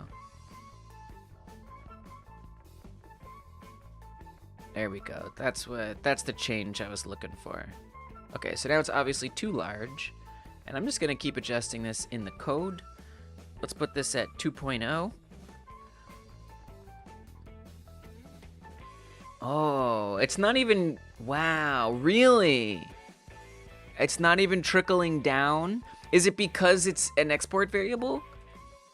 Wow. Oh, because we're establishing this at the beginning. That's why. Right? What I would need to do is have this change. Well, but wait a minute.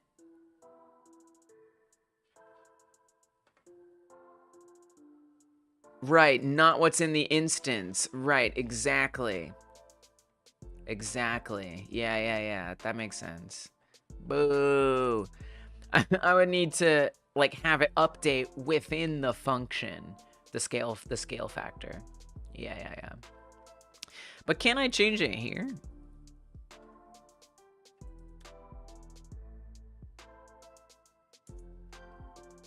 Wait, what if I like make that? And then it works. So actually the inspector works better. That's wild.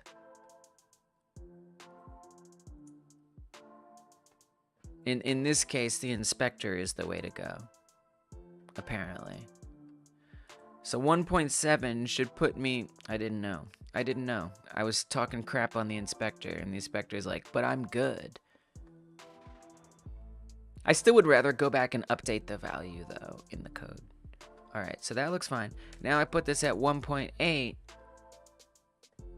See, it's a little even trying to get that right side to line up. So it's kind of like, well, what do I want to have to change? I could try scale factoring the right side only instead of also the left side.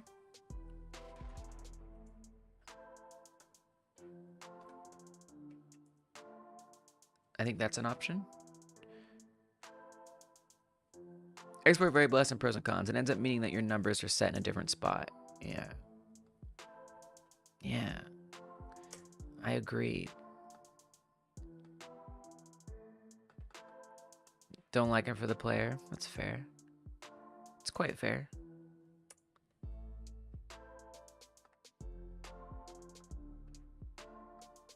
I think 1.7 is what I decided. That at least looks great on the left side of it. So now if I want to come over here and adjust only the right side, I would need to... We can do that. I won't bother with the scale factor for that. We'll just do it. So we're on 1.2.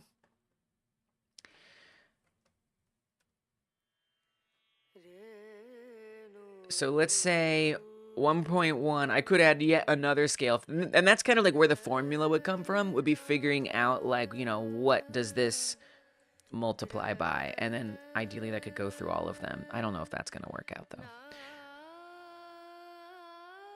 So on the right, let's make this a little larger. I'm going to make this 1.3 just so it's kind of noticeable. I feel like this isn't going to work. It's too much. See, this went way outside. I want that to go in a little bit more. Let's see what that's like. And part of the reason why this isn't perfect is because the size of the oval is fundamentally different.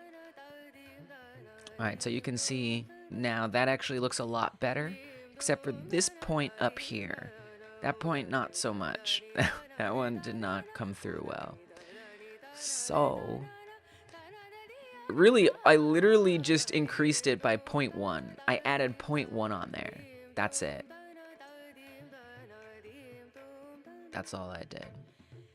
I know this is nuts. I know. But I'm just curious, okay? What's 1.1 divided by 1.2? I just want to know. I just want to know. 0.92? Do I have to do it the other way?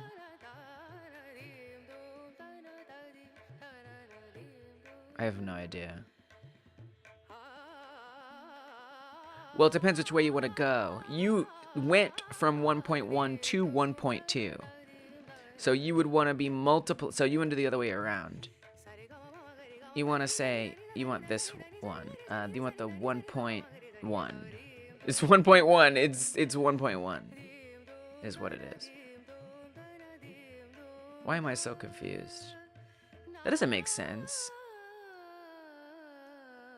Really, you just add you added 0.1. Don't worry about it. Don't get overcomplicated. So for the move more right one, that's the one on the top right. You're not going to be able to adjust this by 0.1. So that's this, I think it's this point right here. It's this like line here. It's like way out there. I need to bring that in more. So that means on the y-axis, at least, I'd want this negative number to be a lot stronger. So let's try making it negative 6.8. I don't know how to figure all this out. It's pretty good. It's a little too far there. You know, so it's not always gonna all be as nice and mathematical as would make it easier, but I'm kind of okay with that. That's not bad. We just gotta bring it down a little bit. It's tough because it feels like, shouldn't there be a way to mathematic it? But, you know, the other complicating factor, whoa, really? That was too much. The other complicating factor is that the oval, how do I explain it? The one that's at the 2 point here,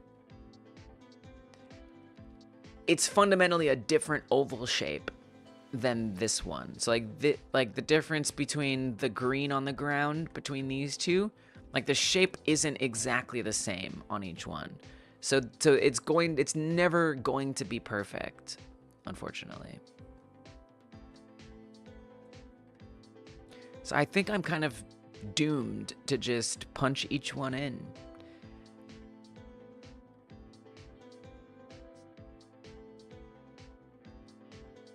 Really? But wait, didn't we do negative 5.8 and that was...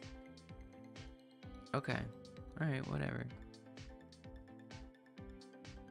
Alright, yeah, push it a little further. I guess I went the wrong way. Let's try negative 6. See where that gets us. That's pretty good. That's pretty good. You know, we get a bit of a gap there at the top. I don't love that. You know, but do I have any desire? I mean, we could also adjust other values. But I don't know if I want to... I guess I could... Because if I push this one up, then this gap is going to get bigger. So it kind of brings me to, well, do I want to move both of these? Like, kinda. Like, sorta. I mean, look at this one, right? At 0, 1, that is to say, the right arm is a little hurt, and the left arm is dead. On this one, the gap is really small here. Now, if your right arm is super healthy, and your left arm is a little healthy, now we have a much larger gap. That really bugs me. Bugs me a lot. We even have a bigger gap here.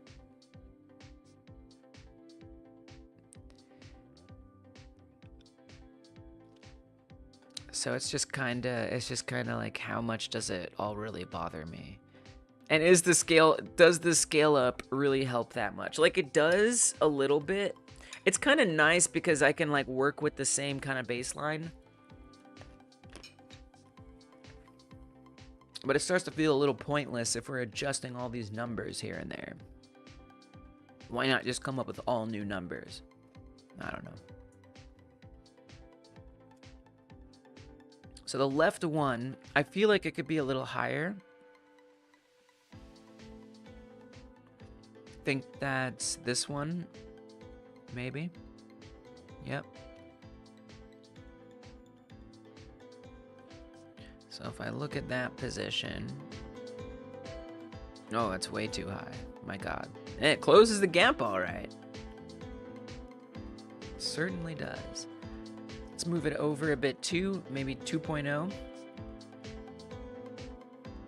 See where that gets us.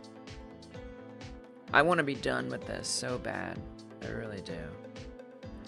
So now we've closed this. Of course, that is a little big. So I guess I'll adjust this one. Yeah, it's a bit mess. It's a bit mess. I admit it. I guess I want to push this one up. Let's try 3.7 on that one. Oh, we can do more than that. Let's do 4.0. Looking at this one. We want to tuck it in, so I think we want to make this smaller. I think it's going to be too much. Oh, wrong way.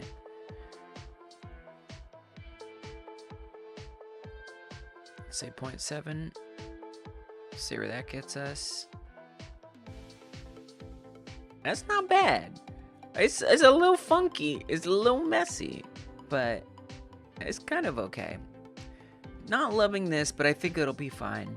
I think this is pretty acceptable. I'm just gonna tuck it in a little bit more.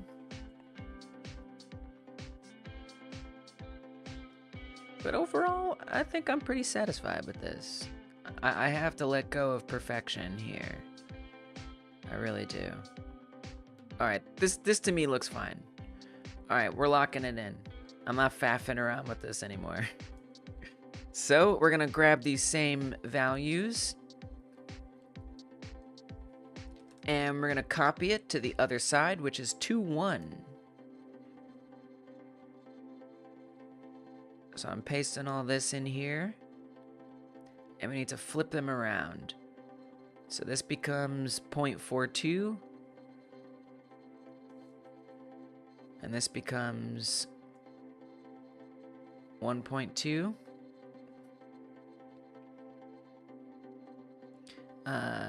Probably will need to invert the polarity of that. The side-to-side movement. And then we need to change the right ones with the left ones per Dungeon Martian's astute observation. And via the concurrence of Joe Schmo, we need to make sure that only the X values are inverted, polarity-wise. So that becomes negative, they all just become negative. Alright, And let's see if we've got the flip side correct. First try, let's see. All right, there's the right side. There's the flip side. Very nice. Very nice. So tiny left and right flip, bigger left and right flip. So that's actually almost all of them. It's not really. Nope, we got... No, it's not. Because there's still the 0, 2. Oh, God. And the 2, 0. So, and so the ones that aren't represented here that I'm very afraid of, that I would love to have a formula for, but I probably friggin' won't, but I wish I could, would be, so there's gonna be a power-up that will increase the size that you have to interact. I would love to use that very much as like a formula, so I can just hit a button and it increases the size. The power-up is gonna give you technically 2 more sizes. So what I could do is I could take, for 1 power-up size up, I could take the biggest size and make that the smallest size, or whatever. Do you know what I'm saying? But I'd still need to create 1 size bigger. So anyway, it's something to think about. I don't want to worry about it too much right now. I am going to swap my internets back. I do hope. I see that we're getting a little quality drop. It's possible that it's not going to be any better on the other one, but we had to try. So I reset my other modem. I'm going to make sure I let you know in the chat once I do this when the stream is back. So it's gonna drop for a second, but it'll come back. I promise. All right, here we go. We're swapping.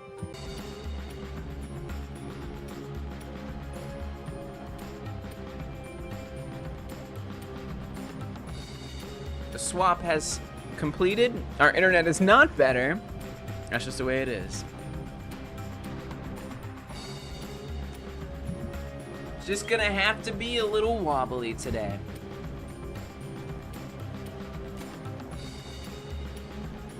On behalf of my internet, I apologize. Ooh, this is way worse over here. My God.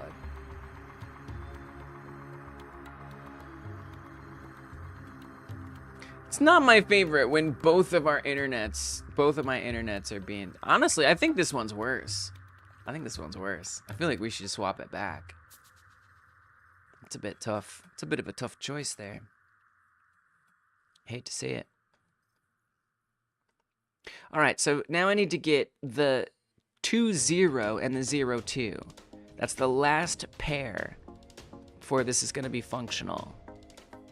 Yeah. Okay. We're swapping the internet again. Thank you guys for bearing with me. Here we go. Doing it quick.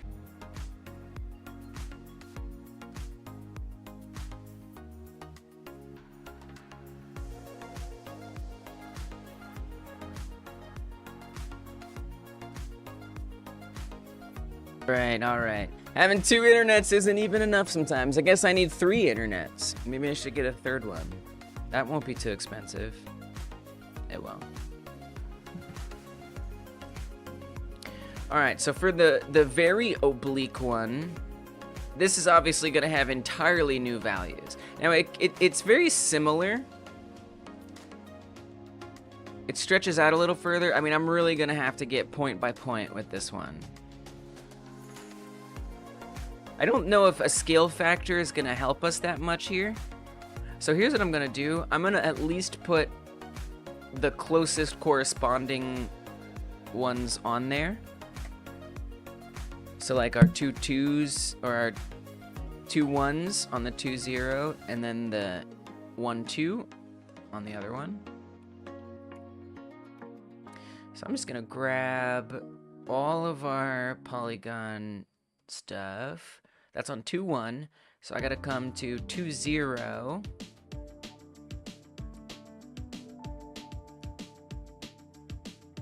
You know, in theory, I could get the 0 stuff and put it on there, but I don't know if that's gonna make sense. Because again, it's not all exactness there. Okay, so 1, 2 here. Joe has an idea. Pseudocode. For each point, point equals point rotated angle. It's just a thought. For each point. Whoa. So, wow. That's an interesting idea.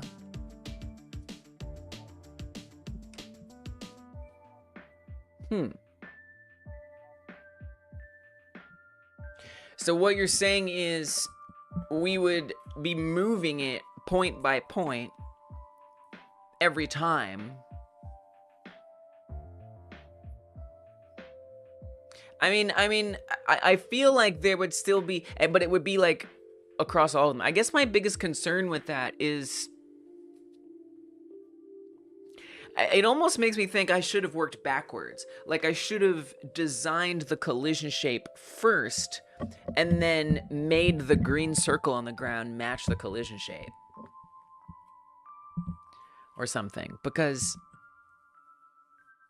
you know, right now I'm trying to get the collision shape to match the circle on the ground. And the circle on the ground isn't going to as neatly fit into a formula like that unless I forced it to somehow. But it's just, it's like, because the circle on the ground isn't, the green circle doesn't use a point by point system, right? So it's literally just a circle that I have to resize in its own special way.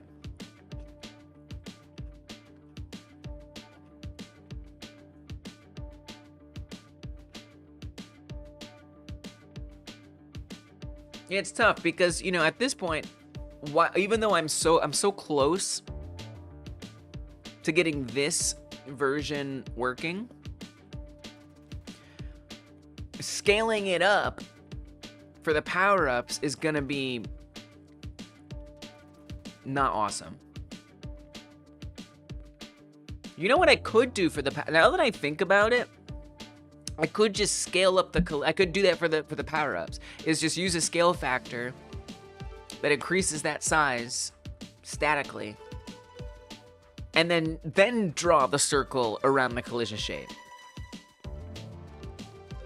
Because it, you know, if I'm gonna do point by point for all the power-up sizes, that's gonna be a friggin' nightmare. That's interesting. I appreciate you sharing that idea. It came a little late.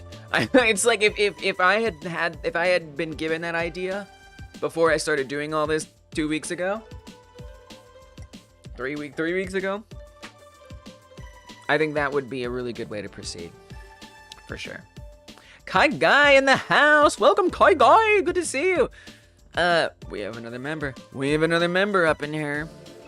What are we listening to? Can I sing to this one?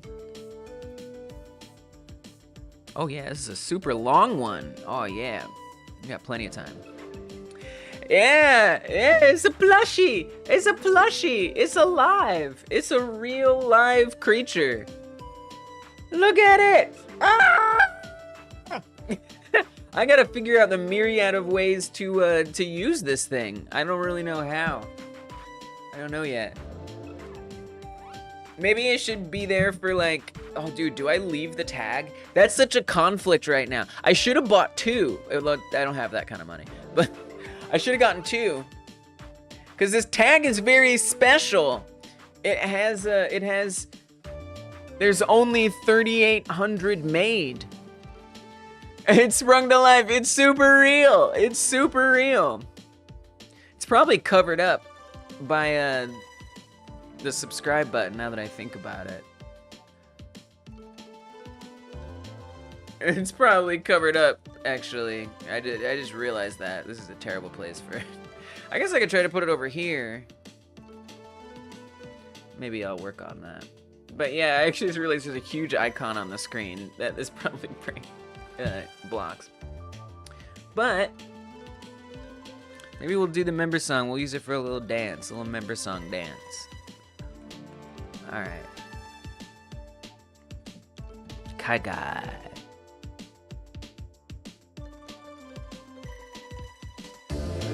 Kagai's rotate myself 90 degrees. There you go. Kagai, Kagai. Kagai sees the little guy that we got in the corner. Oh, Kagai sees the little guy that we got down in the corner. Kagai sees the little guy that we got down in the corner. Kagai sees the little guy that we got down in the corner. Oh, Kagai is so sly. I don't know why, I don't know why. Kagai sees the little guy that we got down in the corner. Kagai sees the little guy that we got down in the corner, and Kagai is sly. I don't know why, but I do know that Kagai sees the little guy that we got down in the corner. Kagai is sly. I don't know why, but I know that you see the little guy that we got down here. Kagai, oh hi to you. Oh hi to you. Kagai sees the little guy that we got down in the corner. Kagai is a little guy that we got down in the corner. Kagai is a there's your member song. Thank you for supporting Ever Game Dev Kagai. I appreciate it. You're kidding, but at first glance, it looks like an official logo stamp down there. It's kind of awesome. It's kind of awesome.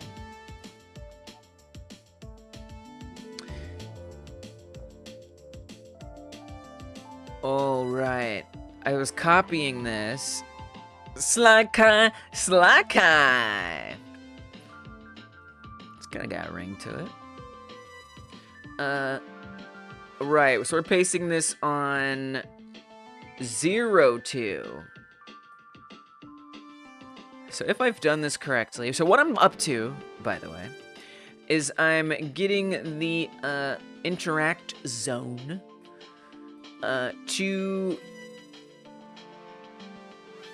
be all the shapes that it can be, specifically with regards to the collision that it has.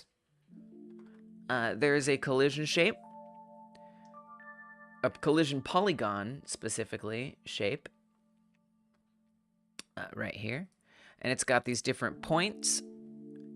And I am using code to adjust those points.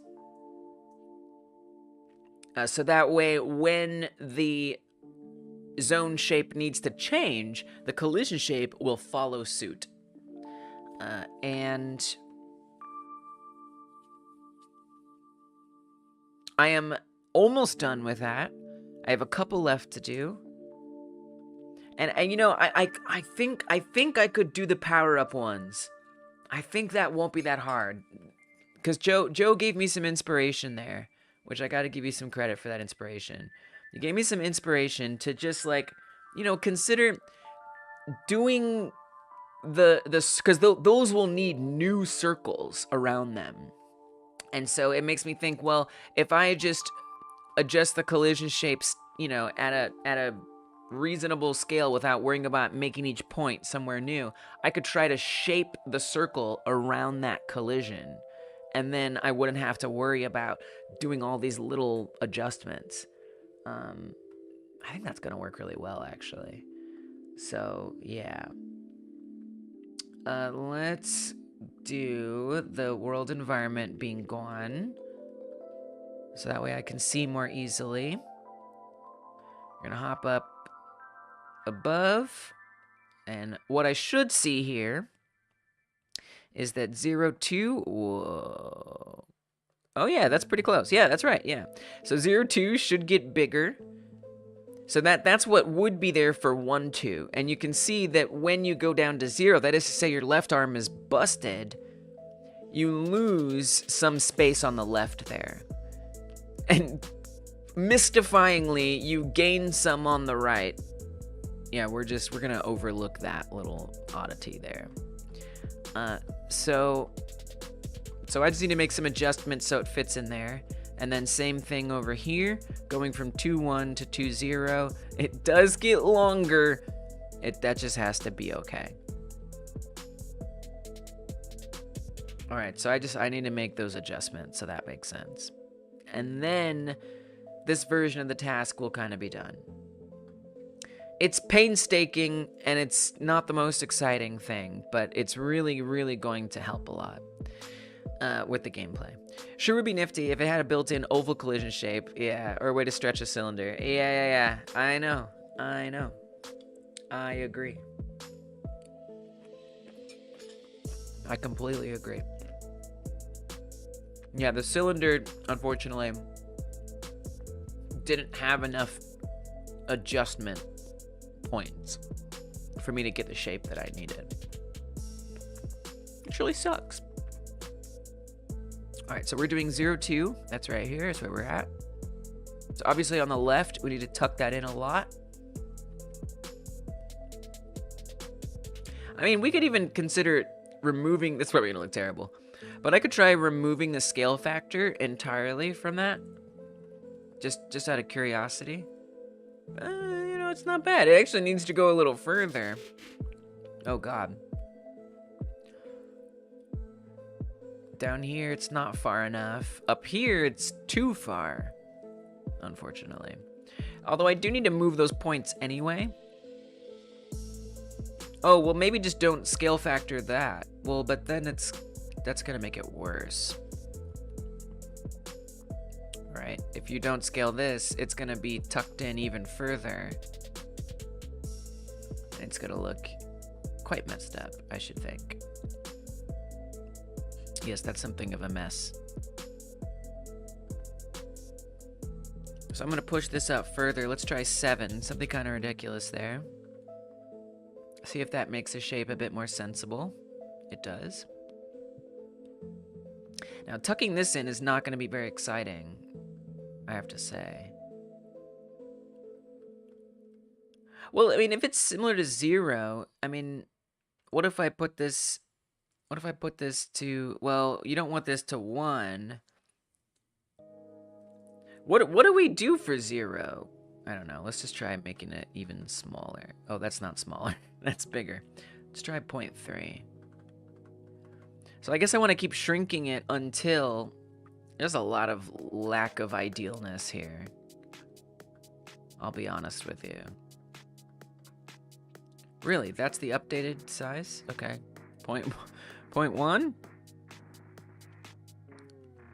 Still a little wide on the bottom. That's okay. That's pretty darn close. You can see it's collapsed quite a bit on the left. Well, then I have to wonder if we can't keep the scale factor in there.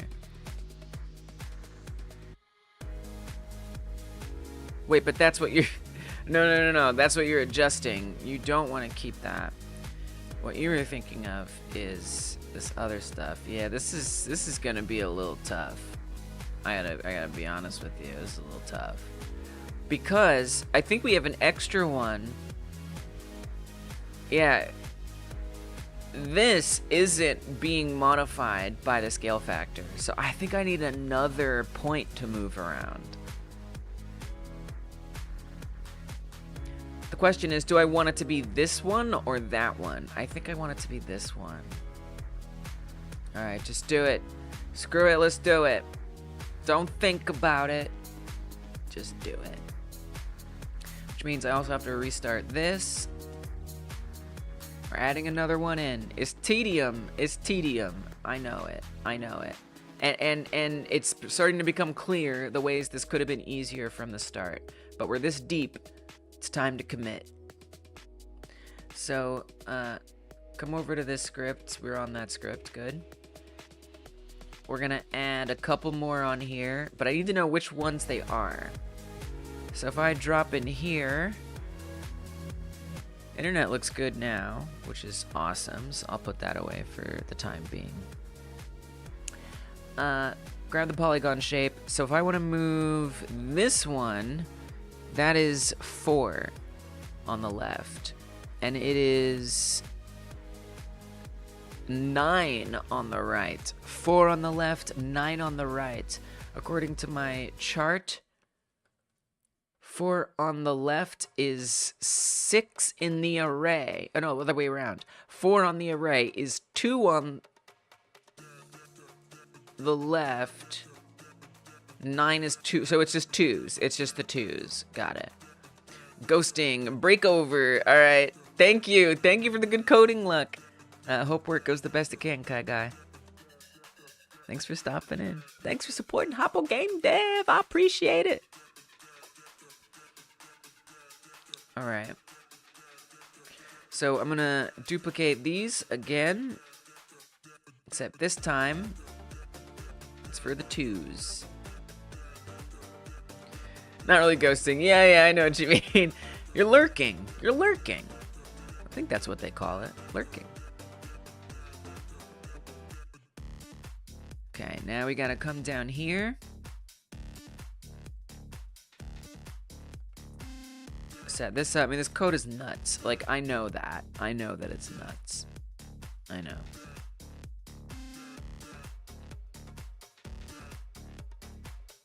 Joe Schmo has presented a way that I wish I would have done it in the first place. It's a bit late for that. Oh, you only copied the left? We need the right. We need the right as well. I'm gonna need both of those. Yep.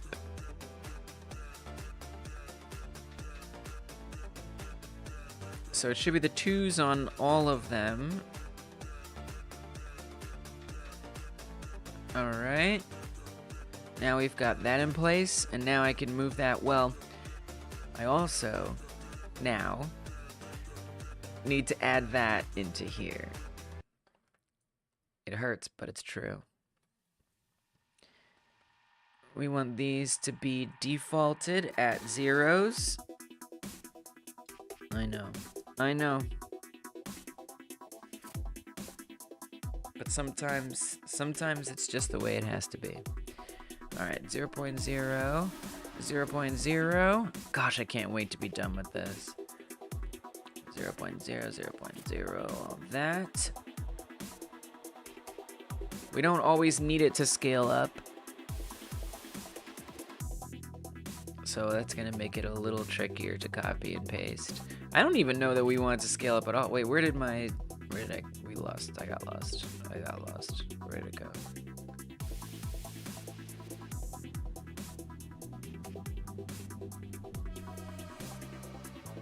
Here we go. So those are the 2s. Technically, we don't need to do any kind of scale up factor for these, actually.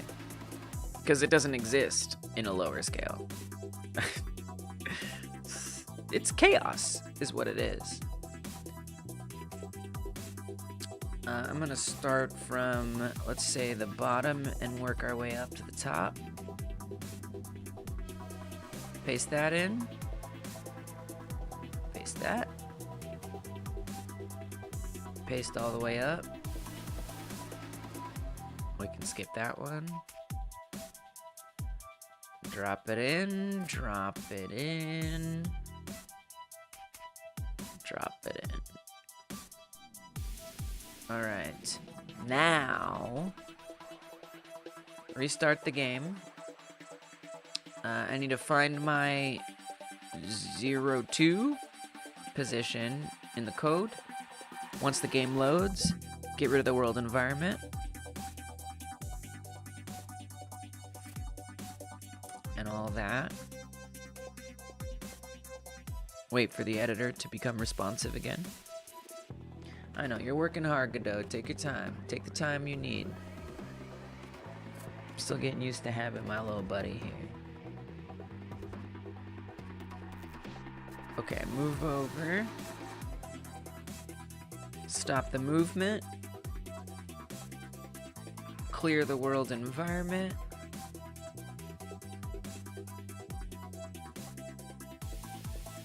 Come over here, find 02. Now I can move that point around. Oh, but let's also jump to that. And let me just reorient myself with what we're doing here. Yeah. So what I'm gonna move now should be this point right here.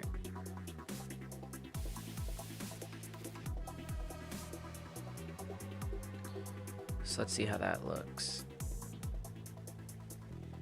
We want the left side one.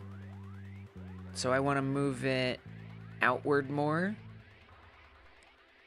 So I think we want it to be lower. We want the offset to go down.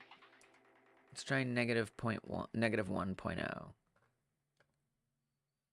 Okay, that definitely moved very far out. A little bit further than I want there. Let's try half as far. That's still too far. Doesn't need much of a push. I'm a little concerned this is the wrong point, if I'm being honest.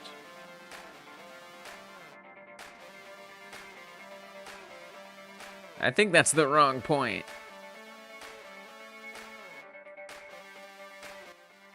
Or it's not the point that I thought.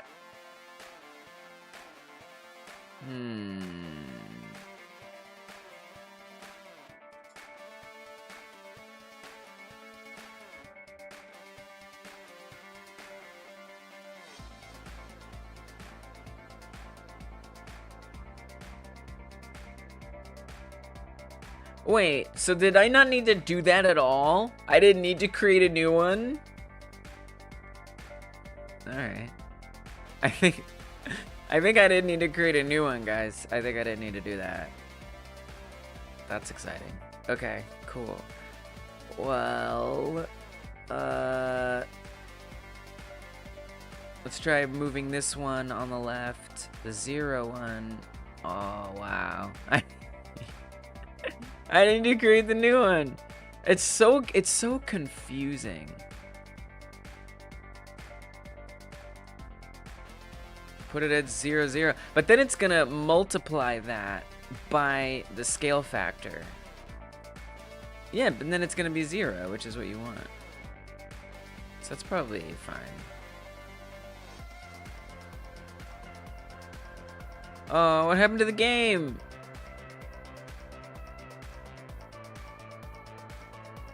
What?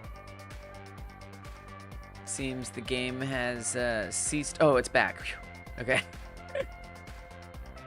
It's back, but it's a little goofy.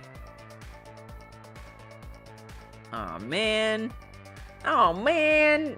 All right, bring the world environment back again. Man, mistakes have been made. Environment is back. Reload it. It's all right. It's okay. It's the kind of thing, if I wasn't live streaming, man, I would quit. And I would just be like, I'm doing something else.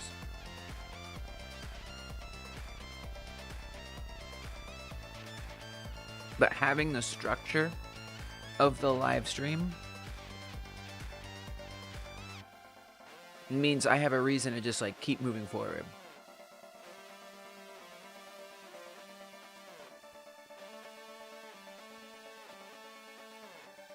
And it's moments like these I'm especially grateful to be doing this. You know, not trying to get the most views, not trying to get the most this or that. Like, I'm just trying to motivate myself. And by extension, that ends up motivating other people, which is super cool.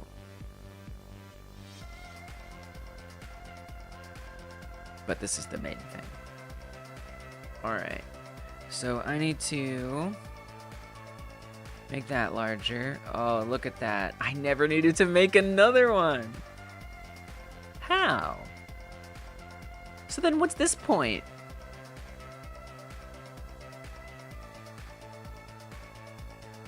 I'm a little confused. Oh, I see. This is the right one. That always confuses me. I didn't need to make a third one at all. This is the right topmost point. This is the left topmost point. That's so confusing. Wow. So that's also almost in the perfect spot. At 0 now. How interesting. Okay. So for the other left, what if I pop this at 0. Well, that's gonna push it the wrong directions. I think you do need to push that up further. Oh God, not that far. That's too far.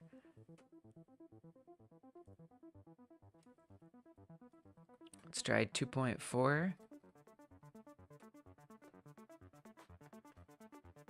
2.6. Probably 3 might be. Wait, where is it going? Oh, that's the X. Oh my gosh. The brain, the human brain. Okay, that's better. What is it? 9.3. Not bad. Let's see if we can set it at 10. Where that gets us. I think we need to push it a little further than that, but let's double check against the bird's eye view. So that's at this point. We need to go a lot further than that, and we're gonna need to push this one up a lot more too. Ugh. I don't know, Joe. You know, I mean, the thing is, if I did do the idea that you suggested, I feel like the hard part is gonna be reorienting myself with how to do the circle shape. Which is its own point-by-point challenge. So I don't know. I think overall this is the right path. But in this moment, I am craving that simpler approach. I am. Okay, that looks pretty good for now. It needs to be higher. It needs to be higher, and you need to push it over. I mean, this scale factor feels pretty pointless at this point, if I'm being honest. Move this to be higher, so it's further to the right. That's too far. Let's try 2.5. I'm looking at this one here. I need to bring it down a bit, but I'm not sure if that's even the best spot. Let's see what that looks like. It's not bad. That's not bad. Let's push the right point up a little bit. Say -5 instead of -6. And we need to move it over. Let's say 2 instead of 1.7. Let's go a little further. I'm gonna say 2.3, and then let's pull this in a bit. I'm gonna say -4.6 or something. Looking for the one that moves. I need to pull it back a little bit more, assuming this is even a good spot for it, which it may well not be.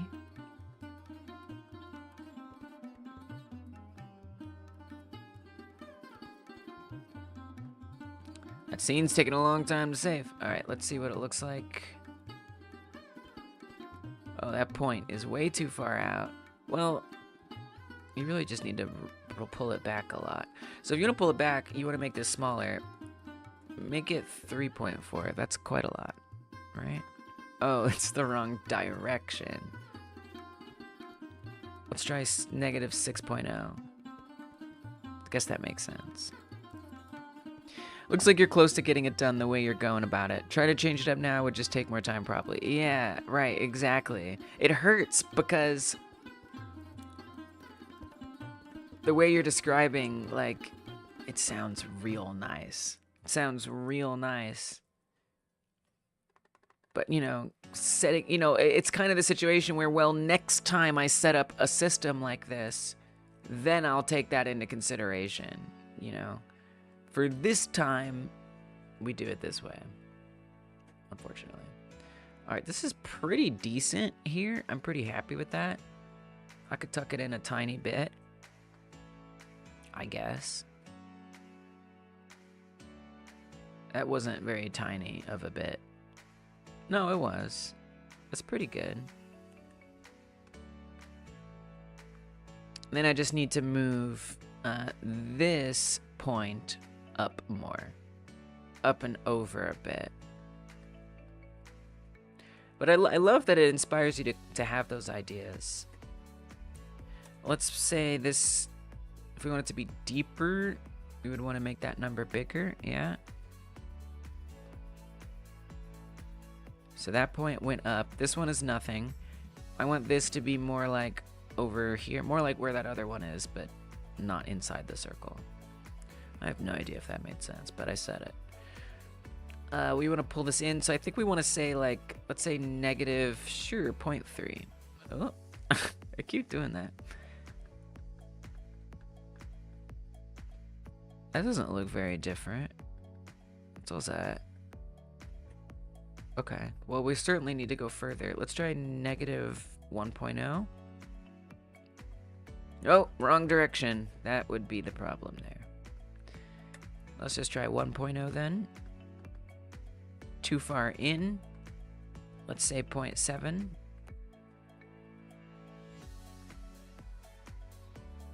It's pretty close. It's pretty close.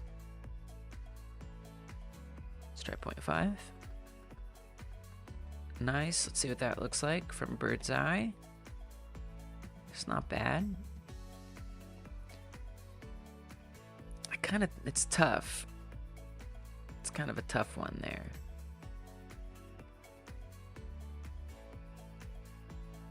I mean, maybe I do want to move that other point. You know, we already created it.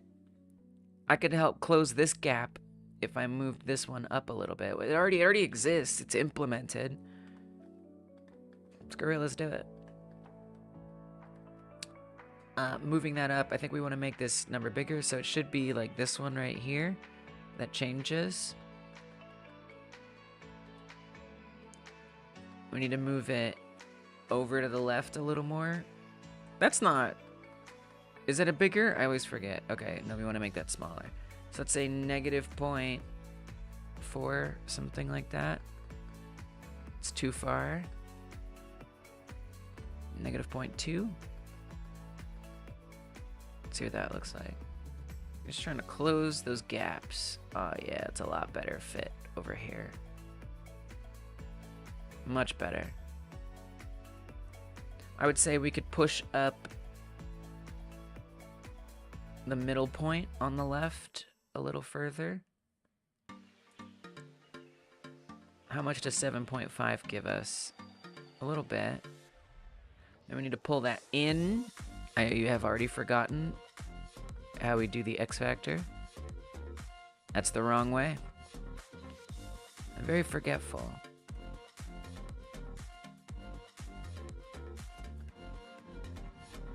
Seems like a little too far in to me. That's pretty good. I think we can not go that far. Let's try 0.6 with that. That's good. And then we want to bring the corner one up a bit. So I'm glad I actually added in that other one. I think that ended up working out well. As well as this kind of wacky system can be. Oh yeah, that's tight. That's snug. It's bug snug. Yeah, we lose a little bit over here, but hopefully that won't be that noticeable. It might be. It might be. Now I'm tempted to move this. I think we have that. I think that's the other one. It's like if I put this up at 1.0, I think that's gonna move. Maybe, maybe not. Well, if it did, I'd barely noticed it. Let's try a bigger number. I think that point is off camera. Do you need to worry about it? Technically, let's say there's something behind. It's not. So it's. I don't think it is off camera. Oh, it is now because I just pushed it off camera. We want to do negative. I think that it is there, and I think it in some ways I could let it go, but whoa. Wrong thing. But it does lead to like a little more being grabbable than the circle technically should allow. I don't even know if I have this point set up correctly. So I'm trying to move this one. I don't see anything moving at all. -7. Yeah. That's a extreme number change. Whoa. I don't think this is the point that I thought. Oh, it's a different point. So it's not even the point that I really want to be working with anyway. If it was already set up, then I'd worry about it. Since evidently it isn't set up, I'm just gonna let it go. Yeah, but if it was set up, I would make the adjustment. But yeah, so technically if something's behind you, you'll get like a lot of extra space. I mean, that's also true over here, you know? So, I mean, if I were to fix it on this one, then it wouldn't be fixed on the other one, which is kind of weird. So, you just get a little extra space behind you. It is what it is. I don't love it because I think that it could lead to confusion where the player's like, wait, does this actually make sense? Whatever. And it leads me to something else, which is I want to have more indication about things that are within the interact zone and not. That's why I really want to get this done. Because I have some ideas I want to try. I don't know. I hear you.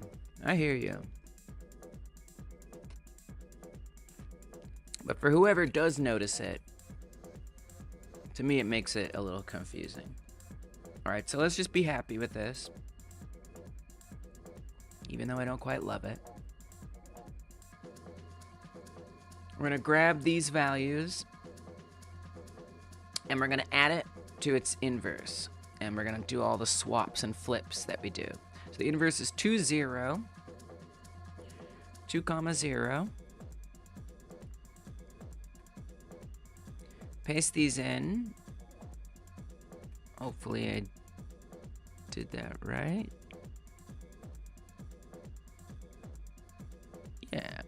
Yeah, it's just that.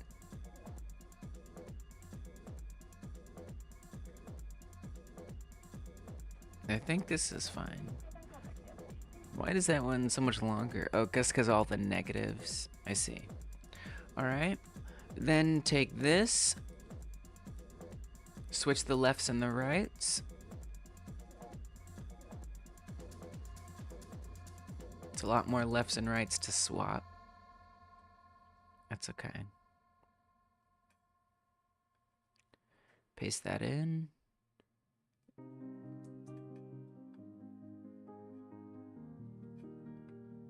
And then on the X, we want to change the polarities.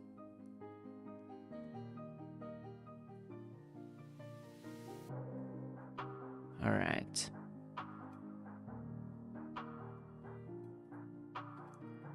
Oh. We also need to swap these. It's pretty important. And then, might need to change the left and right polarity. Probably gotta adjust that. Alright, let's see what we got. Nice. Looks pretty good from this angle. Alright. There we go. So they all pretty much fit. Not as snug as I would have liked, but pretty darn snug. So, now, the question that I have is do I want to do the power-up ones now? So the power-ups, I've barely set up all the power-ups. But I know that I'm going to want a power-up that increases the size of your interact area. I know I'm gonna want one. And so I'm already familiar with this very confusing code. So doing it now would maybe save me some trouble down the road if I just get this out of the way, even though I can't quite use it yet. I think it makes sense to do this now. So what I've decided I need is I need 2 more sizes. So let me just try to map that out here a little bit. So we've got, and I'm not gonna worry about this with the lopsided ones. This is just for the main size. So we're gonna say both arms broken will be one vector we look at here. Both hurt and both healthy. That's what I'm, so yeah. Well, so here's the thing. What I'm gonna do, well, I see what you're saying, but, oh yeah, actually what you're saying makes a lot of sense.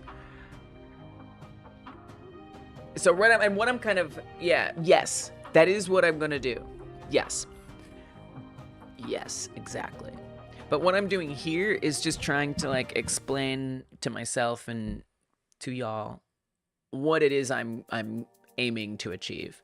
But yeah, that's exactly, I want to make sure that this next step up is better, because the way I did it this time was I drew the green circle on the ground first. And you saw me do this all day today.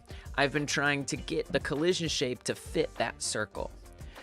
So now that I don't have a green circle to try to fit into, we're gonna make it easier and do this. So I'll scale up the collision shapes, and then I need to make new green circles that are larger, but instead of all of this little number pushing, which I'm still gonna have to do some number pushing, but I think it's gonna be easier to do the circle than it was to do this, maybe, I hope.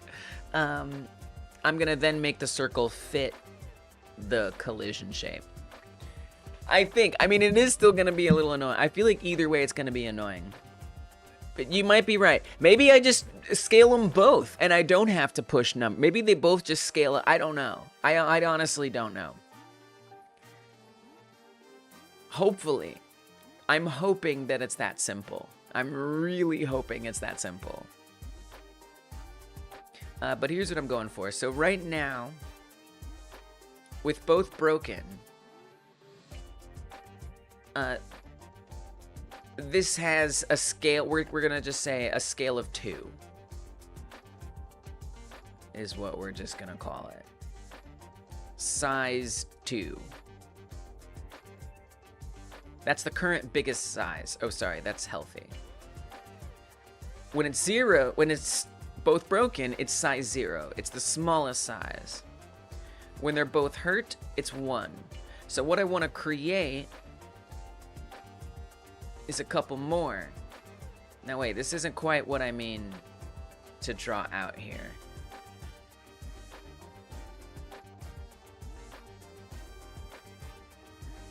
It is, well, it is. It's part of it. So we're gonna say both power upped 1.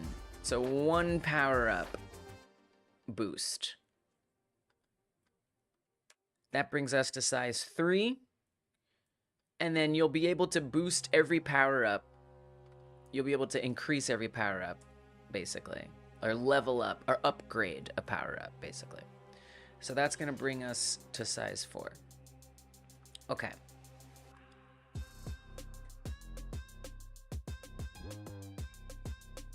But I don't really need to do it like this. This is so confusing. So what I'd actually want it to be is, if you get the power up, broken becomes 1. Hurt becomes 2. And healthy becomes size 3. Although, I think broken should stay 0. So actually, it'd be that size 1 goes away. hurt becomes 2, healthy becomes the new one, the 3.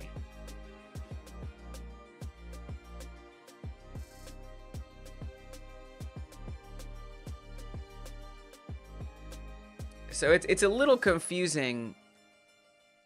So let me do it like this. This just helps me wrap my head around this concept.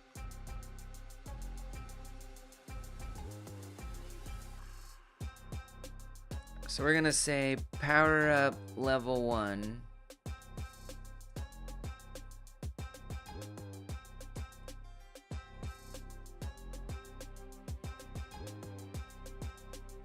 You know, I'm just sketching it out so it just, there's no room for error.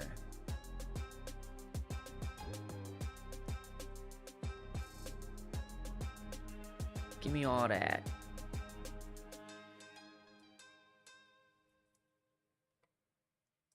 And then let's also add in these.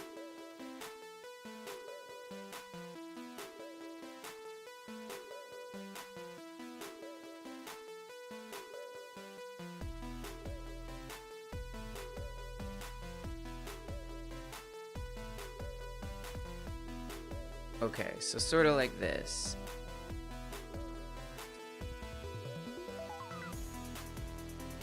And then this is normal.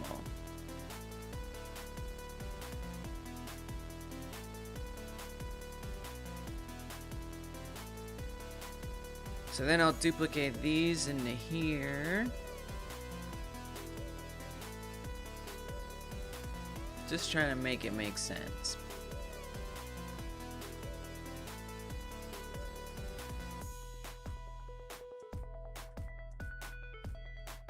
It's kind of hard to move around. Okay. Whatever. So, if we get power up level 1, size 0 stays size 0. Size 1 goes away. Size 2 becomes this. Guess I could just type it. This becomes 2. This becomes 3. This becomes 3. And this becomes 4. That's what I'm trying to say. That's what I want it to be.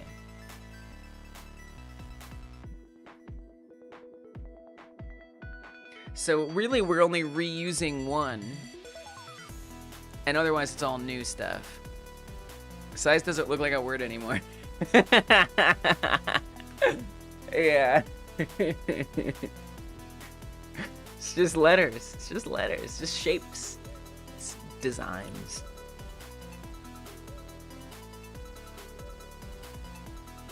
So I wouldn't want to just multiply this one. We only want to multiply it when it's size 3s and 4s. The rest of them, it doesn't make sense to multiply. Or really, it's just 1. But this is leaving out the lopsidedness. It's completely leaving that out.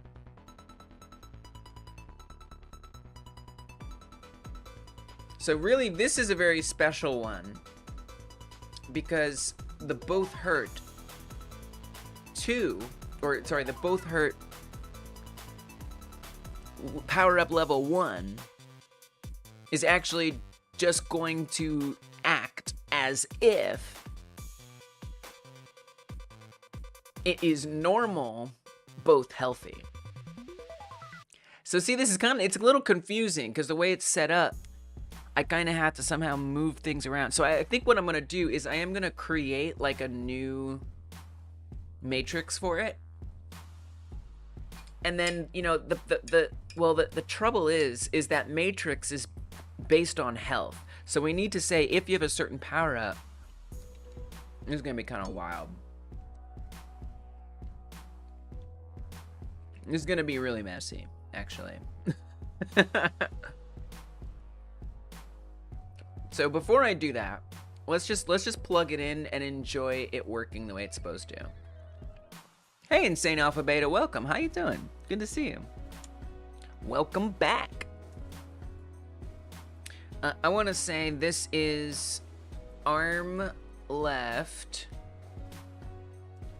current health, and this is arm right, current health.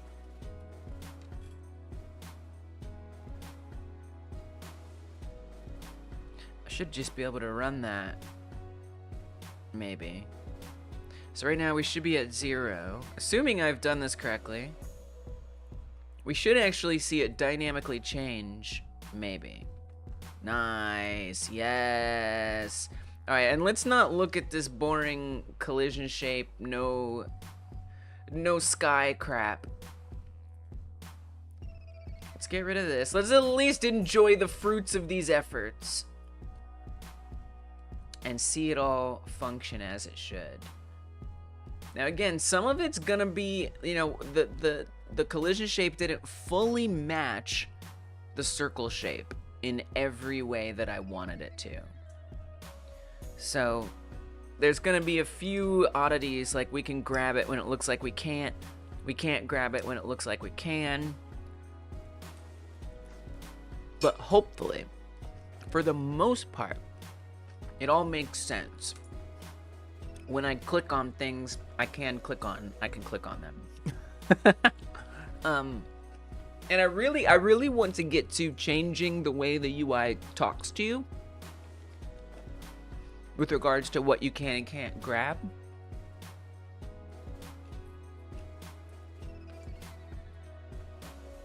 I missed it. One thing I haven't done is I haven't set up so I can still attack buildings even if it's not in my interact zone. That's something I need to fix. But for now, grabbing abductees, I'm clicking, but I can't get them unless they're in that circle. The circle got bigger there. And now I can grab that one. It's kind of nicer if we can sit still. Oh, look, so the lopsided rechanged. It's subtle. You almost don't even notice it. So that range got reduced. Come over here. That range got reduced a lot. Which may... Oops, I spawned a helicopter! Oh no! Okay, whew, that's close. It almost killed me. Let me move this up. So I can't grab this no matter how hard I try. Because it's not in the circle. That is in the circle, so I could grab that. Okay, can't grab that. Oh, it's just not in the circle. It's just outside the circle. Tall guy, little head, looks at helicopter and it is destroyed. Yes. I know. I gotta make that make sense soon. So this one outside of the circle, no clicky. This one in the circle, clicky. Very good. Circle gets bigger. Let's go lopsided here and test all that. It's tough. I gotta actually play the game well now. I mean, I could use my debug keys, but no, actually they don't work. The debug keys are now defunct. Okay. There's a lopsided area. That's what we've been setting up here. Okay. So this one, oh, that one was still good. This one not so good. Can't grab that one. That's good. Can't grab that. Still can't grab that one. Can grab it now. These, of course, I can. This one, I can't. And then I can. Let's do a little more damage here. Or let's actually heal a little bit. I want to break off that right arm. I want to do this one. I mean, it works. It's totally doing what it's supposed to do. Oh. Oh no! No! Oh god! Okay. Oh, dang it. Alright. I keep accidentally spawning a helicopter. And they're very dangerous. Okay. Can't click it. Can click it.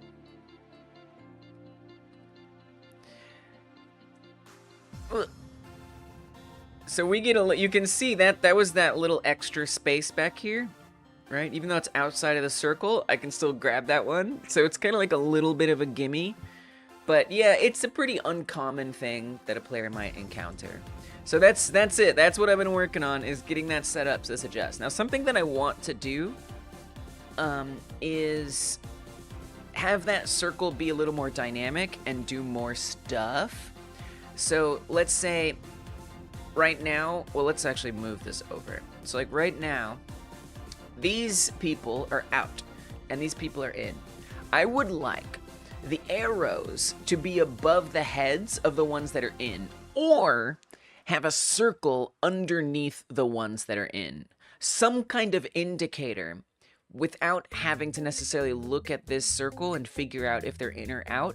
I'd like some indicator that changes them fundamentally. So maybe they have their own circles, and that, but it's kind of confusing because then it's like, well, is that their interact range? So maybe it's something else. Maybe it's a circle that's like filled in or something. I don't know, something that's a little different, but that lets us know that they are grabbable. And then the arrow, or when you hover over it, it's a separate thing that lets you know exactly which one you're actually hovering over, in addition to telling you which ones are within the circle or not. That's something I really want to add, so I can literally just do this, and we'll see something change that lets us know that they're in or out. So that's something I want to add in time. But then what I'm gonna try to puzzle out now is how we do the power-up stuff. Now I have set up sort of how it's going to work a little bit, where if you get a power-up level 1 that makes the area grow, your both hurt will be 2, and your both healthy will be 3. But what about 1 hurt and 1 healthy? Right? So like when it's, I guess what I could do, here's what I think. I think, let me come to the code real quick. I think that we say something along the lines of, if power up level 1, then, or you can even set up a variable here. Variable power equals 0, power left equals 0, variable power right equals 0. These will be integers. That's not how that works, but good try. And then if you have power up 1, right, we would say, I don't even know that, we don't even need left and right, because it's gonna hit both of them. If power is set to 1, and then we'd obviously, it would need to check, you know, right, oh, I guess that's it. If power, I'm pseudo-coding a little here. If power level 1, then power becomes 1. If power up level 2, we could do a we could even just, okay, I'm pseudo coding it here. Match power up level.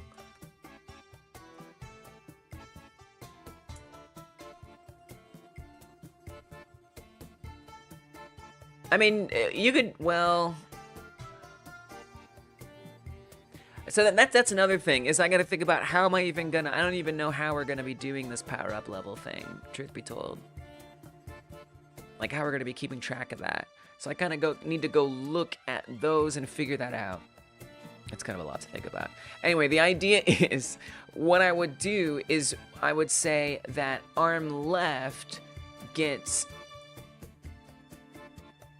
you know, plus power, right? Arm right plus power.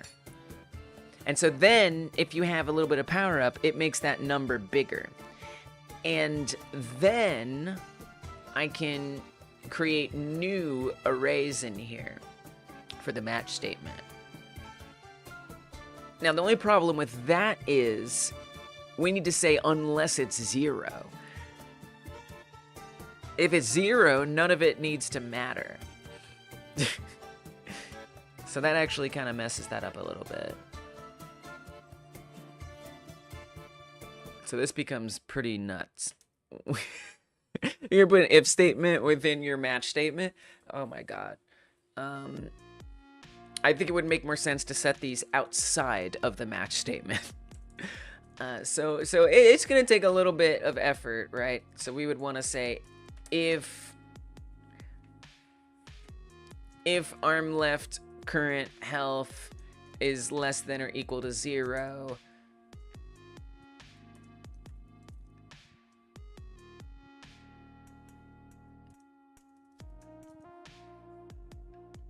then arm left match equals 0.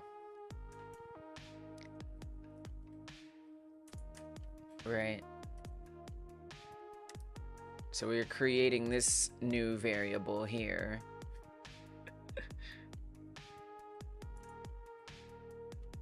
There's a lot. This is a lot. So I'm going to figure that out. But hopefully you kind of see. I just kind of wanted to explain like what I want to do, and then we would create new sets of these,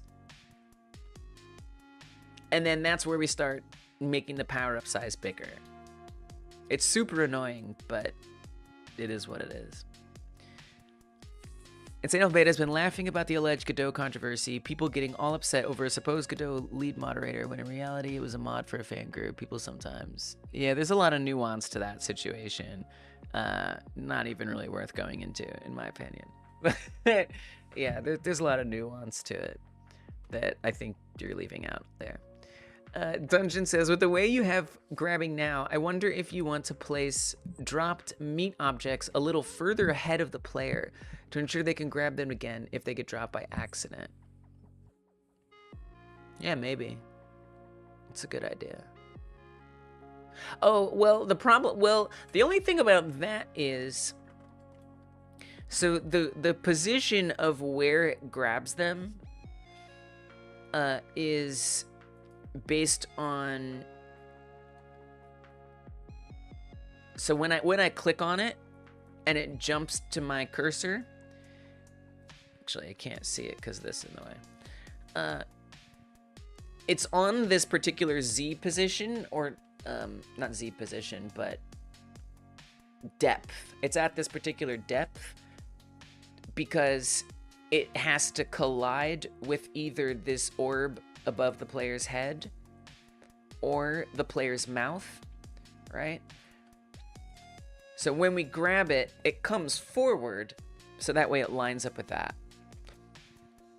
Now, if I drop it, an impulse, there's no way we're gonna do that. But there is a way I could have it set it further down. But that's just gonna look, it's just gonna look silly, and I don't know, I feel like that's really silly. And you know what I'd rather it be, Dungeon, is if you drop it, you shouldn't have dropped it. Like to me, it's because it's endless. The levels are endless until you beat them. So there's gonna be other people to grab. You know, it's just kind of like, don't drop it. Like, try not to drop it. Is the way that's gonna be. I think that's clunky, and even with the impulse, I mean, I just think it doesn't make sense. Like, I mean, if the player could somehow control that and toss it with you know, gravity and physics and stuff, but I think that's unnecessary. It's a fun idea, but I think it's really unnecessary. You probably want a class or auto-load power-up controller. Yeah, so the power-ups are already set up in some way. So those should be on the global script, which is auto-loaded, actually. And we have an array here, power-ups available, and then a list of every power-up. Now, something new that I've added in without actually updating it into the code, conceptually, something I've added in, is... Oh, I just realized we do have a cat. Oh, is the cat cam working, though? I don't know if the cat cam's working. It is working. Something you can barely see the cat. Something that I've added in is that we can level up power-ups, and that's not technically in here. And I'm not sure how I'm gonna handle that. It's gonna take some thinking.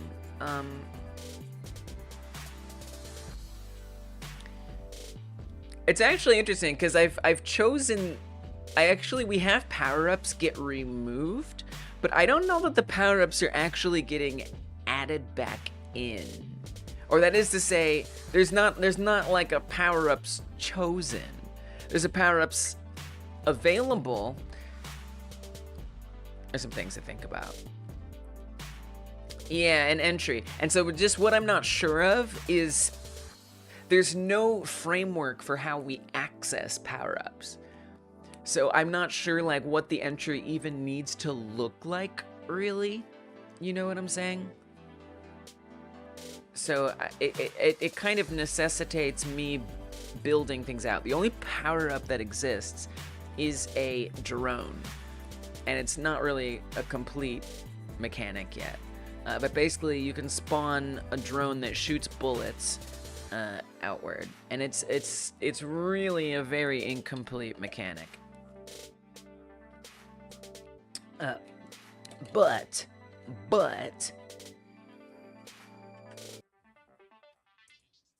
it would be a good example. So we're kind of getting all over the place. I'm gonna adjust my tasks list a little bit. Oh, right.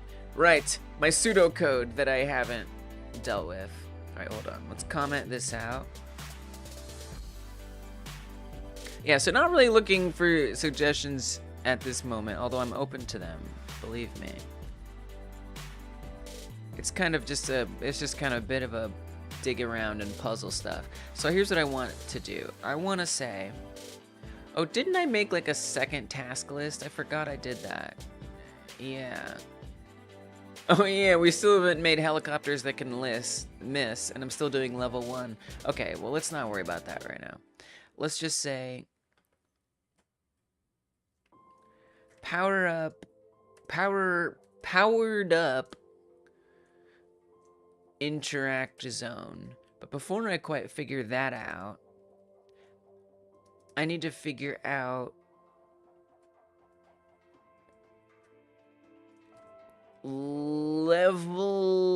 leveling power-ups. Like how the heck that works. Because I'm not exactly sure. Like I know it's not a, anyway. It's more about the puzzle of how to make it work with the code, not how is a way to do that. So, okay, so the drone thing, I mean, I don't really need to show you. We know it exists. Currently, it's just a debug key. So if I go to the debug buttons, I think it's 4. Oh, that spawns the copter. No. Add power. Oh, we got an add power up. Okay. How does that work? Add power up. What is this? What does all this mean? On the power up script, I have connected add power up. It's the only thing on the power up script. Where does the power up script live, pray tell? Is this auto-loaded? Maybe this is auto-loaded. My current system is based on your code? Oh, I mean, yeah, the dictionary. I gotcha. Yeah, I did borrow the dictionary idea from your code, for sure. Super duper. Yeah. Shared a snippet in live chat. Thank you. Yeah, for sure. Yeah, I mean, look, and I'm not, yeah, when I'm ready, I'm not really at that point yet. What I need to figure out here now is, first of all, where does this power-up script live? Is this auto-loaded?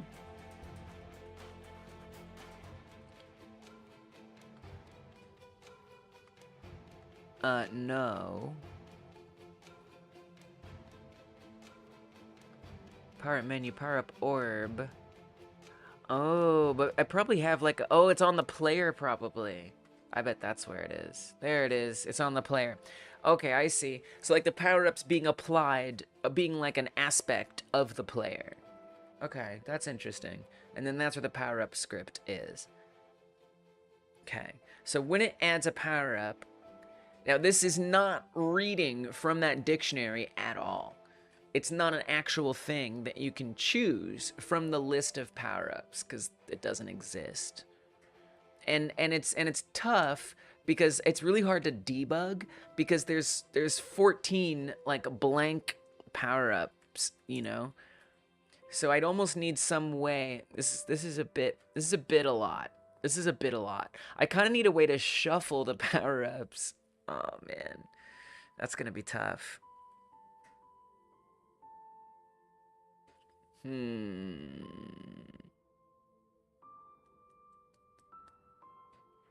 mean, I guess probably the easiest thing would be to set them all to be the same power-up. Ah, jeez.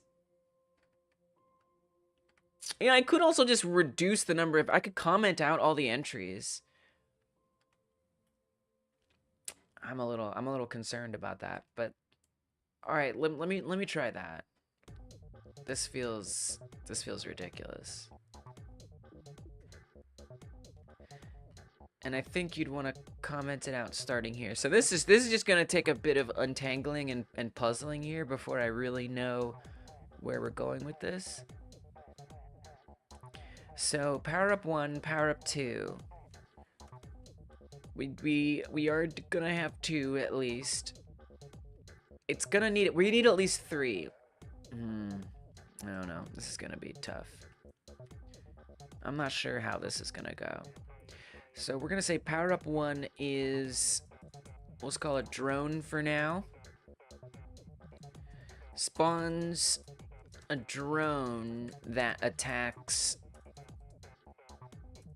enemies. Needs more, we're not going to worry about it right now. The icon, I don't care what the icon is right now. Now, just because you have that power up, there's nowhere that it matters. There's nothing that's checking to see what power-up is chosen, which I think that's what Dungeon is saying could be worth looking into their code for. But let's just keep digging around here. So I'm gonna go to the power-up menu, where some of this code is at. So when the power-up menu begins, it becomes visible, it spawns at a certain place. That's how it moves. That's its movement stuff. Assign all available power-ups to an array. So it's gonna shuffle power-ups available. So the reason why that's... So this power-ups available is probably getting filled here in the global script, I would guess. I don't know, yeah, I just gotta learn what the heck was set up here. Okay, yes. So power-ups available is filled up with every key that's in the power-ups dictionary. Got it. So there will be 3 in there, so it's gonna shuffle between those 3. Alright, that seems doable. Now, nothing is being assigned to a power-ups chosen. So we need like a variable power-ups chosen array. And this needs to be monitored, and things happen based on that, including this bigger interact zone size.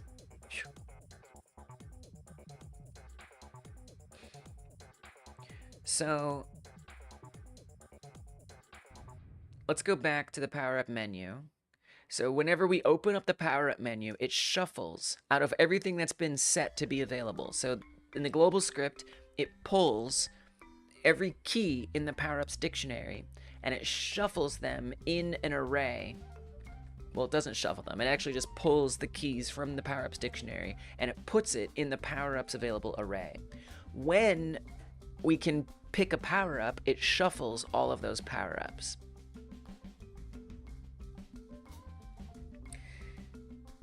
Assign each arrayed power-up to an orb. So of the ones... So there's 3 orbs that appear at a time when you go to your power-up screen. So it's going to take the first 3 in the power-ups available array. So it shuffled the array, and it looks what's in the 0 spot, what's in the 1 spot, what's in the 2 spot. And it assigns those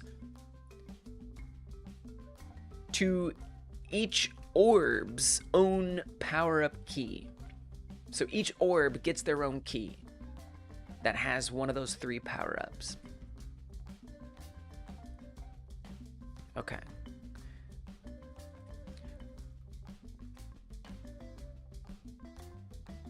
So I think I need to go to those 3 orbs. So let's look at power-up orb 1.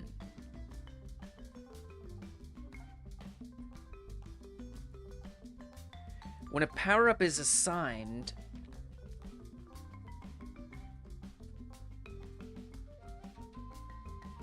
it's going to set, so that is to say, when we load the power-up menu, it's going to set the icon and the texture. So it's going to fetch the power-up key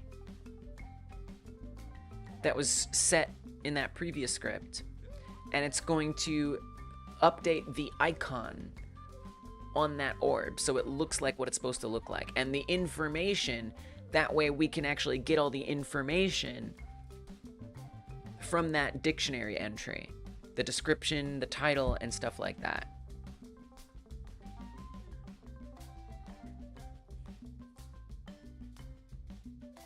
Somehow. I'm not sure exactly how it does that. So let me do a search for power-up key in all the code.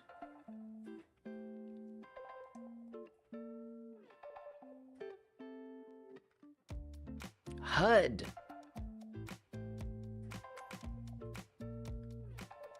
Wow. So it's fetching it in the HUD on power-up hovered. Okay. Here, this is what I'm looking for. So when we hover over an orb, it's gonna say, are we hovering over orb 1? These are all UI elements that exist on the HUD. Power-up name, power-up description, stuff like that. Power-up name, label, those exist on the HUD situation. So when we hover over it, it's going to update the label text to be orb 1 power-up key, specifically the power-up name. So it's going to check to see what key was assigned to that orb, show the name of that. What key was assigned to that orb, show the description of that. Now when we actually click on it, now I'm not sure how it's knowing to remove it. That's what I need to find out next. That's how it's showing the name, but how is it choosing what to remove from the array? Because that is set up. It does remove things from the array. I'm just not sure where it does that. Do we have a power-ups chosen? We do, right?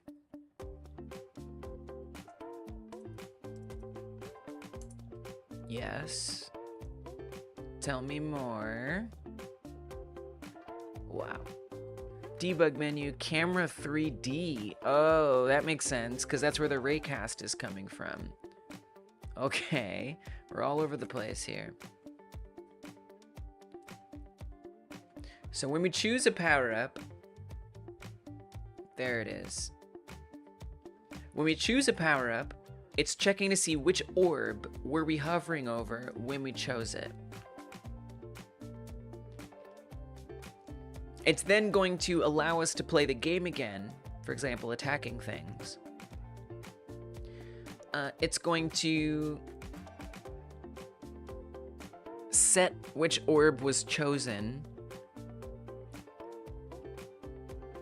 and then it's going to erase from power-ups available the one that was chosen, the key. So in that array that was set at the very beginning from the dictionary of power-ups, when it added it didn't shuffle them, it just added them all into the power-ups available array. And it does get shuffled when the menu comes down, but that array, it goes and it finds the specific power-up key that corresponds to the orb that was chosen. So it finds that power-up and it erases that one from the array. So we need to do something extra about this. We don't want to just erase it.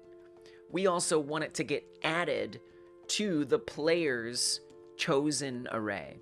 So that way the game knows which ones have been chosen. So we're gonna create, we have created this array, power-ups chosen. We don't want to erase anything. I guess we want to append. Is that coding? Did I do the coding? I guess let's just check it. So after that happens, we want to say globals, power-ups chosen. Just print that for me. Tell me if that has the new one that we've chosen, so we can see if it's in there. But that should like work, right? All right, let's see. And so hopefully we'll actually have the 3, so we should be able to only pick the drone and like 2 others. The drone isn't gonna do anything yet. I'm just trying to check to see if it even gets set into the array at all.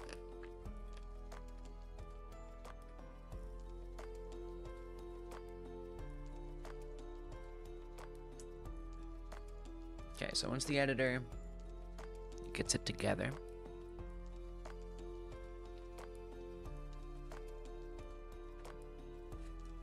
we'll check the output. Wait for these silly messages to go away. All right, so now I'm just gonna artificially level up.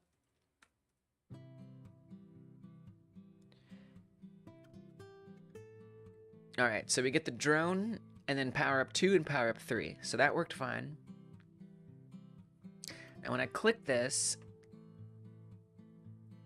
power up 1 is in the array. That's perfect. That's just what I want to see. Now I'm a little worried we're gonna get an error. I think it's gonna, because I only had 3 power-ups, and so it removed that. That means it's only gonna be able to assign 2 orbs. I feel like we're gonna get an error if I try to level up again. Yeah, because we need one more thing in there. It's totally missing another one. So, you know, if I wanted to test that, I could keep a 4th thing, but then we run the risk of not spawning the power-up we want to choose. All right, so I think this is working well. This is good. So now, if I want to check to see the power-ups, let's set up the drone to actually work. So in order to do that, I'm going to go to the power-up script here. So right now, it adds it as like a thing on here.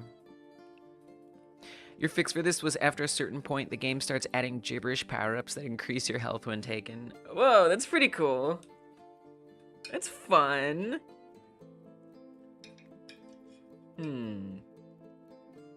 Yeah, I don't feel like coding that in.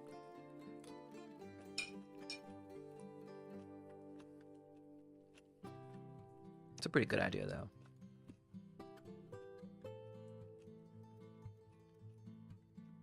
Consider it considered. It's delightful. At least it like gives you something too, and it like do something. It's kind of nice.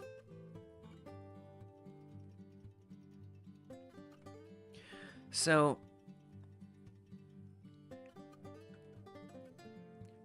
I don't know that I need this signal. You know, like it made sense for the debug tool to have this add power up signal, but I don't think it really makes sense for this. Added to the breaking down feel of the game at that point. Oh, you're the space game?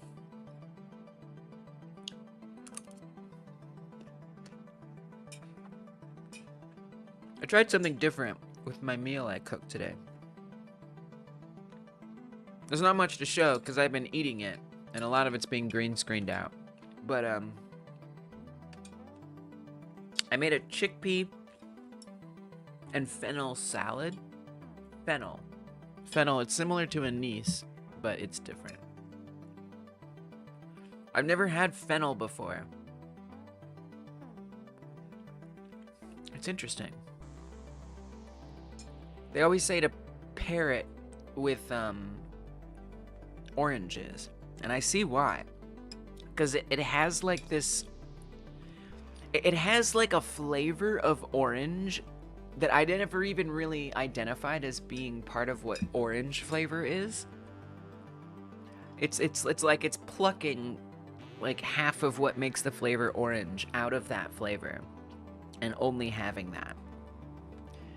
And it's really weird. It really catches me off guard. I'm like, oh, that's not right. Orange is supposed to have its full flavor. Why is it missing half the flavor of orange?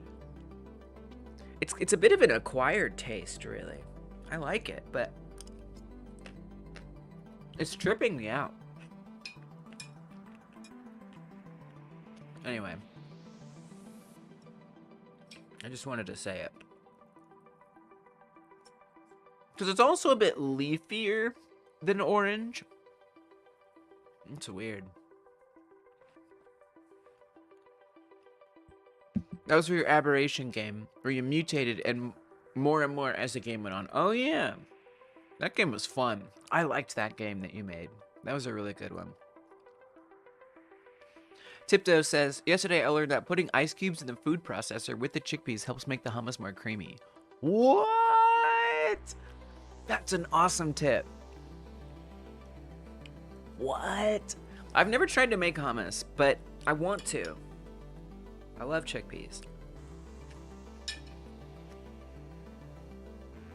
I knew some of y'all out there were cooks and would have something to say about something.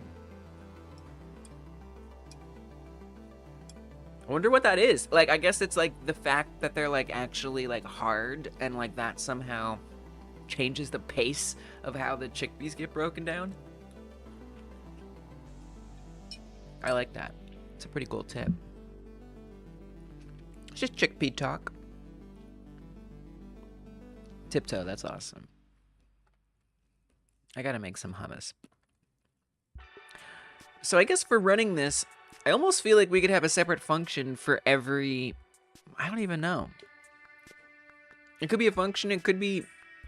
I don't know what I want to do for this. I guess we do want to do add power up. No, we can do on add power, and then we're matching power up. No, we could still do this. And then what we'll do...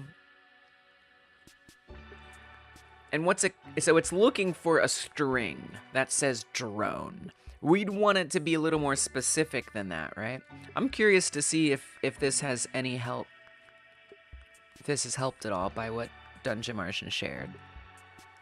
Because what I borrowed from Dungeon Martian back when I first set this up was the dictionary. And... you know, I do want to read that dictionary here. Okay, thanks Discord. Really, really helpful. Yeah, that looks good. Okay, there we go.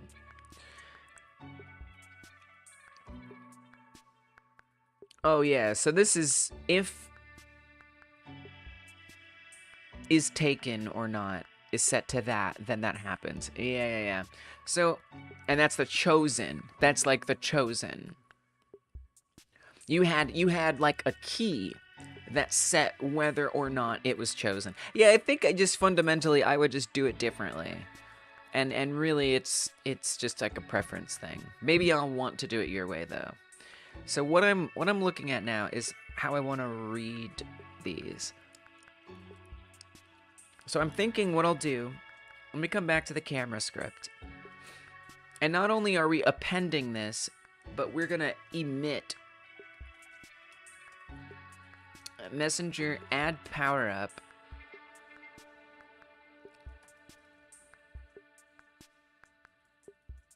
And then I guess we'll say power up key. Goes in there. Oh, it has to be orb chosen dot power up key. Oh, I see the glitchies. Wow. Sorry about that. Yeah, the internet's being a little goofy. Hold on a second. Hold on. I'm not gonna switch the internets, but hold on.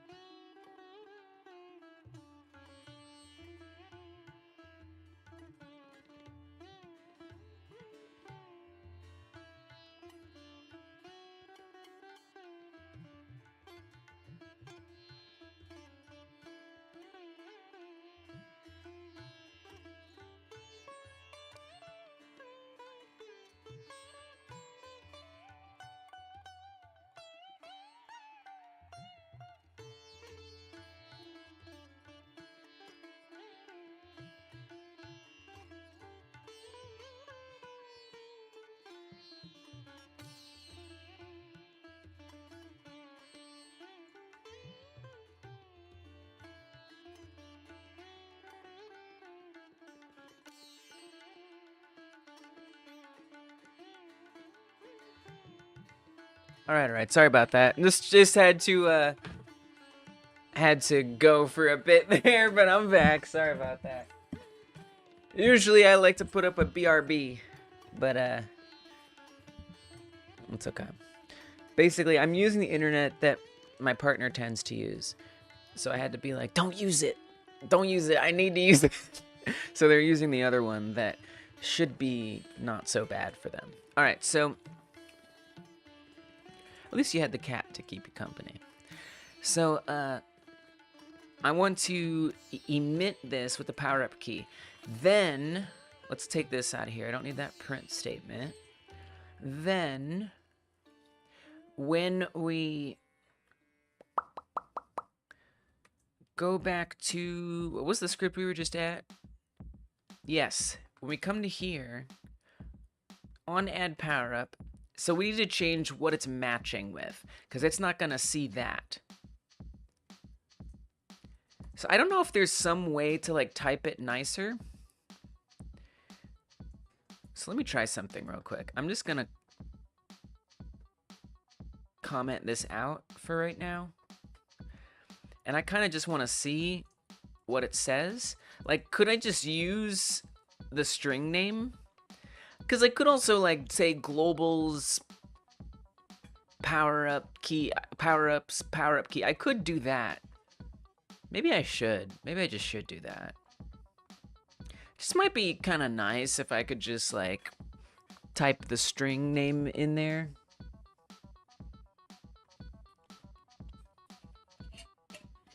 The key, that should work. So what I'm gonna do is I'm just gonna have it print out what that is. And then hopefully it's like nice and neat and not something hard to capture. So I'm gonna artificially level on up there. Power ups descend. And when I pick the drone, it's just called Power Up 1. It's just called Power Up 1.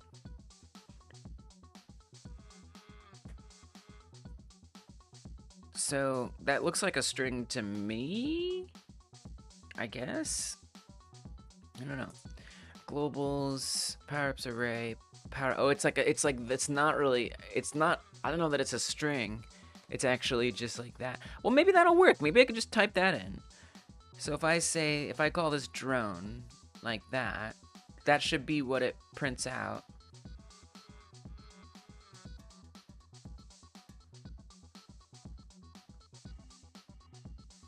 We want to go back to the power-ups script.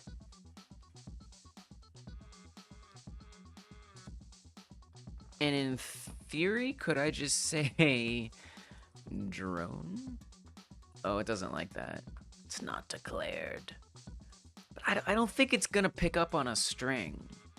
Like, I don't think it's gonna know to convert that into like a name of a key. I think that's not gonna work. That's what I think. But I'm curious. I'm like, and you know what might even make more sense is, I mean, if it does work, I wonder if it's even like gonna pick up on the keys. I don't know. I don't think this makes sense. I think I need to just type in. Oh, you could do power-ups. Yeah, I don't know. I think we should just do globals power-ups. But then again, it is emitting with it.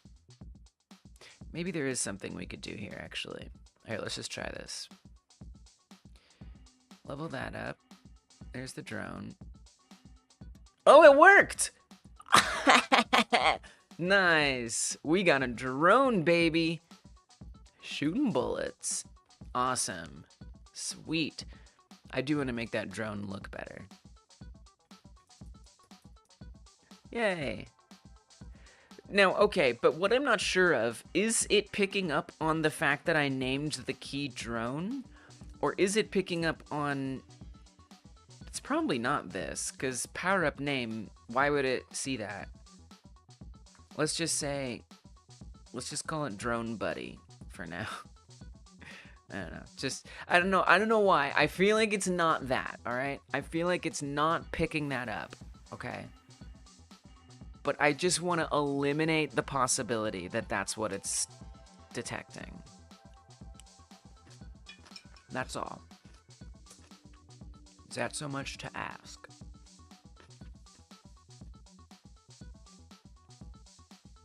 Just curious.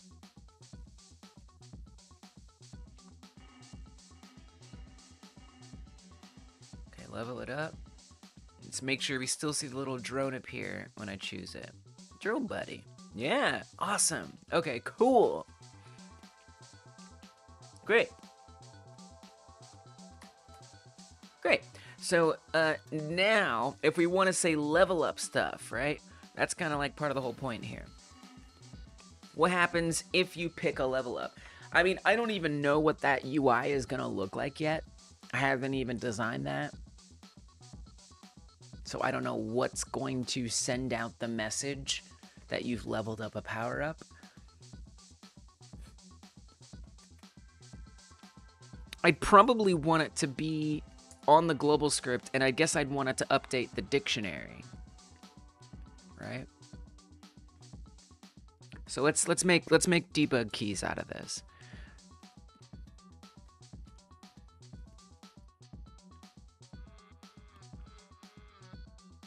Let's say debug 8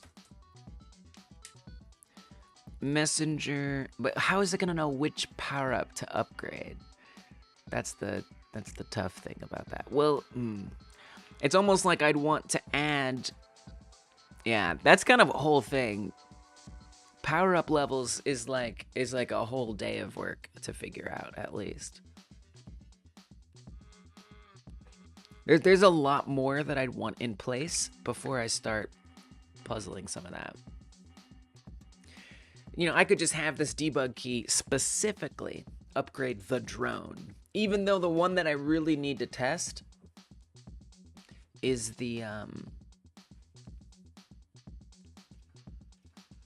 interact zone. We could just have it upgrade all of them.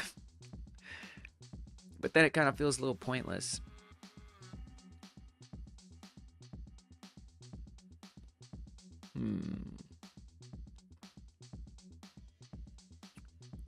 How do I want to deal with this? Well, if it's going to be if it's level upable, I guess we'd really want a flag. Because here's the thing, in the game, the idea is that depending on a choice you make early in the game, you will or you won't get access to upgradable power-ups. So there needs to be some Boolean that sets whether the player made that choice. And if the player did make that choice, then they're able to upgrade upgrades or upgrade power-ups. I don't think I'd want it to be added back into the pool. I think I'd want you to be able to choose it. So that means I would need some kind of UI that tells you which power-ups you've chosen, and then you can potentially upgrade those. So that's a whole lot. So if I were to do that, then from the UI, we would need to say if a power-up is upgraded, then it updates the key. And that would be on the power-up menu. So it would know, we would need like a separate array. Well, really you could do the power-ups chosen.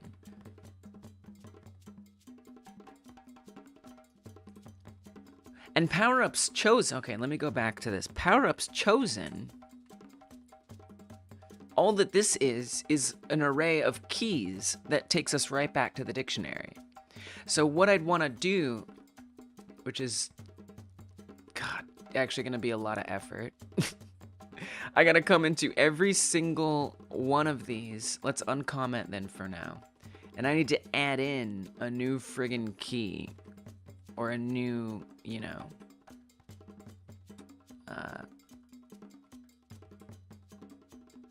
entry, whatever. For each of the, what do they call them? I don't know, indexes, whatever. I need to add a new thing in each of these for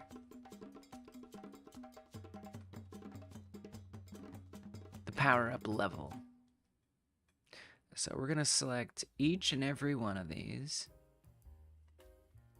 Drop in a cursor by holding Alt at the end of each entry here.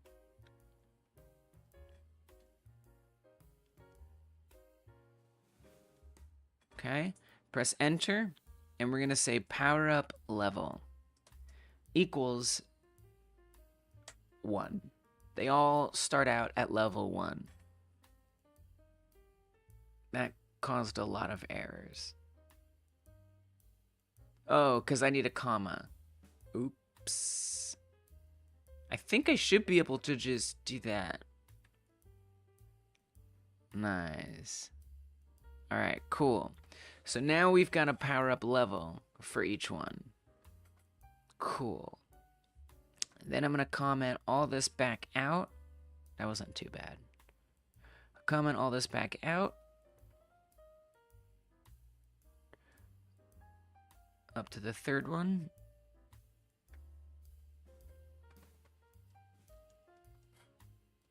And I guess I might as well call one of these power-ups,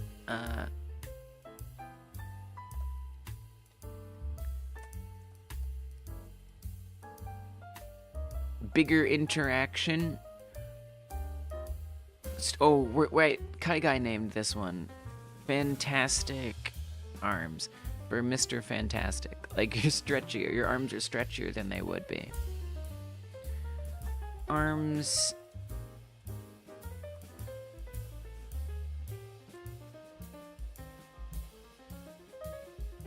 Arms stretch further. We'll just keep it simple for now. I don't know what personality I want to put in the flavor text, but for now we'll just give it some simple description. Okay.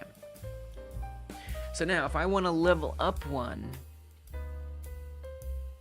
we would just be clicking on a UI element that tells it that it's leveled up. And then different things happen depending on which one it is. So I guess going back to the debug, I could just say that the drone, we just have a specific level up that's just for the drone. I think that's fine. So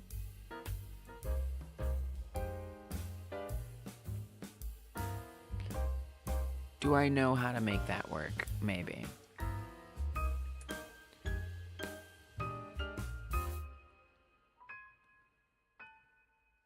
Because I guess, you know, something I might want to do for the drone, maybe it spawns a second drone, right? So match power up drone. If you pick that power up, but what about upgrading the power up, right?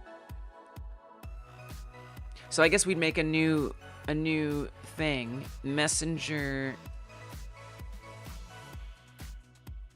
upgrade power up, connect on upgrade power up. I'd really rather refactor that a little to power up upgrade, but whatever. Actually, I don't really want to. Function on upgrade power up.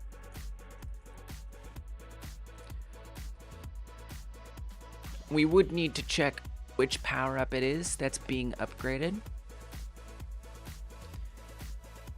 We'll say match power up. If it's drone, we'd want it to spawn another drone, except its position is going to be different. So instead of x-1, we might want x1 or something like that. So that would be a level 2 one.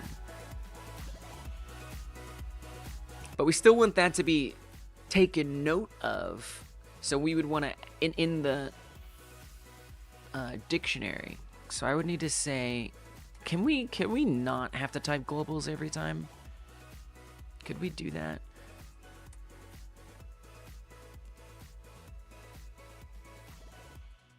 I'm going to say onReady variable power-ups equals globals dot power-ups. I don't know, that's gonna confuse me. It would actually be easier if I just said globals.powerups, I think. So when we upgrade the power-up, I want globals.powerups dot... I don't even know. Maybe I need to go back to... So Dungeon had shared some code a long time ago. Oh, here's some more updates. How do, I mean, I'm sure I can figure it out, but like, if you're listening or have it easily to share, how do you update your keys? I haven't done that yet, but I'm sure it's something I can figure out. Oh, here.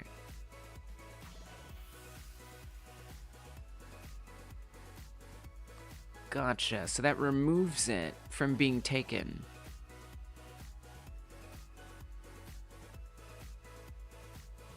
Card IDs is your dictionary. Card value is the one that you're adjusting it. Wait, what is that?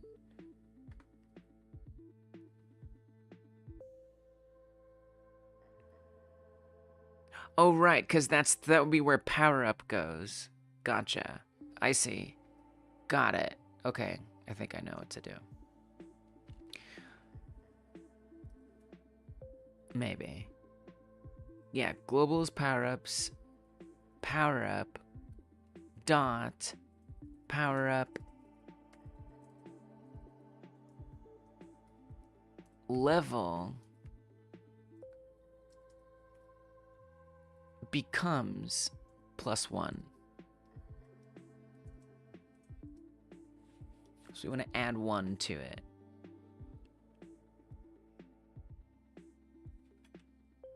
Expected identifier dot for attribute access. You what?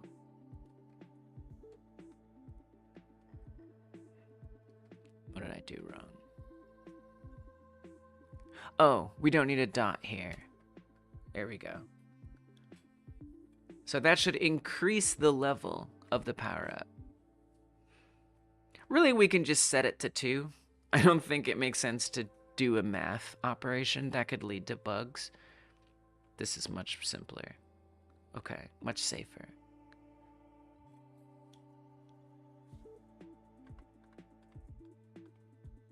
I think that would work. Let me make sure I typed that correctly. Come back to globals. Power up level to capital L. So let's deal with that. So it's going to set the drone power up level to 2. It's going to instantiate the new one at a new position, and then let me just print power-ups, power-up level, just so I can make sure that it did actually update that. And then the last thing I need to do is create that signal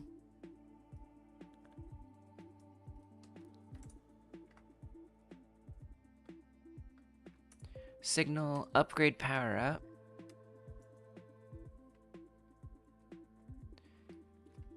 And then add it where? In the debug script. So we say messenger upgrade power up emit. We should be able to just say drone. Hey, we got Henry in the house. Welcome, Henry. I'm up to all kinds of stuff. I've been trying to get the interact zone to grow at different angles and change dynamically based on what's happening in the game. That all is going well. And then I also want to set up power-up modifications, or how the interact zone is buffed if you get certain power-ups. And as much as I want to just change the sizes of them, I also kind of want to figure out what is the system that actually gets them to become powered up. And so I'm setting up sort of a test debug situation to get the power-ups system working a little better. And I'm testing it right now with the drone power-up, which we can acquire by leveling up here. I gotta make sure I press the right debug key. Okay, we want to make sure we press 8, not 7. Okay, so we get the drone. There's a drone. Now, if I press 9... oh, it's 8. No, it's 8. Yes! Okay, we got a second power-up, and it printed 2 right down here. So it did upgrade the level to 2. Let's go. Level 2 power-up. Done. That's what I'm talking about. Awesome. All right. Great. So the level up system works. The power up level up system works. Power ups can be acquired. And now I need to do it a little differently for the interact zones. It's right next to me. Oh, Henry, we got to sing a song for Henry. Yes, right here. Forever. I might experiment with different positions, but for now, that's where my buddy's gonna be.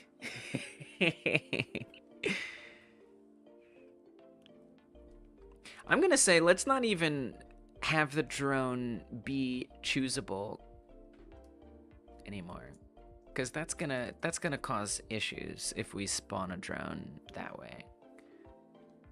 Maybe. I don't know. It bothers me. Godot plush cam.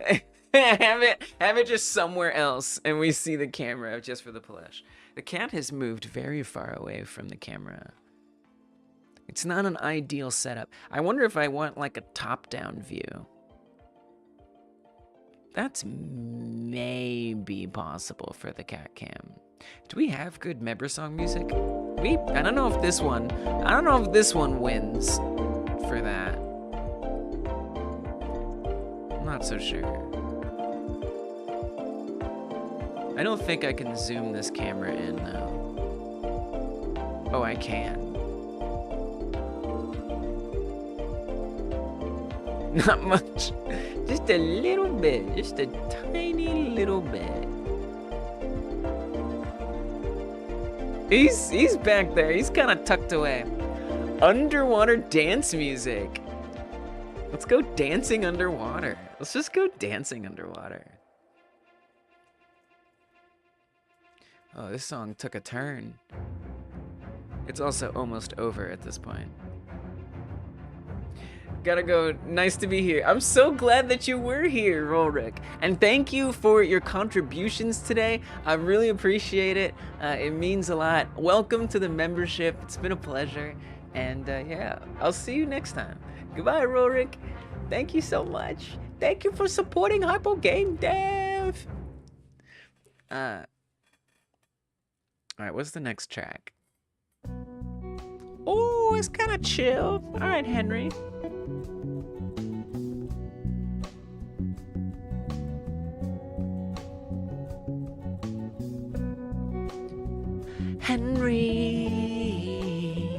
Henry's friendly.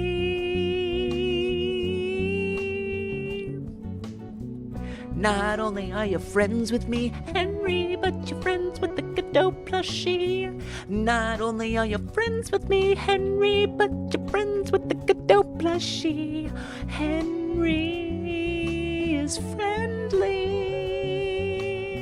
Not only are you friends with me, but you're friends with the Godot Plushie next to me. Oh, Henry, thank you for being a friend to me, Henry. You are so friendly, Henry. We are here appreciating you today, and now I'm gonna say what I think about you. I think that Henry is friendly. Henry is a friend to me and the Godot Plushie, a friend to me and the Godot Plushie. Henry is friendly. Henry is a friend to me and the Godot Plushie. Oh, Henry's a friend to me and the Godot Plushie too.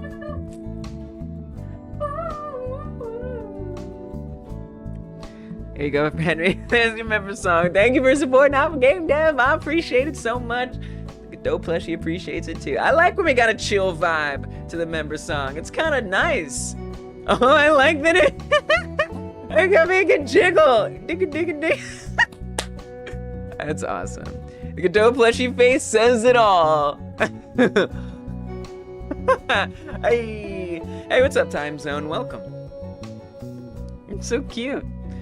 I built an entire podium out of scrap wood that I had around the house so I could sit this up here. It is not a very sturdy piece of furniture, which actually is excellent for a little dance.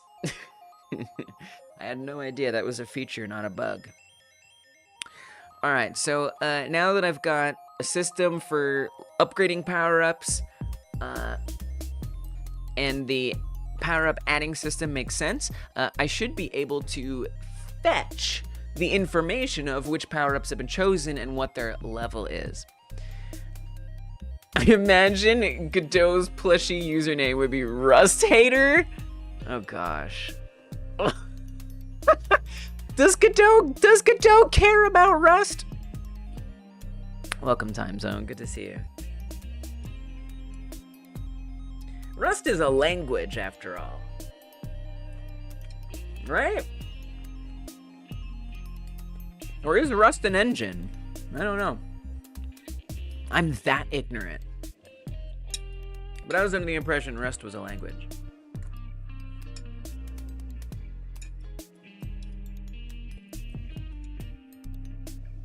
It is a language. Gotcha. Though I'm not that familiar with other languages besides GDScript, I have to admit. I can appreciate that joke to some extent. Because Rust is like cool and new and fast and everyone really is excited about it. That's what Godot is supposed to be. Cool, new, fast, and everyone's excited about it. Well, the fast thing depends on what vector you're talking about. Alright, so we've upgraded the power up. So now I want to be able to check, right? Because this is all for the interact zone and whether it grows bigger depending on which your setup is. You just got a new laptop, so you might do game dev. Nice, nice. You might as well. You got a new laptop, you might as well just do some game dev. You know what? Screw it, just do it. That's awesome. I love that. I love that. I love doing game dev, and it's a lot of fun for me, and I hope you have fun doing it too. Good luck. Let us know how that journey goes. Henry! We gotta sing Henry another song. Thank you for the $1.50. I appreciate it. That's so nice of you.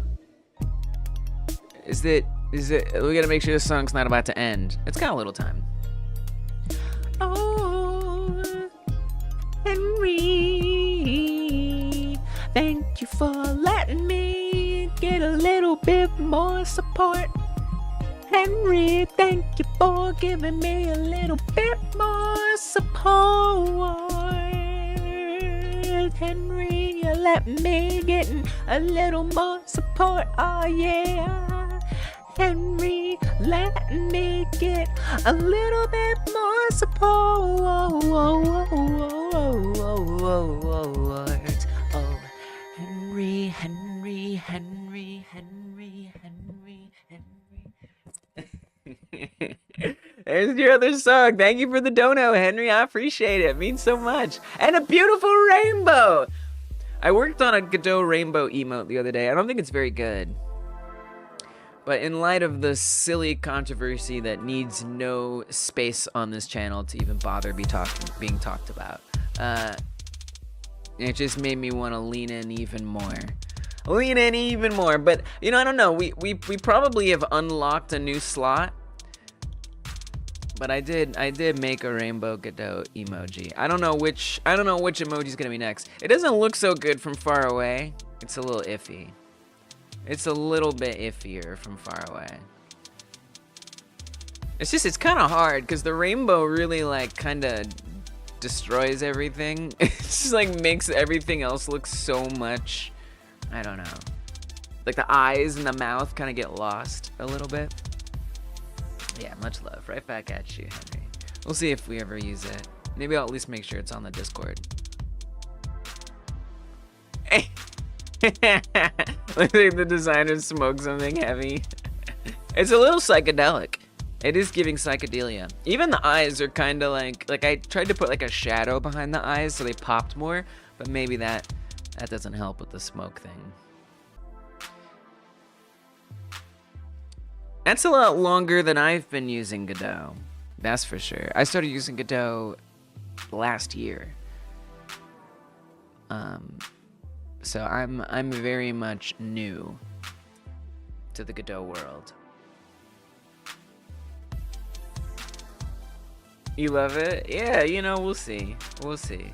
It's there. It's there if it ever needs to be used. That's cool though. That's awesome. Game Maker is great. So many friggin' great things to be made in Game Maker.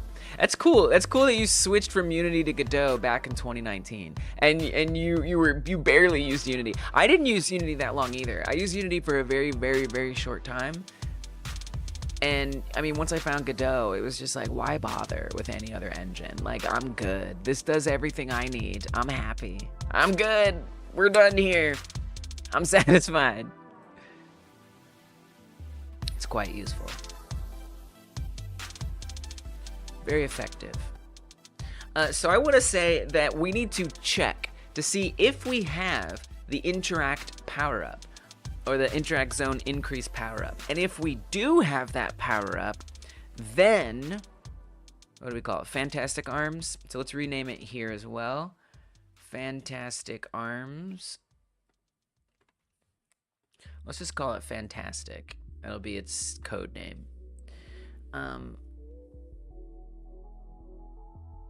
And it'll check to see what its level is. And based on that, it'll either get bigger or smaller. So I do need a way to level that up. I don't quite have that set up yet. So that would be nice. It would actually be good. Let me go back to the debug. If we like kind of printed something in the output about that happening. So we're gonna say upgrade power up drone. I'm gonna say print drone power up upgraded via debug. And then let's do this one here as well. We're gonna say fantastic power-up upgraded via debug. We're gonna do the same thing here. Upgrade power-up fantastic. And then what that's gonna do is bring us to the power-ups script on upgrade power-up. So we need to say what happens if this says fantastic. Obviously we want the level to go to 2. Different stuff will happen. Actually, we don't need anything right now. For now, that would be it. That's plenty. That will do. Oh, and then I guess you're supposed to do a wildcard one is always nice, I'm told. I don't really understand why. I do, but I also, you know, whatever. You also want to say if fantastic is chosen, something else. I don't really know what... Now this is kind of actually... Oh, you know what? This is kind of what Dungeon Marsh was talking about earlier, where I might want to have an is taken. So I think actually... I think what needs to happen is we need to say that when you get a power-up, it puts the level from 0 to 1. I don't think the default level should be 1. I don't think that makes a lot of sense now that I think about it. Alright, let's fix that.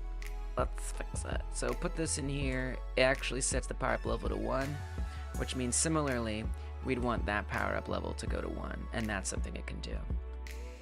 Which means I need to adjust some stuff to get that to work. Time zone went from Windows XP to Windows 7 to Windows 10 to Arch. Nice.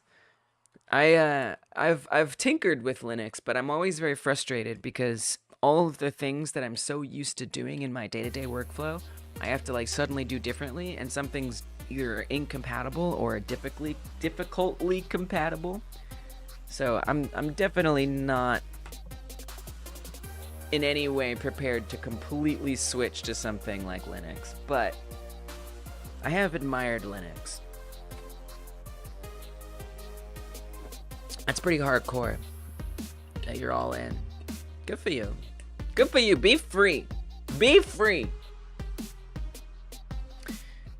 Happy you started. I'm happy you started Godot this year too, Henry. It's been awesome to see your growth. Yeah, there are a lot. That's true. There are. The degree to which their support matches the support that Windows has is less surprising. But yeah, you're right. I agree. So I need to make a change. I need to go back to the globals script. And we need to say that by default, all of these are actually 0. I could do a search and replace for this, actually. That wouldn't be that hard. We would just say power up level equals, just update it to 0 instead of 1. That would be too easy. That would be too easy.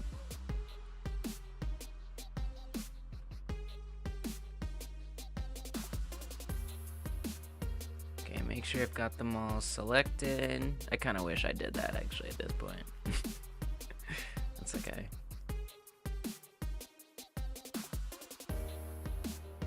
Alright, bring that down to 0.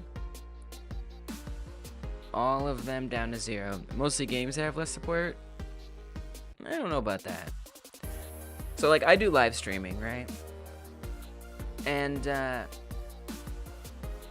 one of the places where I had some issues was Open Broadcast Software, OBS. And there were some things that were different on Linux functionality-wise versus Windows. Not a game. Did have some problems. Did have some differences. It made what I was trying to do more difficult at the time. Okay, so now I think everything should be fine. We're not really checking the level for anything anywhere, so I don't think it's that important. but we are gonna set it up so we do check it. Let's not print this. It's power up level 1, power up level 1. Now, back finally, now that leveling power-ups works and makes sense, I'm gonna pull it off of my task.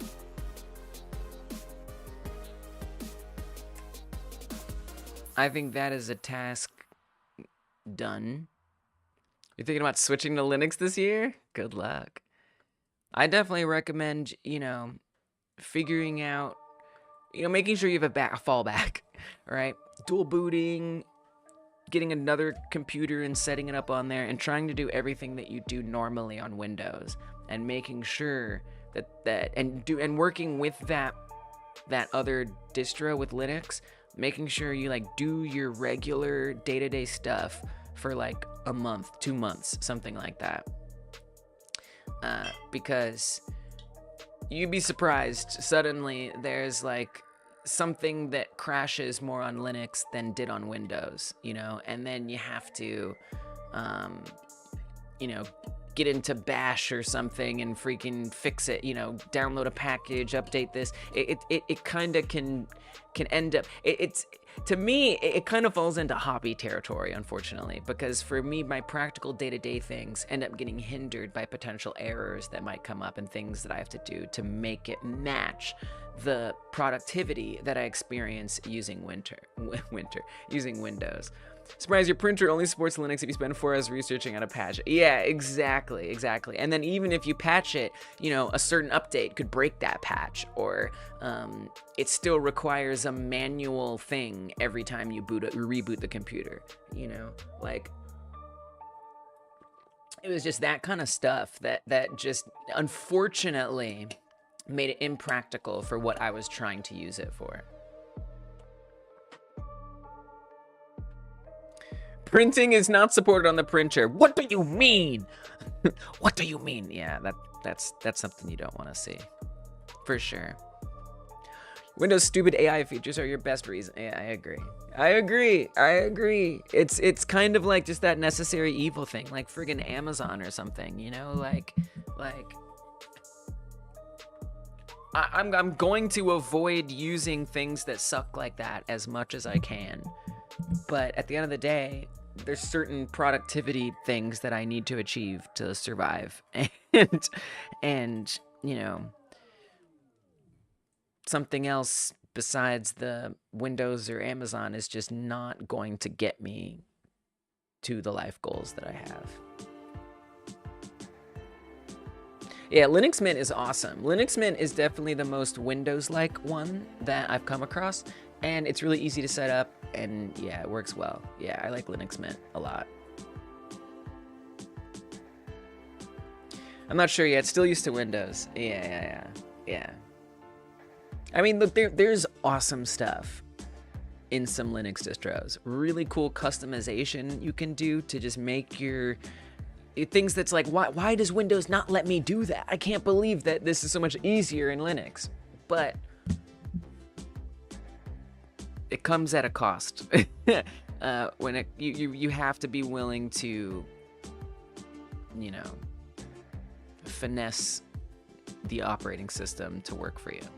I feel like AI is already inside every app/site. Yeah, it's a lot of places. Yeah, every company is very keen on AI. Yeah, I hate it too. It's stupid. To me, it's something we're gonna look back on, and it's gonna be like you know how some like, let's see here, I think I even have, so my keyboard, it's a Logitech keyboard, and it has an app that comes with it, and it's got some AI prompt builder in it. Like, whatever, you know, it's stupid, but like, you know, maybe 10 years from now, if they still have an AI prompt builder, you know, maybe we'll look back and be like, oh, this is some old crap, jumping on the AI train. Because I think eventually it's in the ways that it's useful, it's going to be it's just going to be integrated and implemented into normal features. But with a lot of the things that it's being tried out for, I don't think it's that good. I don't think most people want it or like it or get benefit from it. So I think we're going to see a lot of that stuff disappear. So, you know, if we see an old app that still has an AI feature, we're going to be like, look at this dated crap. Look at this old crap that hasn't even been updated since that AI phase, you know, or whatever. I have a feeling that it's very much a fad that is a bubble that's going to burst when people realize that, when the companies realize that it can only be so good. And it's not going to exponentially improve and improve and improve. Yeah, it's super embarrassing. I hate it. Whatever. I tried the Windows 12 leak. What? That's a thing? That's crazy. Yeah, there's AI. Alright.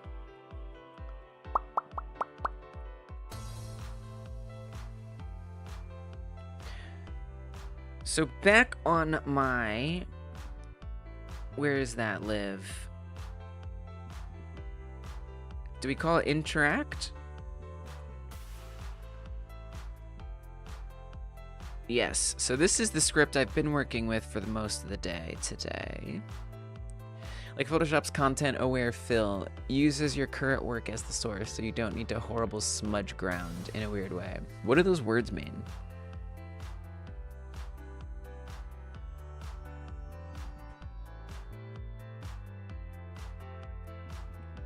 I think I see what you're saying, like an actual, a useful tool. Yeah, some of that stuff, yeah, there's valuable applications for it. There's just like, the fact that they're like talking about it, like, ooh, we got the fancy new AI features. You know, it's like that it's just like corny old advertising tricks, you know? Now with this, you know, it's silly, but yeah, there's ways that can actually like benefit and not be exploitative of other artists and stuff. Those are real, but there's this idea that it can like replace the work that we do like in this grand way, and that's just super silly. But yeah, the general application of a large language model is definitely valid. Copilot is now embedded in core Windows DLLS. All right. Not surprising. Before, if you wanted to hide a section of the ground, you'd use the stamp tool, and it was tedious and look. Yeah, I know what you're talking about. Content-aware fill is so easy and good. Yeah, it makes sense. So, the pseudocode. I need to come back to the pseudocode that I was writing, and we need to make it legit. So, we needed to check a certain power-up's level. So I wanted to say match global's power-ups fantastic, right? And maybe there'll be other power-ups that affect the interact zone. Probably not. I doubt it. I don't think so, but maybe. Global's power-ups fantastic. Power-up level. So we want to match that. If it's 1, then we want power to be 1. I need to create power. Minimum hardware requirements for Windows 12 are 8 GB of RAM. That's reasonable. 96 GB of storage. That's a lot of storage. That's a lot of storage. Yeah, do a cleanup. But they only use 26? What is that? I'm sure there's some reason for that. That makes sense. Oh, and we want to put this in as a string. So then we want power to become 1. If it's 2, well, actually, we also want 0. I mean, if 0, just do nothing. I guess we'll add the wildcard on here as well. Also do nothing. Set power to 2. Had the same kernel since 88, 89. What do you expect? I don't know. I don't know. If the kernel was written back then, it would be optimized. Power 1, Power 2. Okay. So I don't think we need to do this. If ARM left current health is less than or equal to 0, okay, so then we need to create these new things. I need to create variable ARM left match equals, and they can be 0 to start with. Well, no, what we'd want it to be is ARM left current health.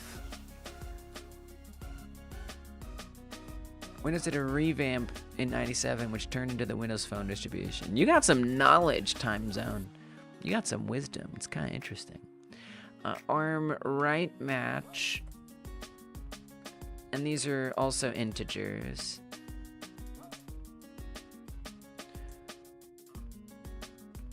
Current health. I think all that retro stuff is definitely interesting. More in like the tactile way, like actually using it and like touching the like nice old computers and stuff.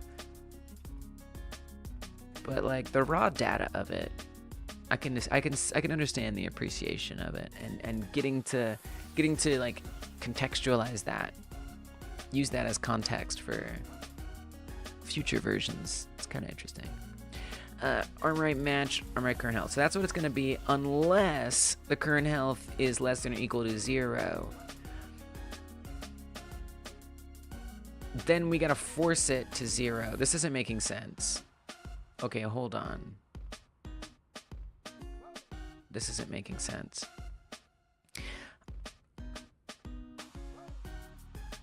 No, it is making sense. We started out there.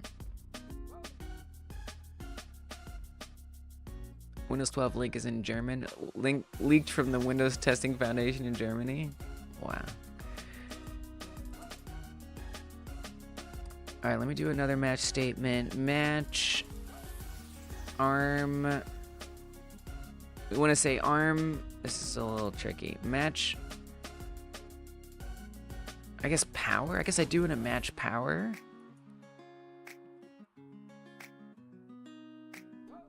This is kind of confusing. I need to think about this for a second. So what I'm trying to do is I'm trying to say that if you have the Interact Zone power up, it's going to change the array values. This is very, and I'm just explaining it to catch myself back up and to give context to what I'm doing exactly here. So this is only looking at the even number distribution. So again, okay, let me just try to catch. Let's do a full catch up. And maybe that'll just help me understand better what I mean to do. Because I had to take a bit of a diversion to get the power up stuff working. And now I need to refocus myself on why I wanted that. So the whole thing that I've been working on is the interact zone, or a circle that appears below the player character's feet to indicate what you can grab and what you can't grab. And your arms in this game are either totally healthy, they have 2 hit points, they're damaged, they have 1 hit point, or they're broken, they have 0 hit points. Now, those arms can be injured independently. So, let's eat a human. You can see that circle around the feet got bigger, and we have 1 hit point on each arm right now. Now, if I hurt one of those arms,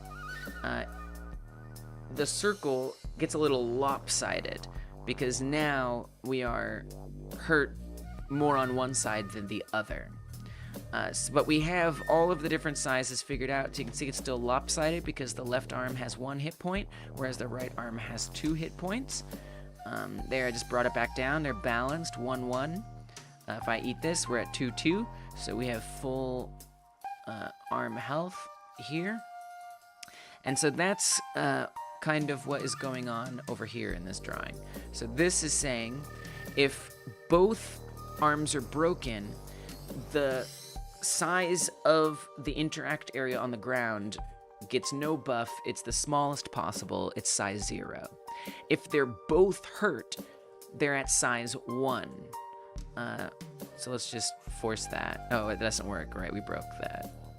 So if I wanted it to happen, I would hurt the left arm a little bit. So now it's at size 1, 1, 1, 1. Left arm at 1, right arm at 1. If both are healthy, that is to say if I eat something, it's going to be at the size 2 when it's bigger. Now, if you have power up, and then so just to recap a little bit more, in the code, the way this is set up is it checks to see left arm is what, right arm is what. If the left arm is at 0 and the right arm is at 0, these are all the settings that apply to the interact circle on the ground. If it's at 0, 1, left arm is 0, right arm is 1 health, then the settings change. And that's for all the possible combinations. Now, for the power-ups, I want something a little different, right? So if you have power up at level 1, then I want both, so what before was size 1, for both of them, you love the animations, thank you, Henry. Then I want basically what was the healthy size for each arm to be shifted down here. And what comes in for healthy is size 3. And that's what's outlined here. And there's a reason that I changed the color of this one to red. And I'll tell you that in a second. So this is actually a new size that didn't exist before. This one is special because it's actually repurposing this size onto there, which is fine if it's that they're both hurt. But what if one arm is hurt and the other isn't? Now, I'm not asking you per se, I'm just posing that as an explanation. Then for power up level 2, it's going to be using totally unique values for the hurt and healthy sizes. So, kind of. Is that really true, though? Yeah. Yes, it is. I think. So, what I want to try to set up in this code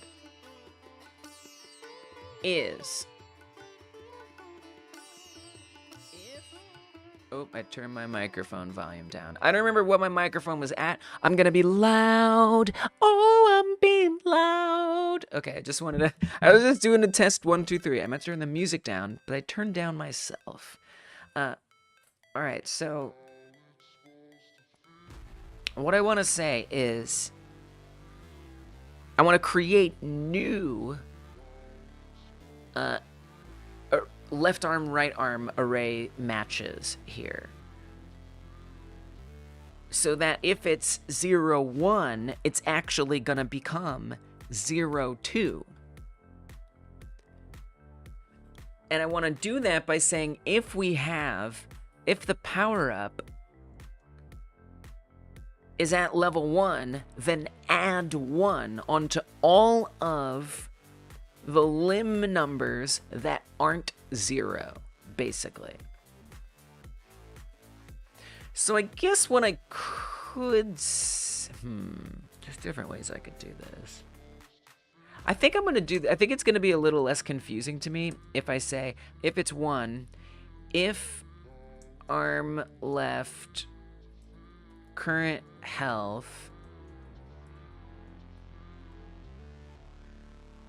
We're going to put a... say not. If arm left current health, and I guess we could type it. I think this works. If that's not less than or equal to 0... Oh, it doesn't want it there. Alright, we have to put it here. If not arm left current health less than or equal to 0, then I want arm left match to equal arm left current health plus 1.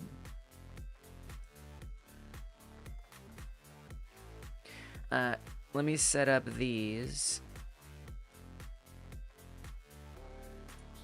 We don't actually need these to be any kind of value right now. I mean, sure, it can be the health. That's fine. It doesn't really matter. So we'll set that up as that. Because we'd want it to be 0 otherwise. So as long as the arm left health isn't less than 0 or equal to 0, then update this arm left match to arm left current health plus 1.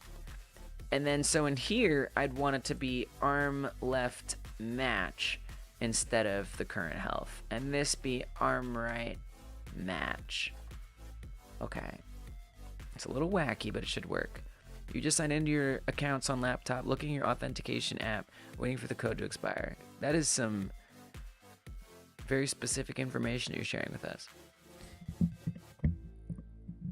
Are you? Oh, you're saying because you're on that leaked version of Windows. It's pretty funny. So let's get that same thing here. If 2, same stuff, except it's gonna add 2 onto it. I think that should be fine. And then we can get rid of all this stuff. So if I've done this correctly, if this makes sense, like I hope maybe it does, then I should be able to create new brackets here, and the old ones will still work. Windows 12 on a virtual machine. Cool, cool, cool. It's a pretty good thing to do. Makes sense. So I'm going to create some new ones, right? A bunch of new ones. A whole bunch of new ones. I'm going to need to create... Well, I guess we don't want to do it at the wild card. We want to do it here. I mean, I guess there's potentially a 0-3. There's a 3-0.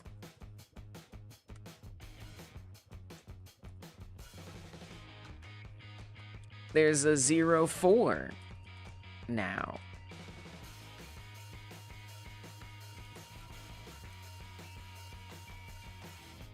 There's a 4-0.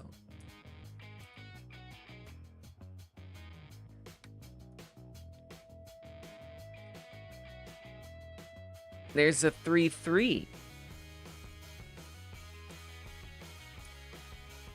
There's a 4-4. And there's a 3-4 and a 4-3. That's a lot. But I'm going to try to make this easier by just scaling them all up and not doing all the crazy stuff I was doing before. I hope that this will go easier this time. So I just need to take like the analogs that this would have, and hopefully I can just scale them on up and everything will be fine.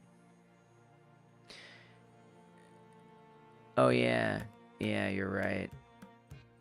Yeah, I forgot about that. Yeah, there is those. Dear God. Dear God. Okay. Oh, God. No, there isn't. No, there isn't. Wrong. Because there will be, it's basically 3 and 4 is replacing 1 and 2. If that makes sense. That's what's happening. It's a replacement. So there can't be a 1 and 4. There can't be a 2 and 3.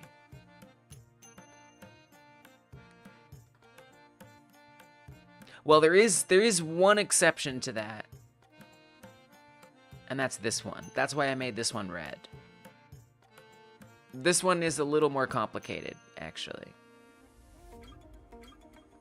We don't have any 1s, but when we just do power up level 1, 2 and 3 have to coexist with each other. So actually, that's the only one that I need. Are 2s and 3s. Unfortunately. So I guess I should do that. So there's 2, 3. And 3, 2. That should be the only other ones that exist, I think.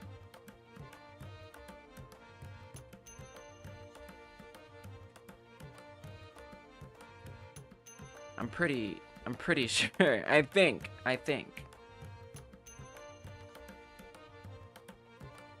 So it's a little wacky.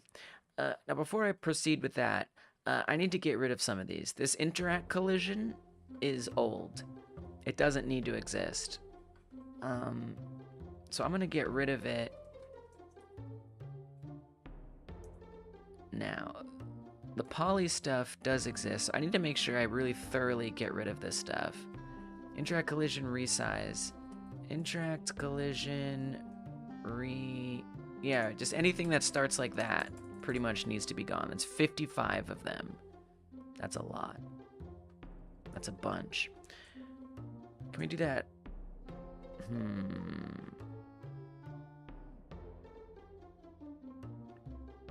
What was that trick someone had where it can select multiple things? I don't even know if I really want to do that, though.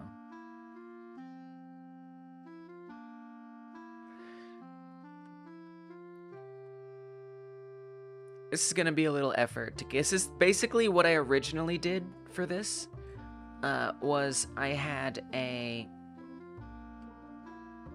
box. So you see this box here? That was the original collision shape. And I decided I didn't like it anymore, and I went with this coffin-looking octagonal shape. But there's still a bunch of leftover code.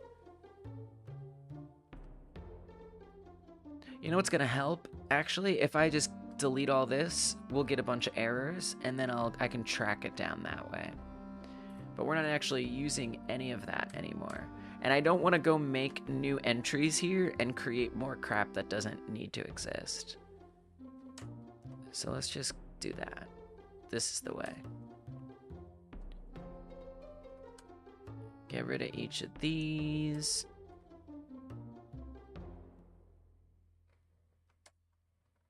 One by one. There's a few. There's a few to get rid of. And so hopefully what I'll be able to do is just like scale them up neatly. Okay, there should be some down here, yep, to get rid of. Okay, so now we should be pretty good. Oh, power. Yeah, we're not using the power thing anymore. Okay. All right. Now, which one should I do first? I guess let's do 2, 3, and 3, 2 first. I don't know. So 2, 3 would be the equivalent of 1, 2, except scaled up. So I need another scale up. We're gonna say power up. That's what that's gonna be. It's all very confusing, but that just has to be okay.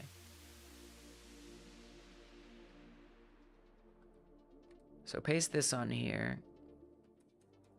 And I need to decide on how much bigger that's going to look. Which is kind of wild. Assuming any of this works. I also... This is going to be harder to test. Well, we do have the debug key for the power-ups. This is going to be tough. This is going to be tough. I need... let me come back to my debug. I need a way to update. Arm health update is 9. Okay, we do have the arm health update. That's debug key 9. Okay, that'll help me. All right.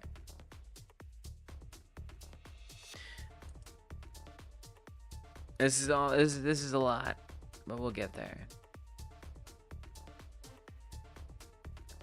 So we need to add to all of these things that might be weird, or the sides might have to adjust that a little differently. So let's add a new variable up here.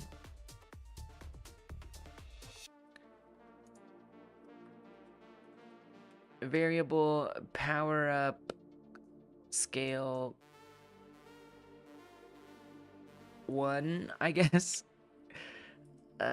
Not sure what to make that yet. No, you should make this export. Do make it export.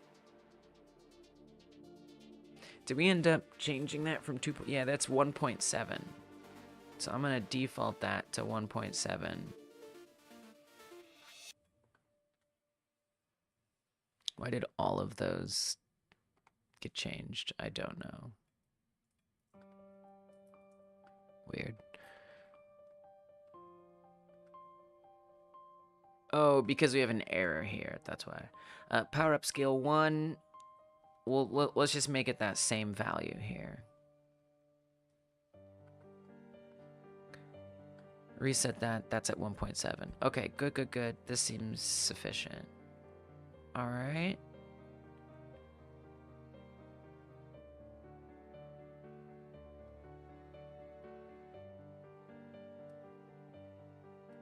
I hope I did this correctly. And then down in 2.3, we need to add another scale factor in here. Guess we should wrap this in parentheses. This is pretty ugly. This is pretty ugly.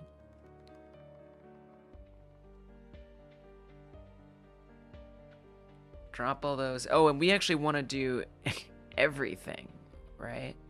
And I don't know. The Y position, I mean, that's not going to, yeah, this is going to be messy.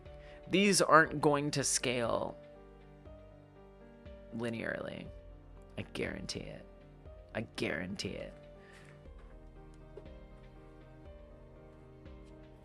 I'm not exactly sure how all that's going to go. It's going to be messy, though. But whatever. Let's try it anyway. Man, it's going to be wacky. It's going to be wacky. I'm going to put a parenthesis here. Oh, really? Okay. Why are you like this? Why are you like this, Godot?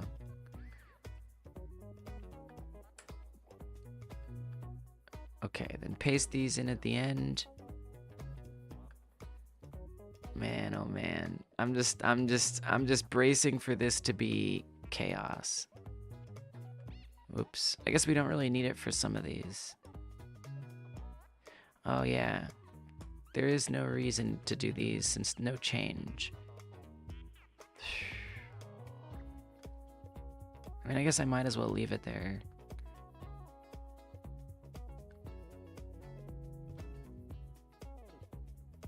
Okay, put a cursor at the end of each of these. Paste it.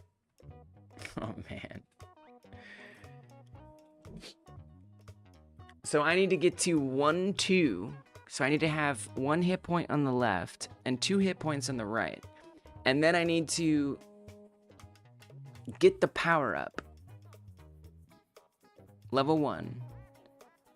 And then I need to update the values. So that way it changes it. This is gonna be wacky. This is gonna be wacky. I don't expect this to be remotely okay right away. But it should be interesting. Something should happen. Ah, an error.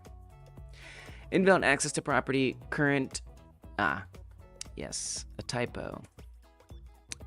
Typos never are that useful. Okay, here we go. Rarely, sometimes. Okay, I don't think it'd be a typo then. All right, so we need to get, oh, it's already too large. What? So it's, how is it so big already? Oh, because, I see, because those values were incorrect since it had the error, so it didn't update it. But I pressed my debug key that updates it. Now it's correct. Okay, we're good, we're good. That was actually a pretty good sign in some ways.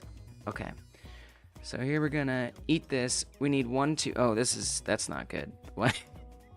You know what? I think we need to restart. I think because we started out with the error, it loaded all those values in weird. We're just gonna give it a little restart. I don't actually know if the update values thing will help here. We'll see. I don't know. I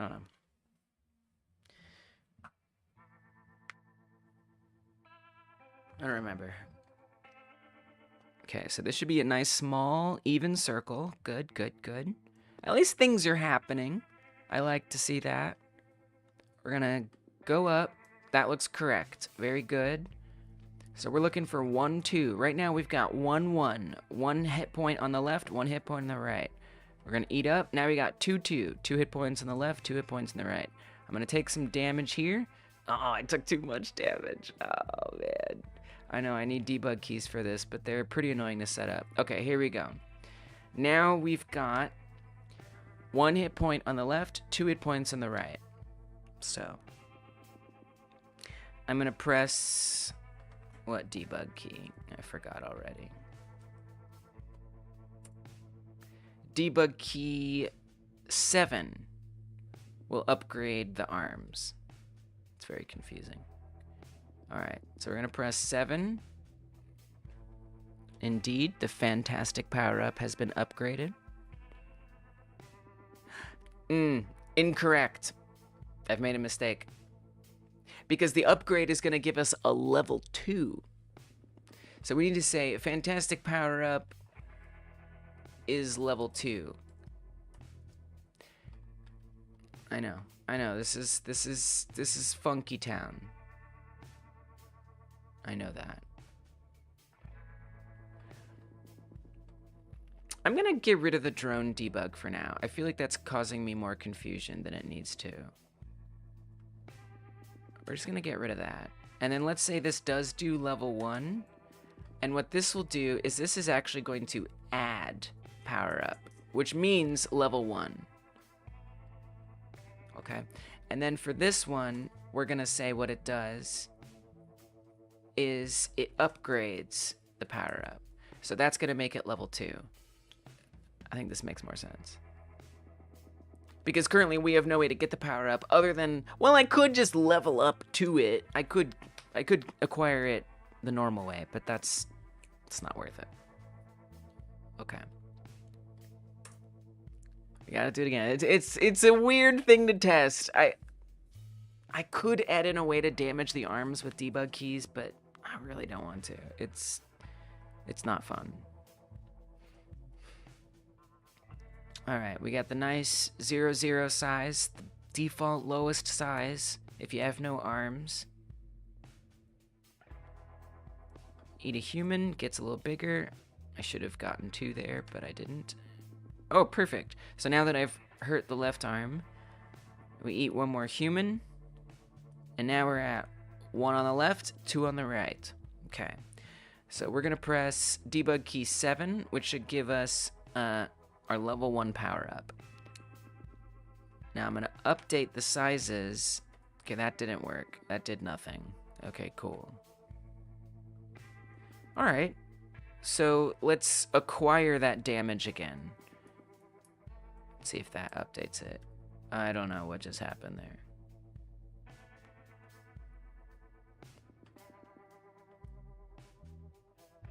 Okay, so now we're at...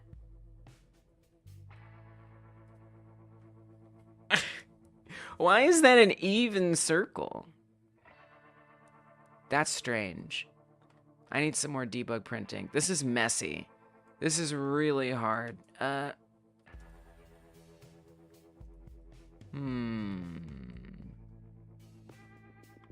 need some more information. I'm not sure what the heck is going on here, if I'm being honest. I mean, it looks like it...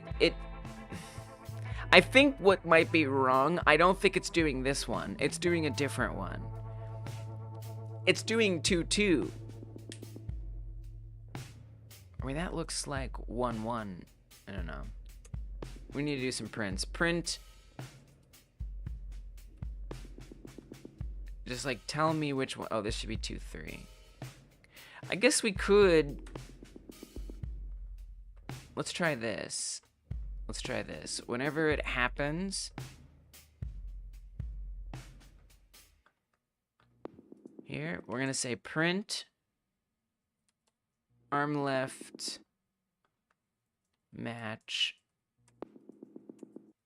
add in a comma, and then comma arm right match. So we're just kind of constructing this fake vector too. That way we can see what it thinks it's upgrading to. Okay, so I'm gonna take some damage here. So that's 2-1. That's what it thinks we're at. It thinks we're at 2-1. No. Right now we should be at 2-2. So for some reason, one of these isn't coming in correctly. And it seems like it's the right arm. So let's see where I've made an error. Ah! Right there. I forgot to add in any updates for the right arm. That'll do it. Oh, I love it. Easy fix. I love an easy fix.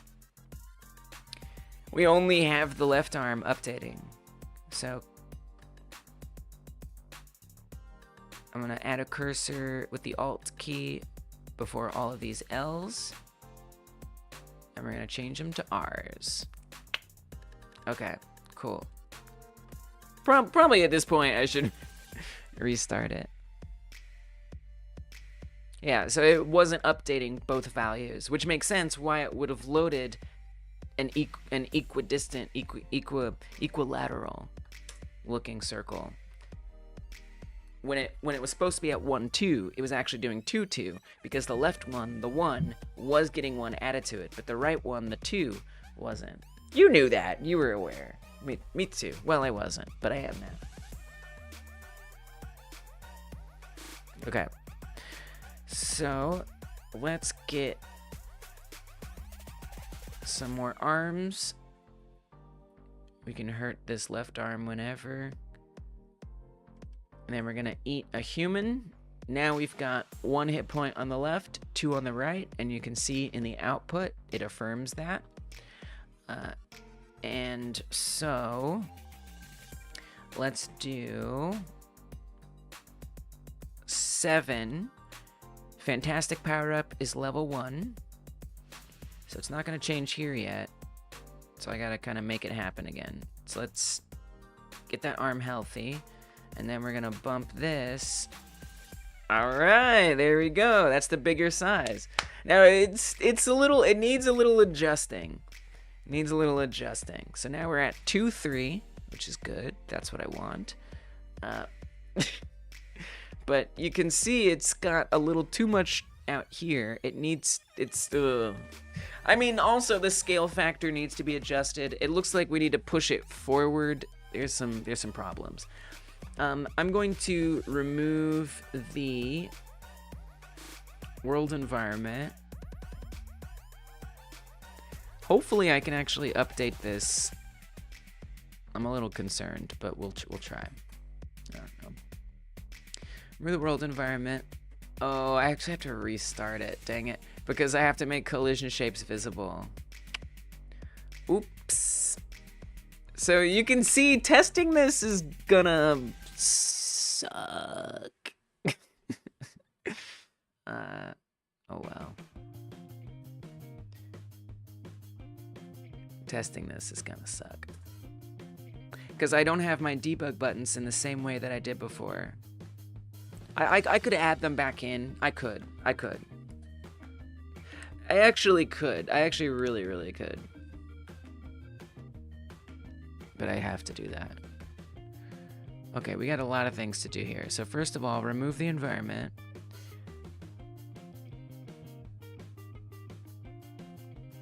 I gotta get me some arms. Break off one. And then eat some more human. Alright, now it says 2-3.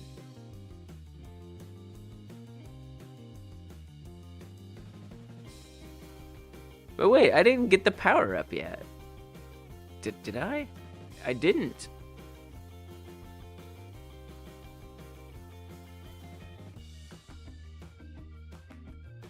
That's strange. Let me go to the remote here and look at globals. Oh, this is gonna be, I don't know if this is really gonna help me. Power-ups. Fantastic. Power-up level 1. Why is it not 0? How did that get... I didn't press the debug key. Let me come back to globals. Fantastic should be starting out at power-up level 0. I didn't press the 7 key because there's no print in here saying that it got leveled up. So how did that get leveled up?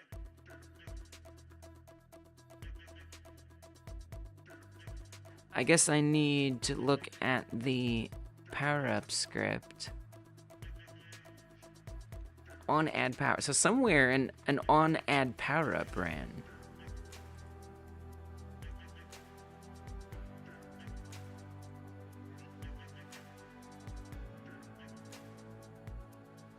Fantastic power-up.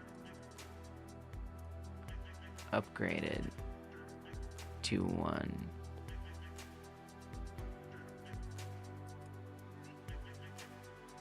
I'm very confused how that happened. Because it should be at 0. So I gotta put the environment back in there. I mean, I would want to figure that out. I wouldn't want power-ups to be getting applied automatically. That's not good.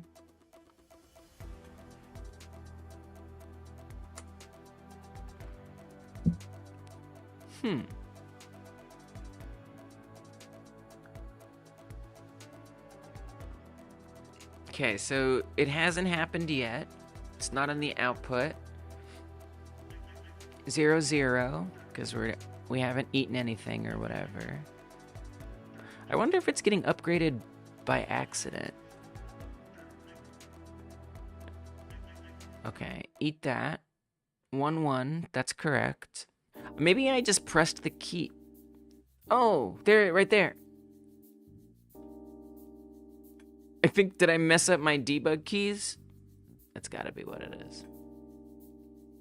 I did! I put it in the same debug key as when I like pause the movement and play the movement, that's a debug key. The player won't be able to stop moving. The point of the game is that you're constantly moving. It's like a very fundamental thing.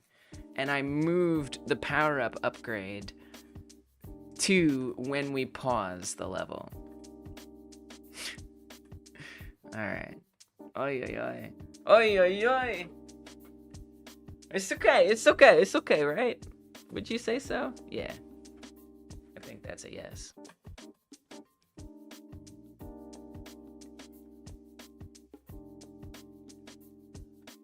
Start it up, start it up. Oh, restart it, restart it. I don't know what that is. I feel like it's fine. Whatever it is, I don't care. All right, click on it. Once the world environment loads in, we're gonna chuck it out.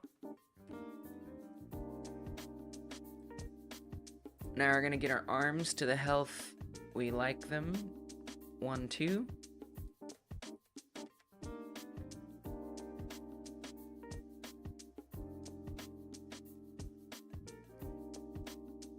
All right.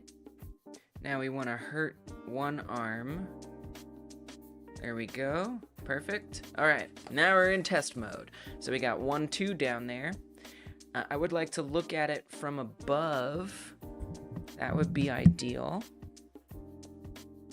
Godot Plushie. Saw right? Yeah, exactly. Exactly. Okay, guy, by the way, this is this power-up that we're testing. You helped name. This is the fantastic power-up. Fantastic arms. And I'm trying to get that set up so your arms will technically be able to stretch out further. And then I want the zone on the ground to adapt to that new distance that can be reached. I love that it dances when I bump it. That makes me really happy. So let's get a bird's eye view. I want to see just how ridiculous this is. All right, I'm going to press the upgrade key. Well, it's not going to actually happen right away, unfortunately. So I don't think we're going to get to appreciate it as well as I want to now that I think about it. So, I mean, I pressed the upgrade key. It upgrades, but I just realized we don't actually get to see it. Yay, you're actually doing it. That's fantastic. Yes, I agree. So that actually isn't as satisfying. Oh, I can press that key. Dang it. Oh, I did get it set up right. Wow. I guess I could always downgrade the power up if I set up a key for that. Dang. I should really set up I should do that. Oh, I stopped it. Dang it. Oh, man. This is hard. It's hard to get in the flow of this. That's okay. Everything is fine. All right. Give me a downgrade keybind as well.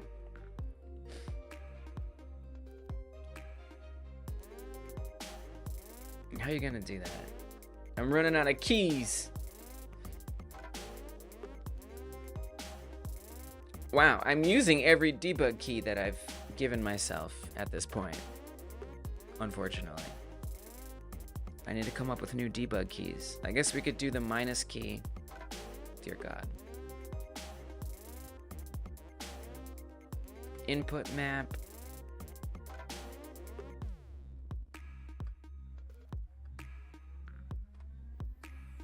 Add a new action. Debug dash. Does it let me name it that? Yeah, it does. Debug dash. And that's literally going to be the dash key. I need more. I need more debug. I don't have enough debug in my life.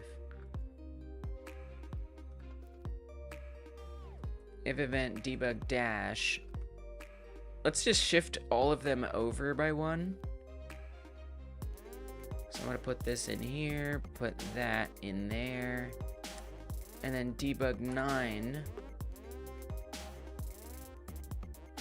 You don't have a way to do this though.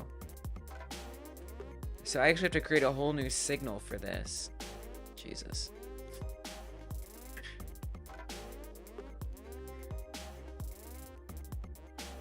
It's gonna help me to have this. It's that you had an ad about a mobile game that's a real game based on the fake game that was in the other ad. That's their pitch. Cracks me up. The ad was a mobile game that is a real game based on a fake game that was in another ad. That's their pitch? That's awesome. If that's literally like what they're like trying to pitch the game as, like, you know, those fake games, this one's the real one. That's actually awesome. That's a really clever ad. I like that.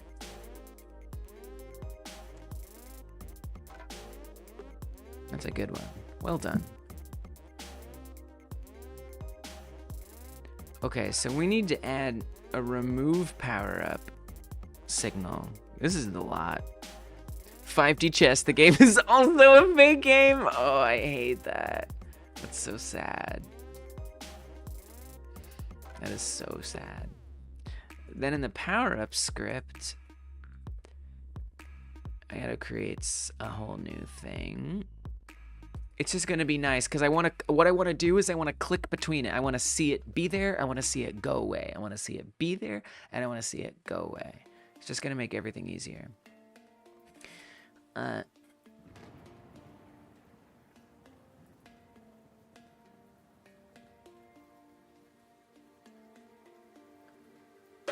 So let's come down here. Okay, the cat is a little closer again. On remove power up, match power up, fantastic. We want that to go down to 0. I could do drone too. I don't really need, don't do that. This is only for this very specific purpose. Do not.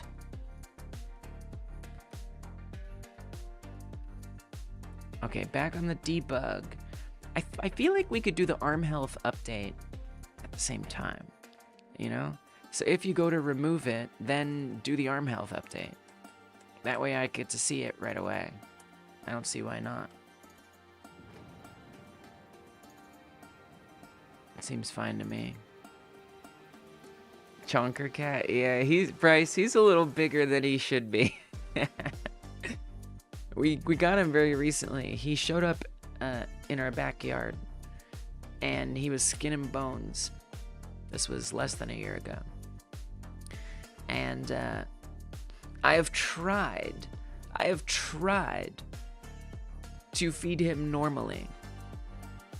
But, you know, I guess coming from that survival situation, he's just very like, not enough, need more, not enough, need more, give me more, not enough, need more, please, more. And so I gave him a little more. But now we're trying to, now that we've got him comfortable and he can trust that we are actually going to feed him. Don't worry, buddy, you're not gonna starve anymore. We're starting to slowly decrease it back to a more healthy amount. But yes, he is a bit big. Cats do like being big. That is just not good for them, but they do like it. Okay, I need to put that in here. Okay, so now that's going to update it automatically.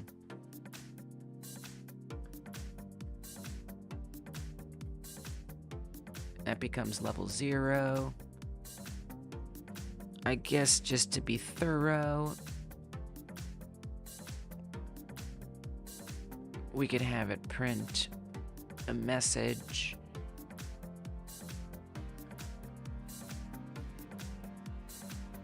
Fantastic power-up removed. Frown face. Okay. Great. Am I in a place to test this now? I don't know if I remember all the debug keys. So many debug keys.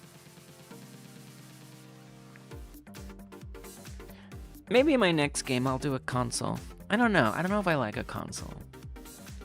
You know, it's just you do what works. You do whatever works. Let me open up the debug so I can reference it.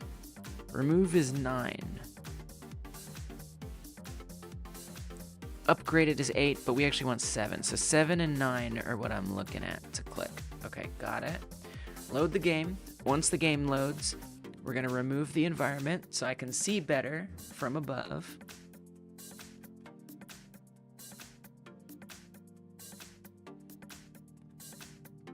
Environment removed.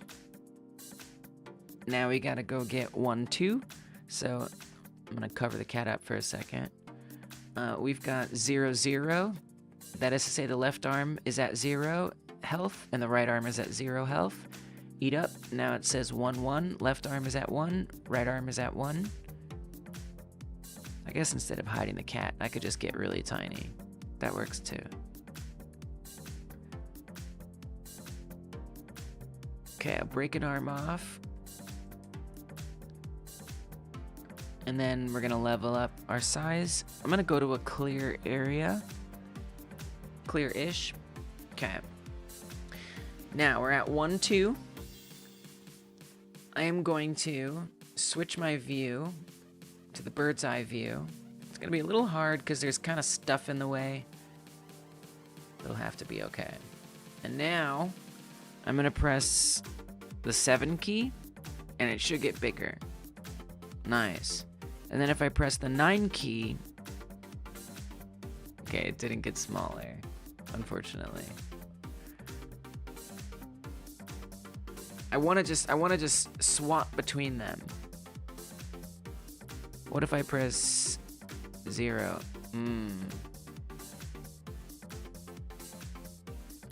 Alright, curious.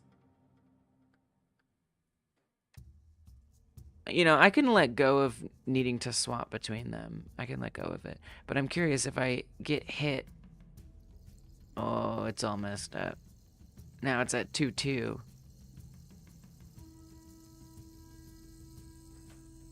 Now it's at 0, 2. No, because this is supposed to be 1. The right one isn't updating correctly. It's still keeping the +1 added. I didn't set up the system. Maybe if I bring it down to 0, though, it'll get correct. Okay, that looks good. Oh, no. The removal did not work. I don't think it actually did the removal. Okay. Oh, but you know what? Because I didn't add a match statement for it. I didn't actually... Because it didn't matter. It's doing the wild card, I think. Or it's passing. Actually, I did add a 0, but it's passing. See? There's 0. What we actually want to do is say that this makes the arm left match become 0. Well, we want it to not be... We actually want it to be equivalent to the actual arm health. That's what we want. And we don't need any special case. That's what we need to say. Then the removal should actually matter. In theory. It might be a little too late for it to make sense now. So we'll see. Hey, thanks for stopping in, Henry. I appreciate it. Thank you so much for hanging out and for supporting the channel. Get some sleep, get some rest. You deserve it. You need it. It's waving to you. I don't presume to give the Godot Plushie a voice, but I'll give it a personality.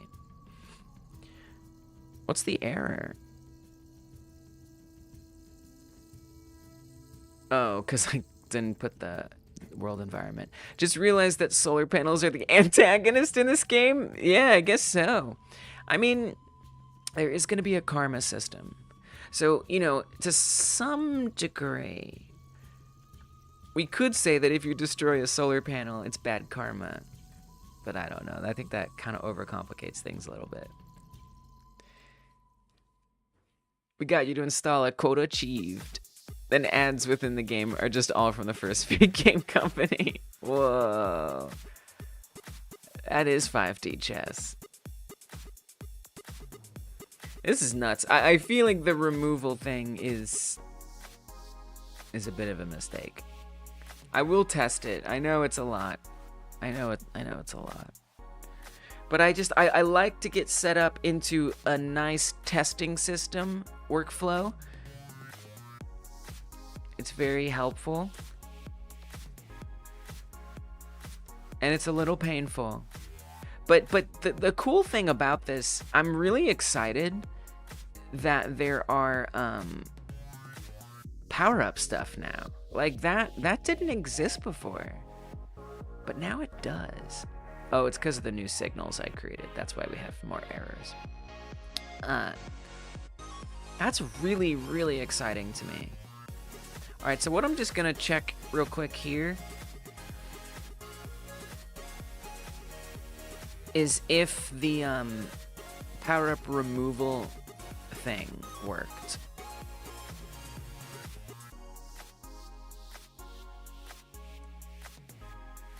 That's why I'm not removing the world environment yet. Oh, too much damage. Okay, there we go. That's where we want to be. 7 is going to upgrade it. Oh, yeah, the downgrade thing doesn't work. All right, well, now I know. Now I know that doesn't work. It doesn't matter. It never needed to exist. Oh, it's painful. It's painful. It's painful. Oh, I hate it. I kind of despise it. I gotta be honest. It's just like, oh, wow.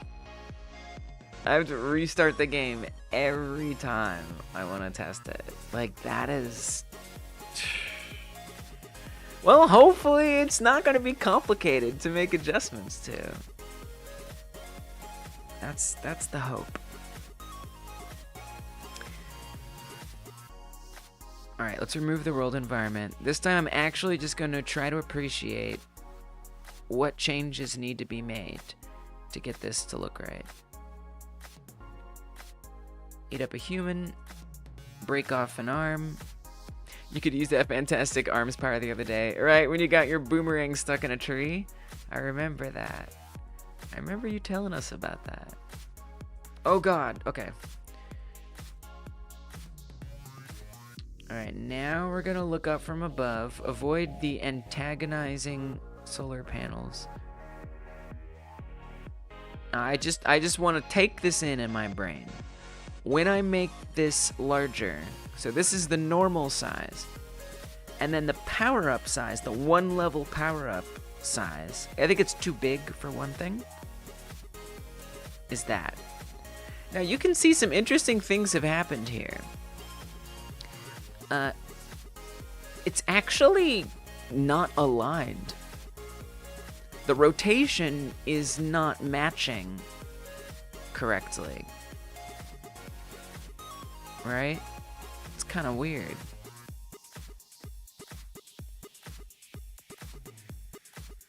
So I need to adjust the rotation of it. We need to move it forward further. But that might be about it. It's also too big. I think that doesn't make sense as a bigger size for it. This is actually a little tricky. Here's what I need to do. This is gonna be a lot, guys. It is. It really is. But I need to get a baseline. Okay? I need to figure out what the size is supposed to be normally at 2.2. I need to take a screenshot of that and put that on the top. Last week I had something kind of like this up here.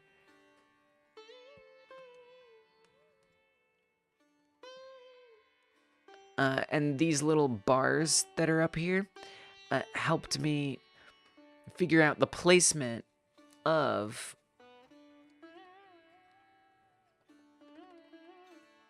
the circles and how big or small that they would be.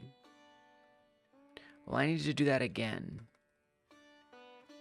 Except this time, I need it to be for the purpose of figuring out what the upgraded size should look like. This is nuts. Like, this is...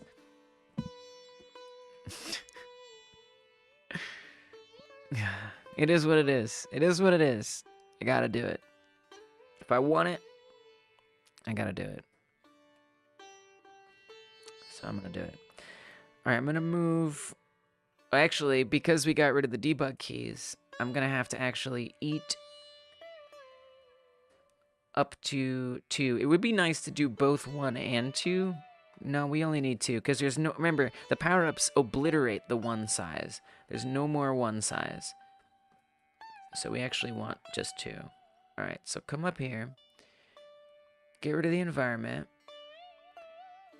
Go to the bird's eye view. Now I need to screenshot this. This is 2? Wow. Yeah, we made it way too large. Oh my goodness. So I'm going to screenshot this. I'm going to screenshot the whole window. And then I'm going to add this in as an image.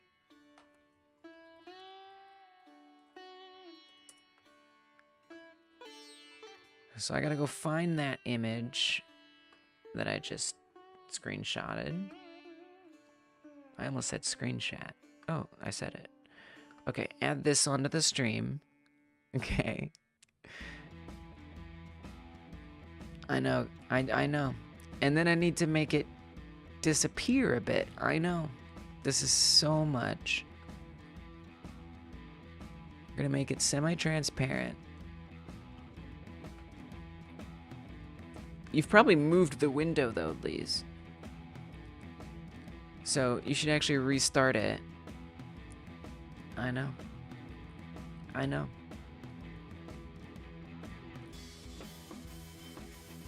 You probably actually wanted the angled one.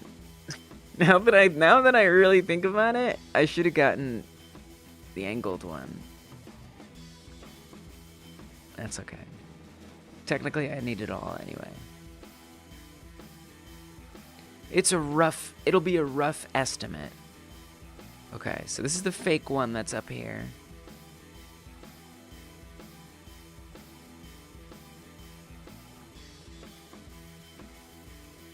And I want to align the actual game to be underneath the fake one. That's pretty darn close. I need to look closer. I know I'm dematerializing.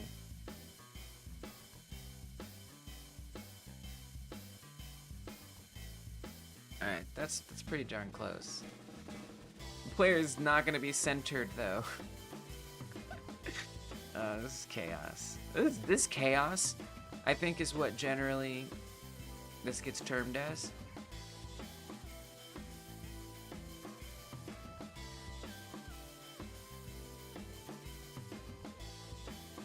Okay, let me get to a clearish area. So like right here. Get rid of the world environment. Go into our bird's eye. It's something. Well, then just move the player over until the players are lined up. There you go. All right. Wow. Wow. So this is 1-2. Now what the overlay is, okay. There's the next chapter of the exciting, oh, you have another chapter of the Boomerang Saga? It's in live chat? Oh, okay. Noted. Fantastic Alien versus Silver Surfer Elise. Whoa. It does look like Silver Surfer.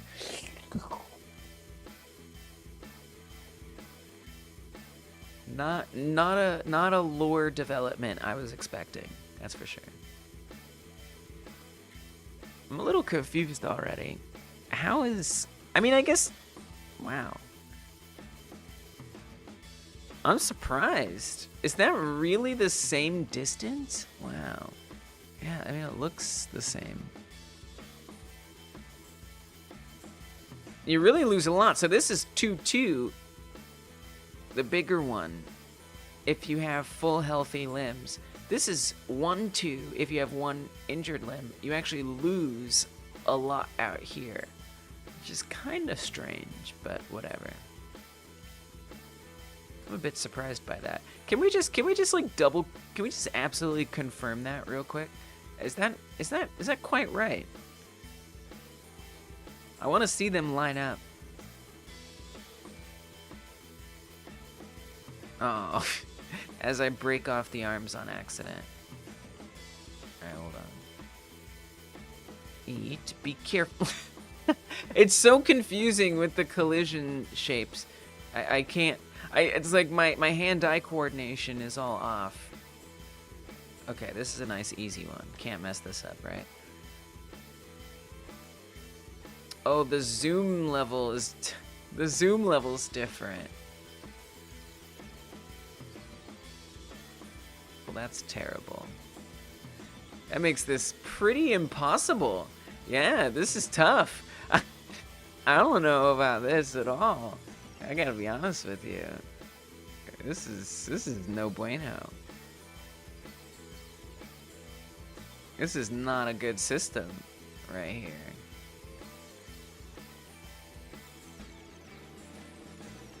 That's about as close as I'm gonna get. There, that is, okay, so there it is. It's perfectly lined up. But I mean, as soon as I switch this, it's gonna break the zoom level. Is there any way to see what my zoom level is? Is that a thing in Godot? Oh, I've moved the window now. I don't know if you can see how far you've zoomed in. I don't think you can. I mean, if you can, I don't know where that is. It would be nice, though, actually, if it could tell me what percentage I've zoomed in. Oh, it's over here. Oh my god. But it's covered. Oh, this This is nuts. This is the worst day of my life. It's not. It's not. Okay, what is that? Oh, it's gone. 46.8 or something like that. Oh my god. And then I have to place it. Oh, but that's not right. Guys, this is wild. 40. Okay, it's that one. It's the 40. It's the zoom level 40.6. Holy crap. Okay, zoom level 40.6 is the one we want to be at. Okay, so now if I come in here. Oh, I just upgraded it to level 1. Dang it. I pressed the debug key by accident. This is oh man, this is almost untenable. All right. Well, there's the new size. Well, this is fine. All right, so we go to that. Now go to bird's eye. Now I gotta get to zoom level 40.6. I'm hoping that once I get this one, I won't have to do this every time again. There is no zoom level 40.6 again, so that's thrilling.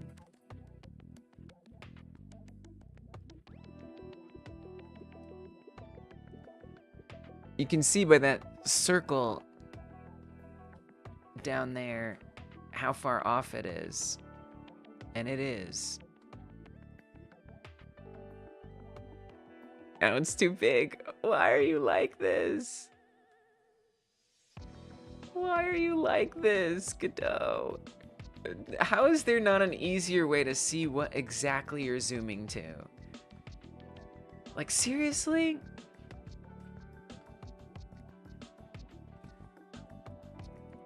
Godot manual adjust zoom editor level. I mean, I guess that's 3D. Yeah, I know, mouse wheel.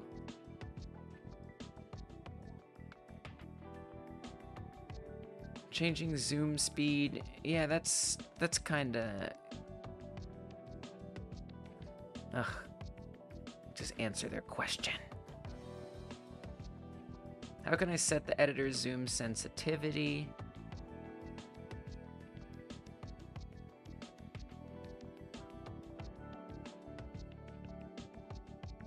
Ugh. Dude, this is kind of disappointing. Make a separate camera for testing.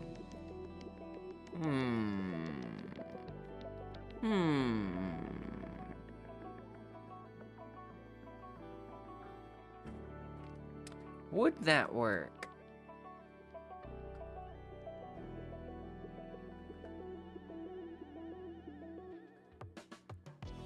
I wonder if...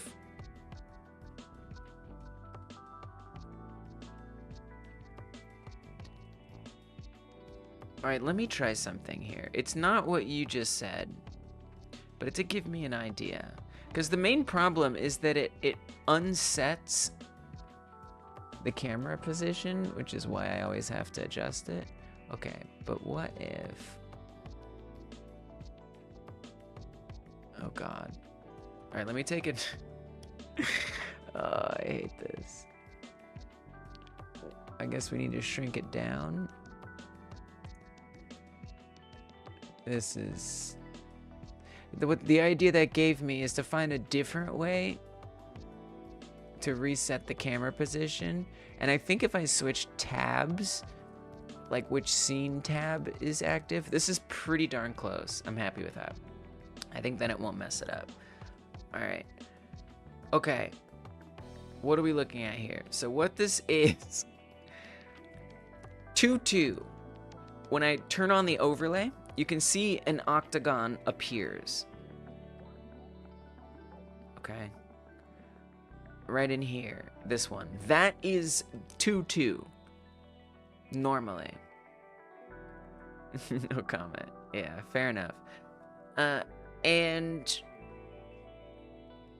the bigger circle is 2.3. So the left is 2 and the right is 3. It's actually pretty decent. I actually don't think this is that bad of an upgrade. I think this actually kind of makes sense. the degree to which it's larger. It's maybe a little bit larger than it should be, just by a bit. But I think generally it pretty much feels like it makes sense as a bigger size. So I'm gonna roll with that. I'm gonna stick with that. I'm gonna go with that. I'm gonna be happy with that. And that's gonna be okay.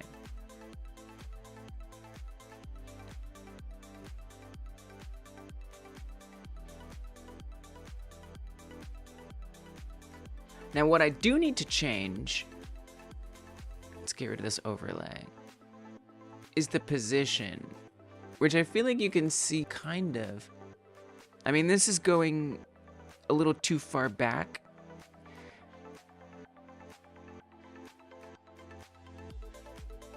This is tough. So let me adjust these values.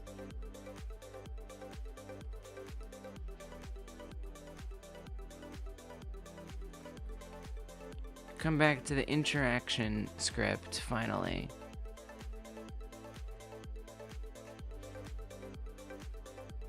Two, three.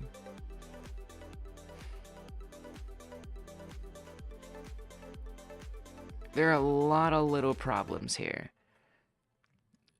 So I would say this needs to be a lot closer. And actually, this from earlier, oh, but that's a different placement. That's too bad. Didn't I have an overlay for that? I don't know where that went. Oh, I see. It's like deleted. Gotcha. Okay. So that's going to be the interact mesh position Y. This needs to actually be increased more, unfortunately. So let's try this at 12. I'm gonna save that. Come back here.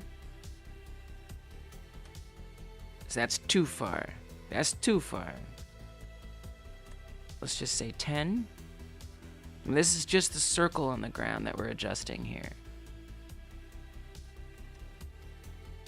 I don't know that we do need to adjust that. It's tough. Maybe it's like left and right position.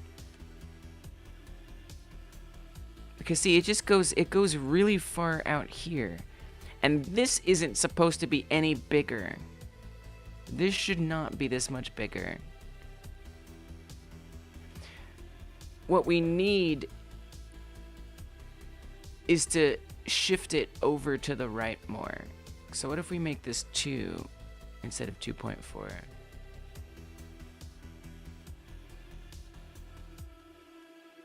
So that makes a little more sense. I really need to capture what 1.2 is supposed to be, and I need to overlay that, unfortunately. So I gotta stop it. I know, it's just... It's rough. It's rough. It is. I'm not thrilled about how rough it is. But we're doing it. We're doing our best. We're doing what we can here. What it is certainly is.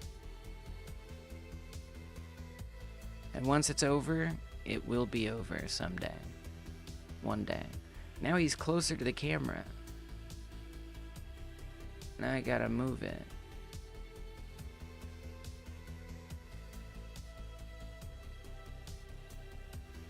There he is. Oh, he's like, I'm out of here. I'm done. I ain't no supermodel. You ain't showing me off. Sorry, buddy. Sorry for using you that way.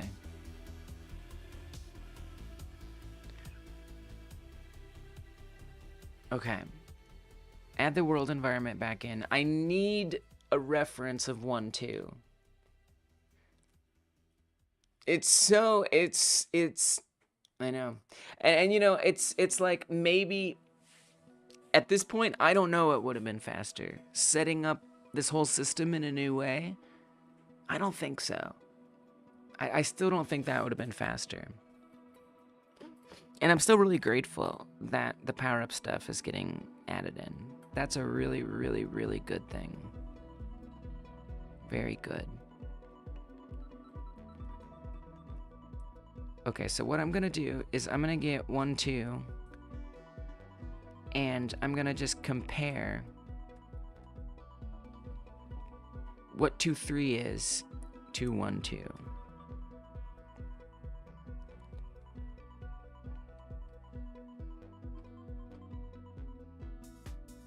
And now we come up top. This is where Dungeon Martian's camera idea does sound very nice. It sounds extremely nice. You didn't actually screenshot it last time, though. That's okay.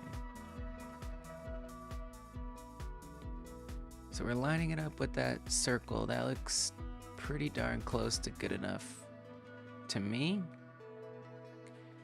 I'm gonna screenshot this, chaotic as it may seem.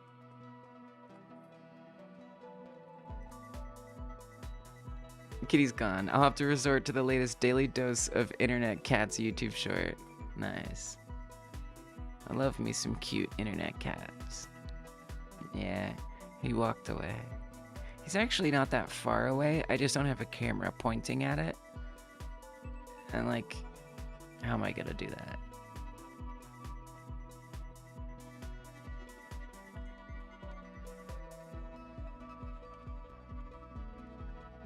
I can only do so much cameraing.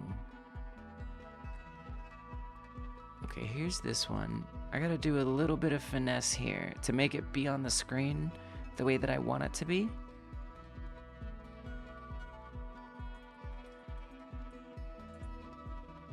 Unfortunately.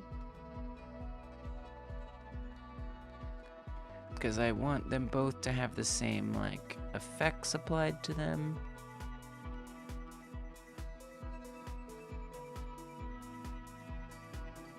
Okay, good. We're getting there, we're getting there. Alright, then this one we want to line up with the other. Alright, pretty good. Great. Now, I'm gonna hide all that.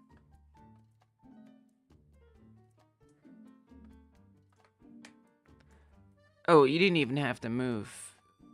That would have been easier. Oops, and now we're damaged. Okay. Alright. Imperfection I have become. There's still, she shouldn't be taking that much damage. I need to adjust something someday. Not today. Okay. This is fine. I would like a clearer area, but I don't want to risk getting damaged. Okay, so if I come here and go there, the zoom gets reset. Nice. Okay, good. Bring this back. More or less lined up. Now, I'm going to do the power up, and it gets bigger. Okay, so now I can actually see the difference between them. And you can see that we do get a little more space over here, which we shouldn't.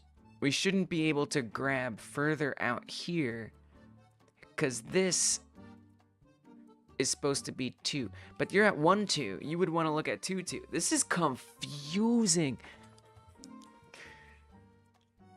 I don't even know, man. This dislike doesn't look that bad to me. But why does it look so weird here? Like, it looks like we get so much more space.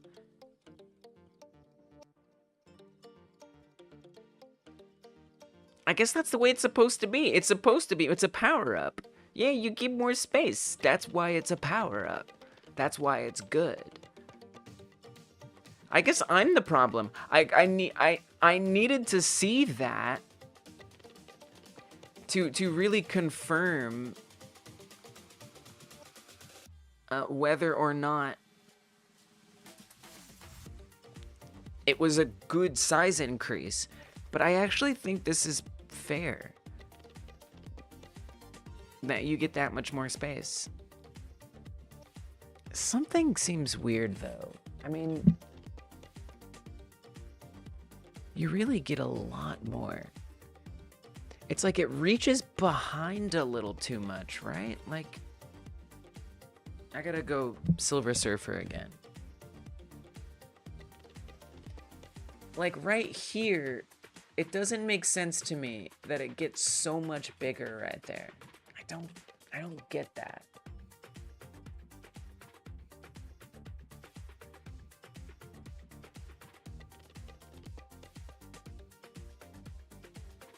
And we have some problems. And I actually need to rotate the circle. This is tough. I think I just kind of have to let it go, and it's just like OP and it's imperfect. It's overpowered and it's imperfect, and that has to be okay. All right, well, I'm glad I got to look at that. I'm just gonna keep chugging along here, despite my reservations. We certainly need to adjust the mesh position. That is to say, the green circle. We need to rotate it this way a bit. So I need to do like one of these.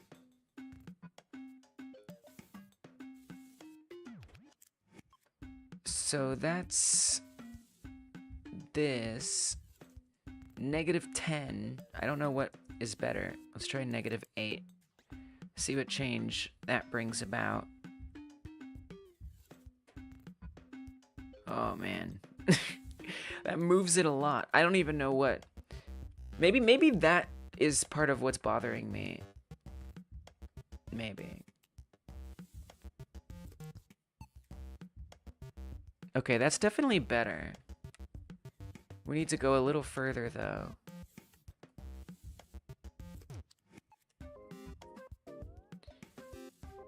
Let's do -6. Okay. Come back to our overhead view. It's getting better. I think at this point it's time to start moving it over. That must be like the issue I'm having, is the rotation. I think that's throwing me off a bit. Maybe. Well, let's say that. So the scale adjustment did not go well with the rotation. With everything else, it did pretty good. We still gotta push it over a bit, so it didn't quite do great with that either.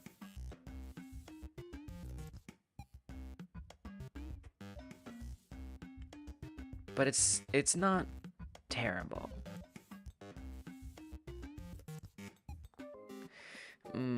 See, it doesn't quite line up. Let's move it a little more. There's some number pushing here, unfortunately. Let's try 1.3.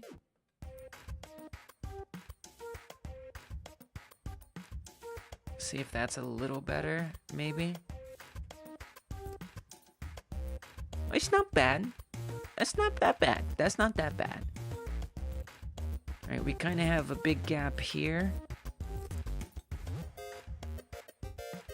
And a little bit up here. It might be basically negligible. It won't be thoroughly negligible, but it might be a little negligible. So if I come up, you know, I might be able to like it may look like I can grab this person. So I'm clicking there.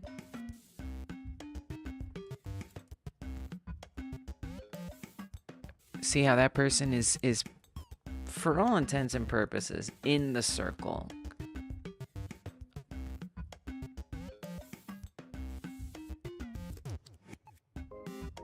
This person is pretty much in that circle, but it's not gonna let me grab it because of that just slight discrepancy.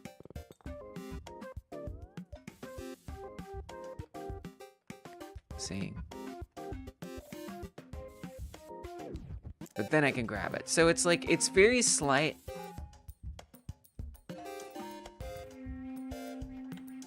Probably not the biggest deal, though. So I think that's about as good as that's gonna get. Whew. All right. Let's do the flip side for it. It's something. It's something, I tell you what. So 3, 2. Now these other ones, I don't know if they'll be easier, but I don't think they'll be easier. They might be. We'll see. I hope so. I hope it can be easier.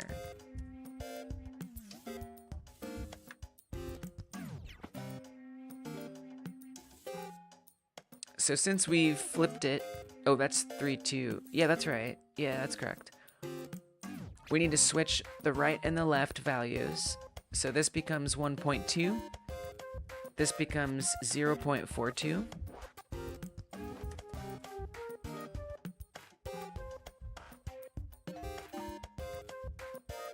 The right one here goes onto the left. Left one there goes on to the right.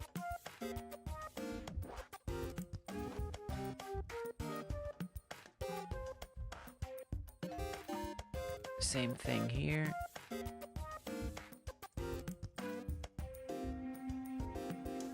It's a little tedious.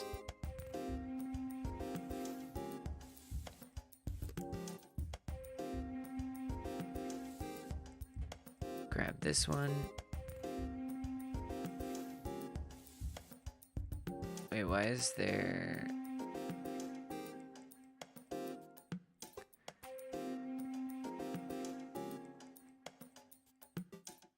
Oh, I guess we just... Oh, okay. No, that doesn't make sense. I see what happened. I mean, I don't think it's gonna break it by doing it that way. There's no difference. We don't have to flip those anyway. Okay, cool. We need to change the X polarity on these. So here, this has to become negative, negative, negative, negative.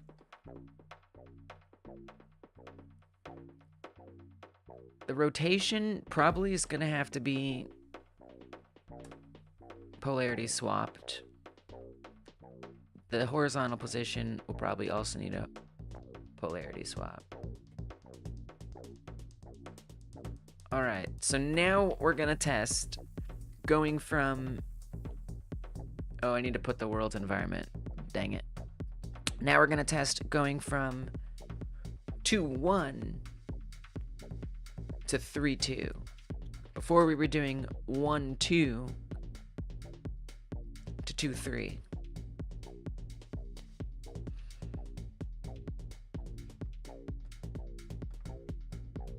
Add the world environment, hit play. Oh man, it's a lot, isn't it? It's a lot. You feel me? Yeah. Totally. No, you're right. You're right. Yeah. Yeah. Alright, so load up this, get ready to remove that environment. Just makes it easier to see things. Makes it easier.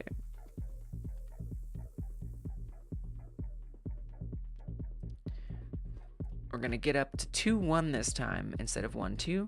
I should be able to just eat these right now. You wanna hurt the right arm just a little bit, not a lot. Just a little bit, just a little. Oh, I broke it. It's okay. I don't know why that does -2. It's a bug. Okay. There we go. Hopefully it looks kind of okay. It might not. I would like to see it from above, if I'm being honest. Alright, so now I'm going to press the debug key to upgrade the power up. It's not bad. It looks like the horizontal position is off. So let's fix that.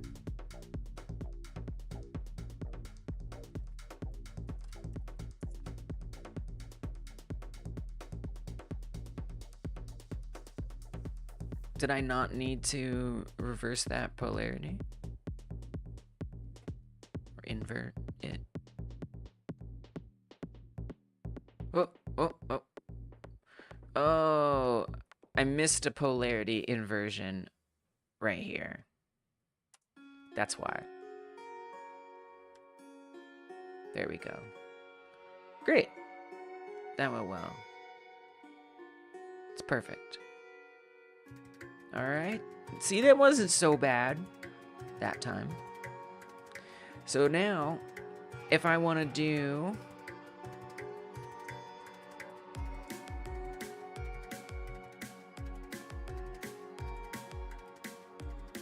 three, 3. Let's do 3, 3. So I'm going to want to come grab 2, 2 here. And we need to multiply it by the power-up scale in order to get 3, 3.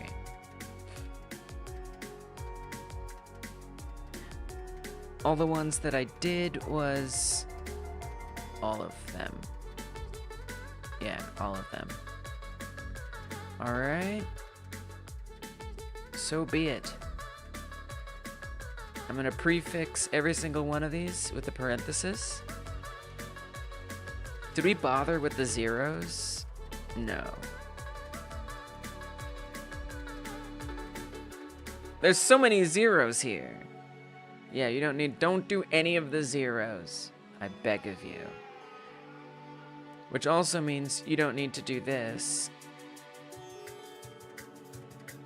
I guess I wasn't sure if I was gonna need to do that.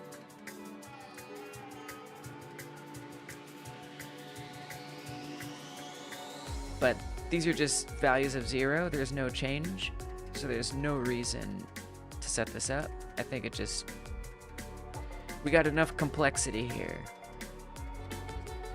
No need to add redundancy into that equation.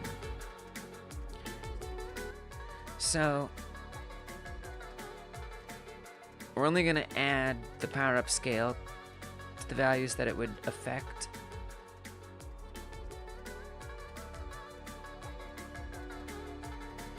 There's something I just realized I'm missing from all of these, which I need to deal with momentarily.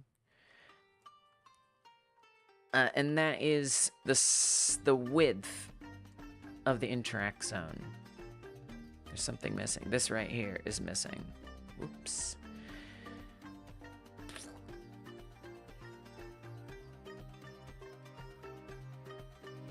I might have to make some adjustments on some of these. This is the ring, that green ring. How wide it is what this does. I could have tried multiplying that by the power-up scale. Are we still looking at... we are. Okay, so that's 3, 2. Let me try something. Let me try getting 2, 1. So that's the width that it has, 0.00375. If I add that in here, and we say that that's times the power-up scale, I have a feeling this is going to be ridiculous.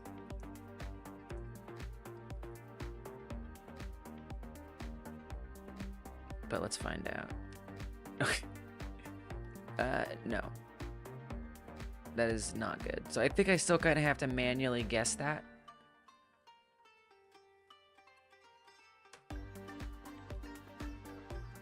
It looks pretty good to me, honestly.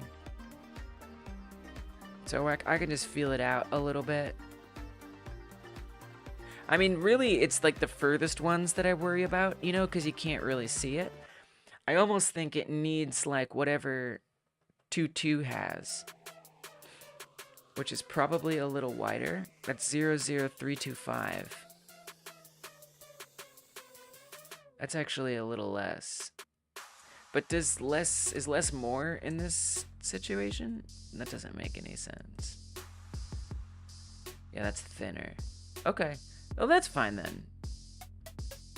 It's like a very small difference. But you can see those little numbers change the thickness noticeably. Alright, this is fine. So let's do that for our 3-2 and our 2-3. That's these.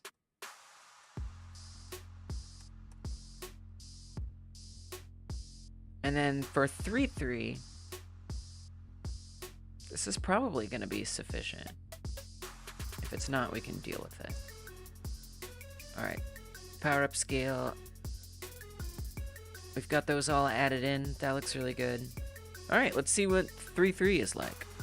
So in order to test that, this is going to be easier. This is not going to be like the last thing. All I got to do is heal up.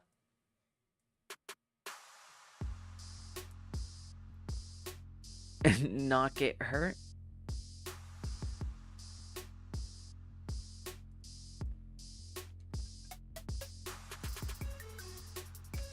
I mean, even in a clear area, it's going to be kind of hard to see because of all the stuff and how big the area has gotten. But the size looks good. It's ginormous. It's like, do we even need 4?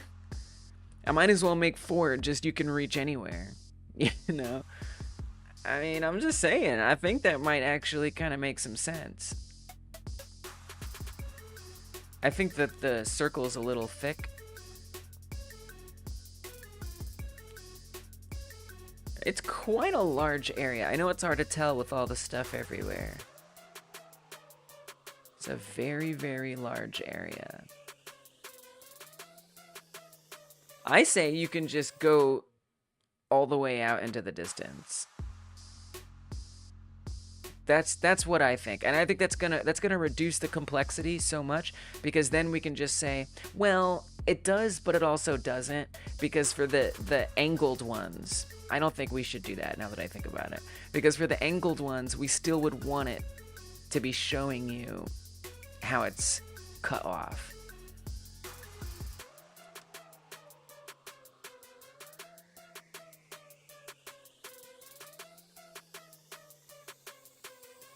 All right. Very well. So then let's do 4-4. So for 4-4, well, let me just double check what other things I'm missing here, potentially. So 3-3, 2-3. There's 0-3. Oh, God.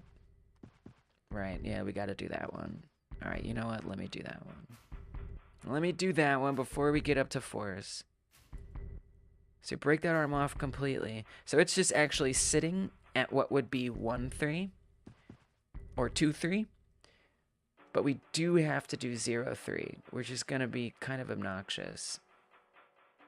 I mean, we could just make it 1-3. Yeah, maybe we'll just make it what 1-3 would be. Which is just what, 1-2? This is hard. I guess we could do 0-2 and then buff that by the power scale. That's probably going to make the most sense. It's going to be the simplest. All right, so I'm going to get 0-2 here.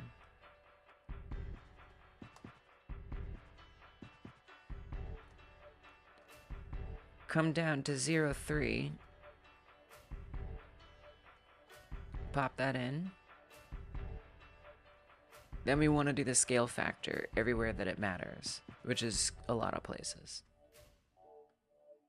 So right here, right there, I'm going to add the opening parenthetical.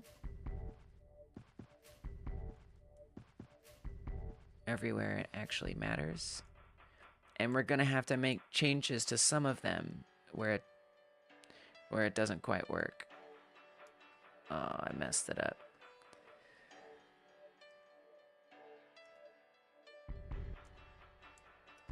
I must concentrate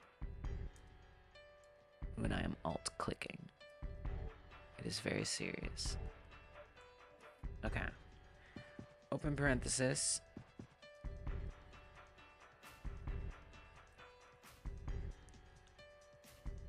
And I'm going to paste a bunch of these on the end with the closing parenthetical.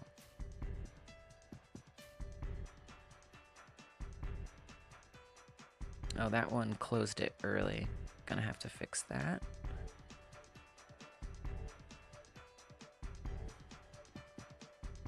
Come to each end.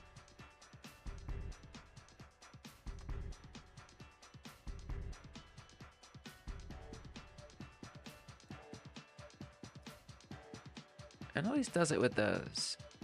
It must be because they're negative that it does that.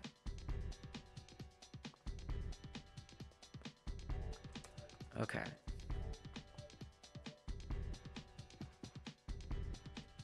It's gonna be a little off. The rotation, these two are gonna need adjusting. So, there we just got the update.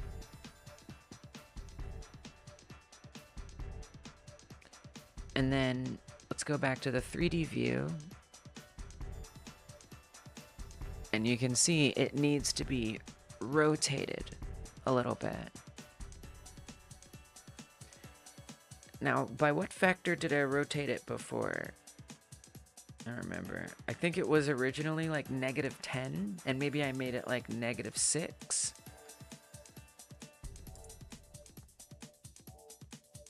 Okay, so that's already -10.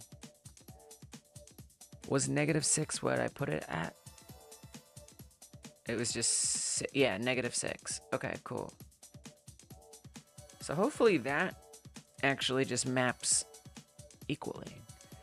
1.3, that would be awesome. Let's try it.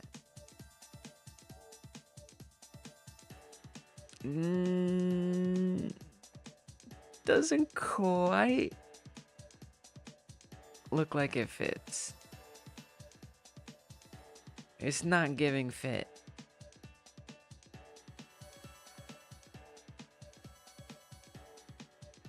It's pretty good though. The rotation is good. It's the horizontal position that's off for some reason. No problem.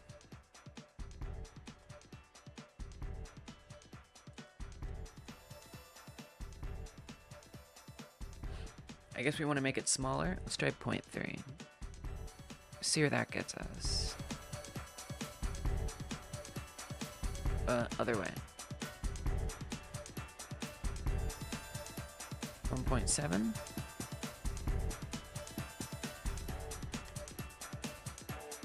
Better. I think we need to go a little further. And we can try 2.3. Really? Good.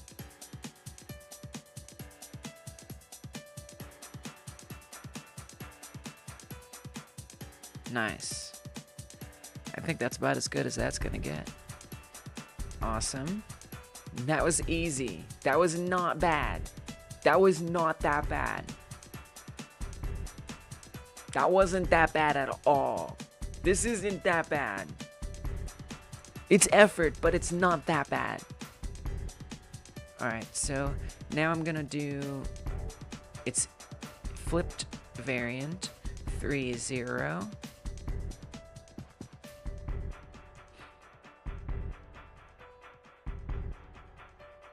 Which means this becomes 1.2. This becomes 0.1. Horizontal movement, inverse polarity. We want to swap all the rights with the lefts.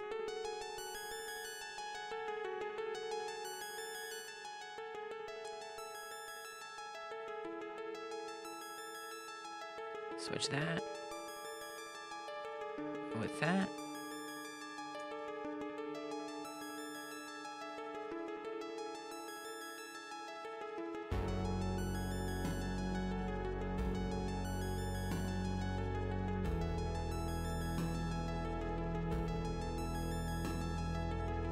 And then we need to invert all those polarities.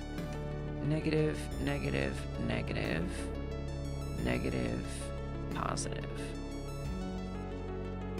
Okay. Interact mesh resize.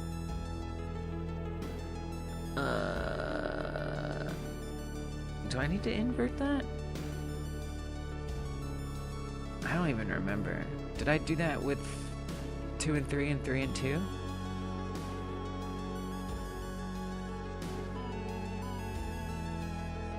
That was 3.2 there. And it's 3.2 there. No, we don't have to do that one.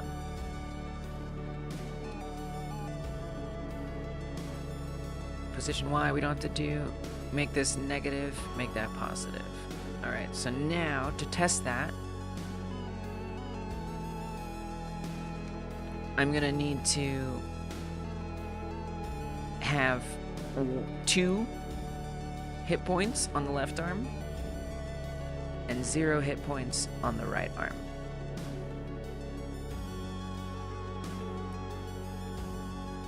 So heal it up, break off the right arm. All the way, please. Okay, so you can see the position horizontally is off.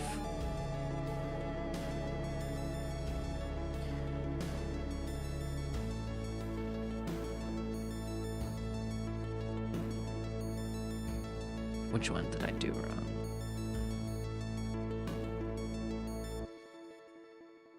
Was it this one? I'm just guessing. I could be more methodical about it.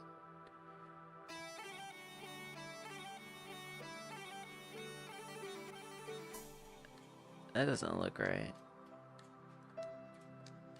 Let's look at it from bird's eye. Oh! Okay, I made it different.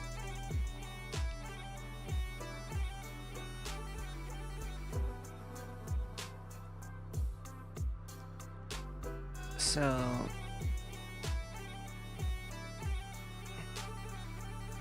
when I went from 3-2, no, we went 0, 0, 3, 0.1 times the power up scale, 1.2 times scale up times the power up scale.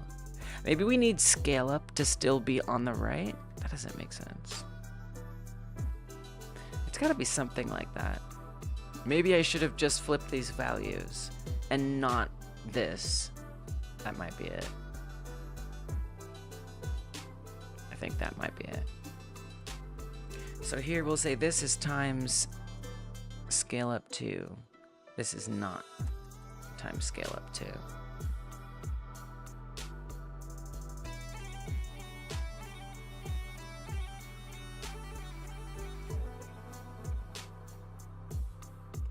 This looks better.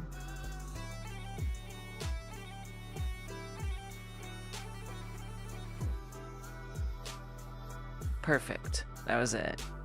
Awesome. Easy. Okay, good. We're getting somewheres.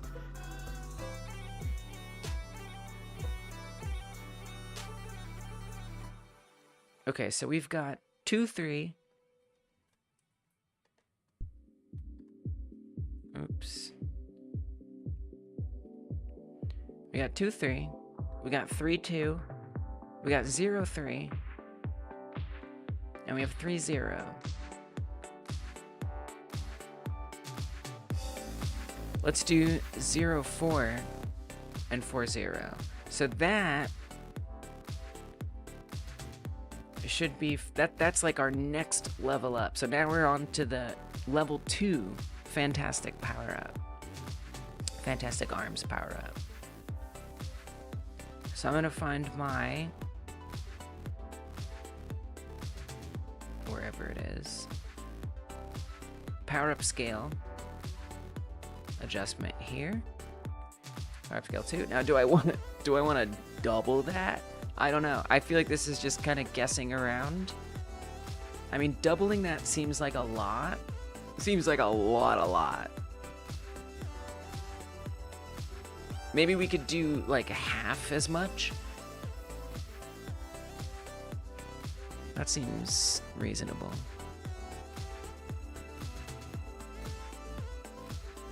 Well, 1.7 divided by 2 times 1.7. It's not gonna do what you think it will do. You want to add it. What was that? 0.85? 1.7 plus 0.85. 2.55.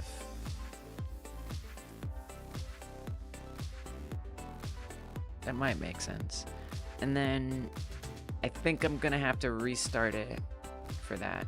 So while I'm thinking about it, we're gonna add the environment in there. And then I just need to make that be used. So if we're doing 0.4 and 4.0, that means I need to get our 0.3 and our 3.0. And we're just changing that power up scale value to 2 instead of 1. Not value, but that variable. Pretty simple. Kind of finishes itself here. I mean, more or less. Alright, add that in.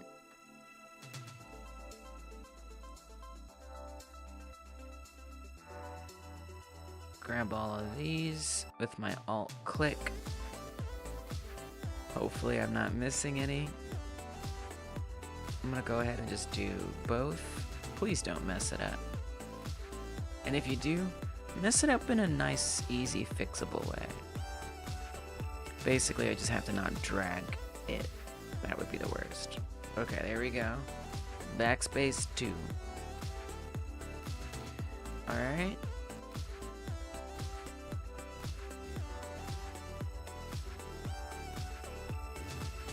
Okay. Let's see what that's like. I guess I could set up the others too. I might as well set up more. I mean, whatever. You can do it whenever. It doesn't really matter. But we can do 4.4, we can do 4.3, we can do all of them. Literally, it's a copy and paste operation at this point. It's all copy and pasting here. So let's get a 3.3. I might have to adjust the like width of the ring.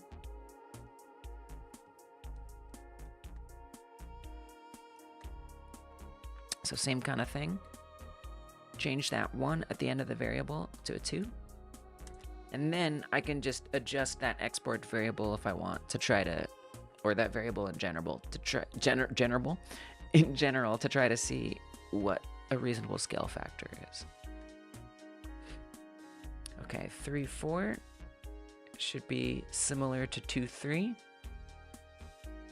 but bumped up. There's 2.3. Grab that. I think we are smooth sailing to the end of this task. Like it is upon us.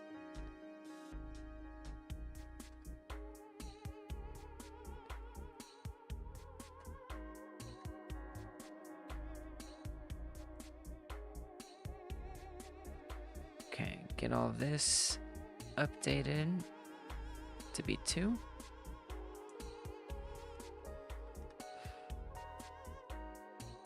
Then I'm gonna go get 3.2.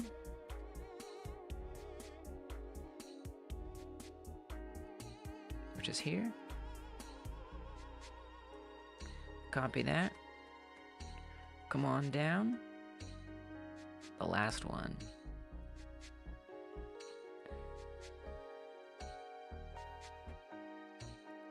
Update this.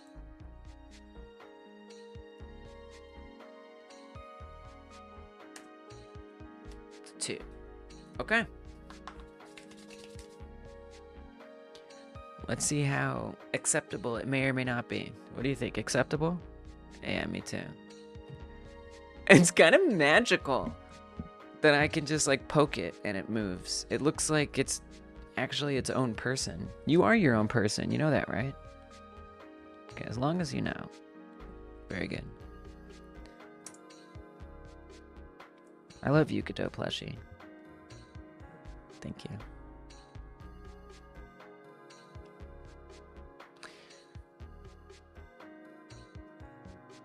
I don't know that I even need to get rid of the world environment. I mean, I will. I will.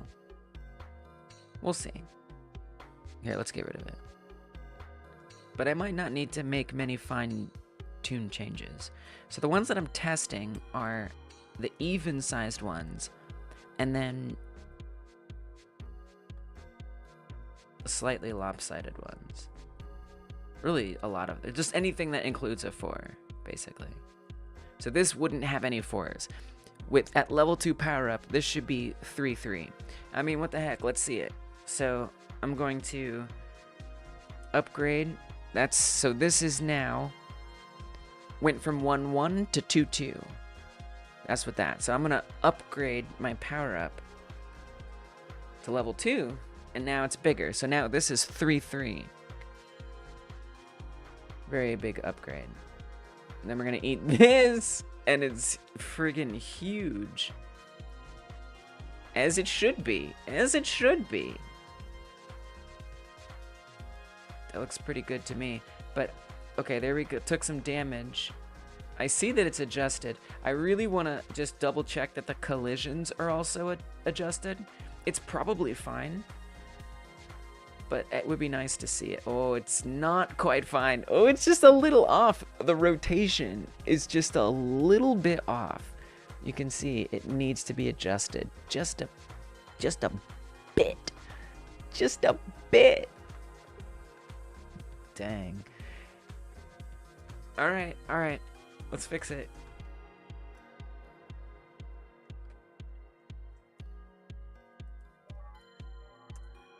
Okay.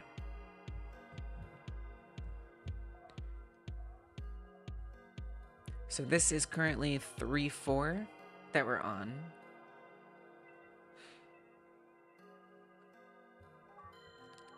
-6 is no bueno. What about -5? I have no idea. I need to look more closely. Better. It's better. But it's not quite.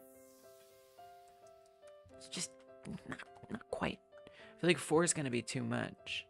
Might have to do a little fraction here.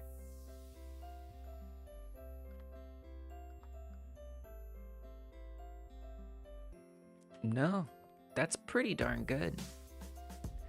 I'm not thrilled about this. It seems like that gap is even widening here. Look at that. That's a pretty big gap right there. I'm not loving that very much. That really hurts me.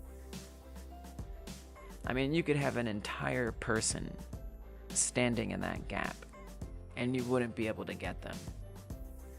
I think there's a very good chance that the player could notice that, because this is like the play area. This is like where most people are gonna grab things. Is gonna be within this area. It bothers me. It bothers me a lot.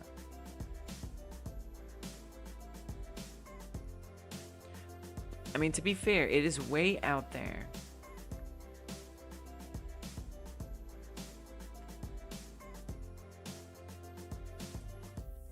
Oh god, it's even hard to like force myself off to the side. Oh, I spawned a helicopter. Oh god, kill it. Dear god, please die. Please die. Okay.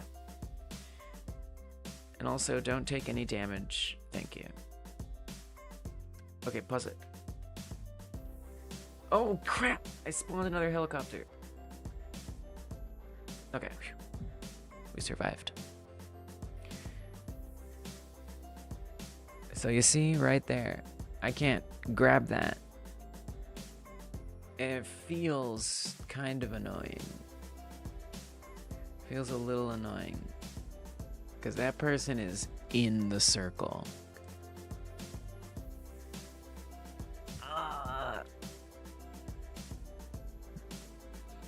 One thing I could do is I could increase the collision size of all of the things you abduct, and I could just make sure that that minimum size is big enough to close any of those gaps, that would be an option.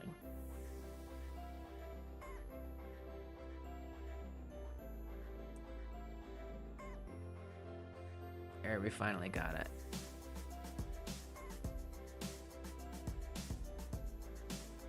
Get this out of my way. See if I can get that one. I can't. Look at that. That is in the circle. It feels a little unfair. It feels a little unfair.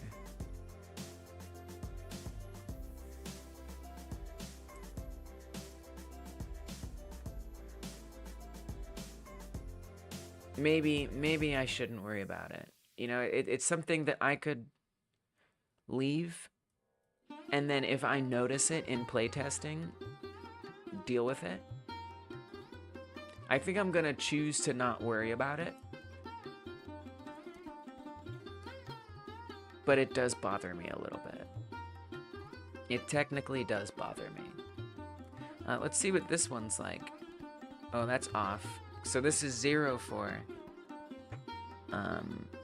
That looks not good. That looks very not good. I think this is probably the same thing where we need to rotate it. It seemed like -4 is what we went with. I didn't have to move it left or right, which is really nice.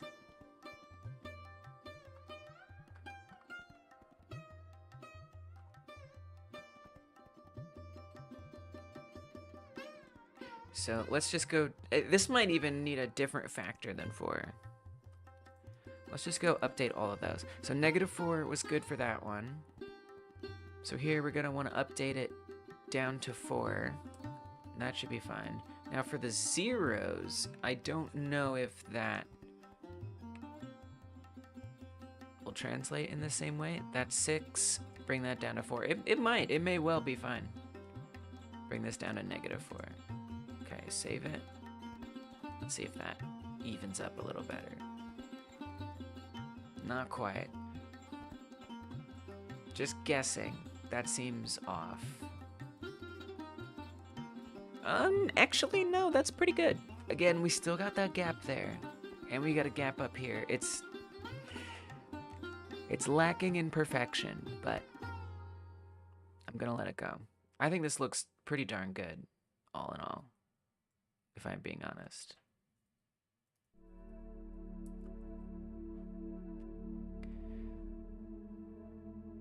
I should just make sure everything seems fine. Let me get up to 4.4. I don't know that I technically tested that. If I did, I forgot.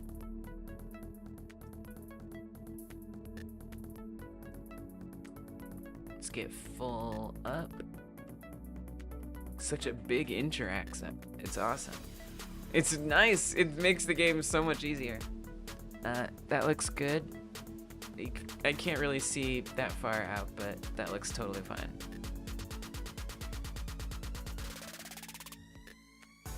Let's do the other side damaged a bit. That was, okay, that's more than I meant, but that's okay. That looks good enough for me. At this point, it's good enough. Let's heal up. So that's 4-3.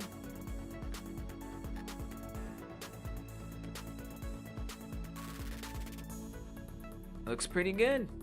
I think we got it all. I think it is all accounted for. So I'm going to save this, put the world environment back for the foreseeable future. Get rid of the collision shapes, and I'm just gonna play it a little. I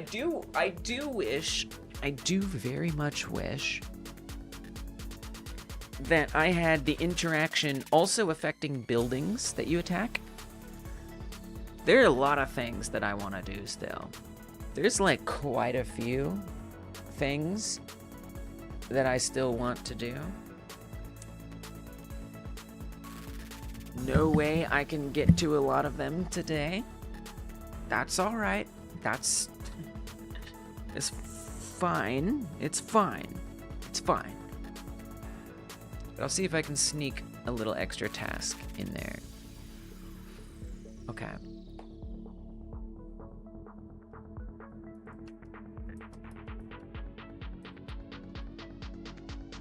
Grab that. Get a little bigger. I don't really know what I'm even looking for. Grab that, get a little bigger. Nice. Let's take a little damage. I don't know, I'm just feeling it out. Seeing, making sure everything is good. I'm not gonna check every single configuration.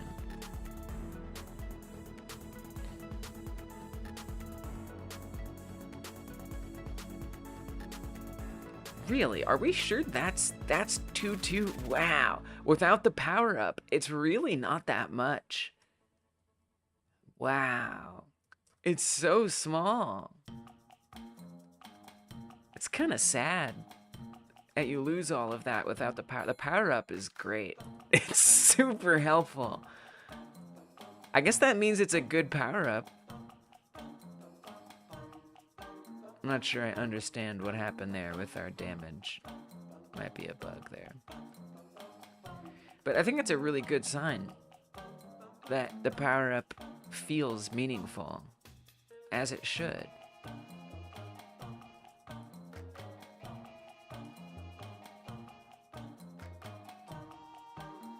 There's some bugs with how much damage it deals. It's hard to say it's a bug, because it is written that way. Basically, the arm can double hit something, and I tried to set like a period of invincibility to avoid that. I think that invincibility period needs to be a little bit longer. See, it's too easy to accidentally get hit twice. Hey, Killer, welcome. Yeah, the character looks a little better. I've made a lot of changes to the player character. Thank you. I'm so glad that you came back and you see that difference. I really appreciate that. Thank you. Yeah, and we got some animations on it when it eats things, and when it's hungry and it wants to eat something, its head goes up, looking for some food. Or you can choose to dunk it and get your points.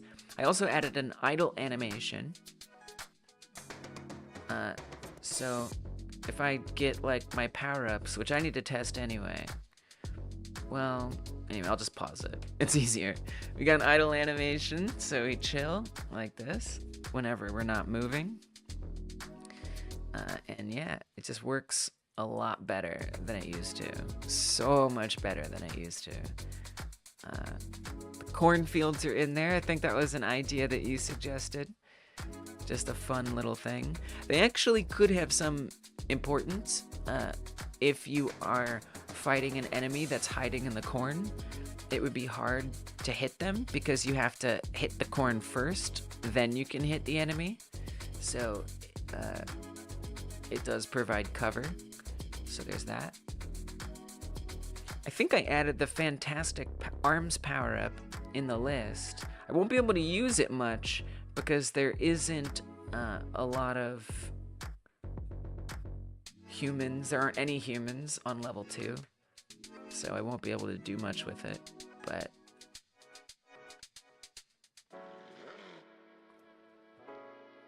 let's at least bring the power-ups up. Just gotta get this up to 10. I think level 1, I'm gonna bring it down to maybe 1 person you have to abduct. I think that's gonna be the future of level 1. We'll see. That's a whole thing I want to work on, is remaking level 1. There's so many things to work on. Alright, level up. We've got fantastic arms stretch further. We've got drone. This is nothing. So if we do fantastic arms... Oh, so that's a problem. So you can see this circle didn't immediately get bigger. I can press a debug key and then it gets bigger. So actually, I need to update that. That's a bug. I want to say...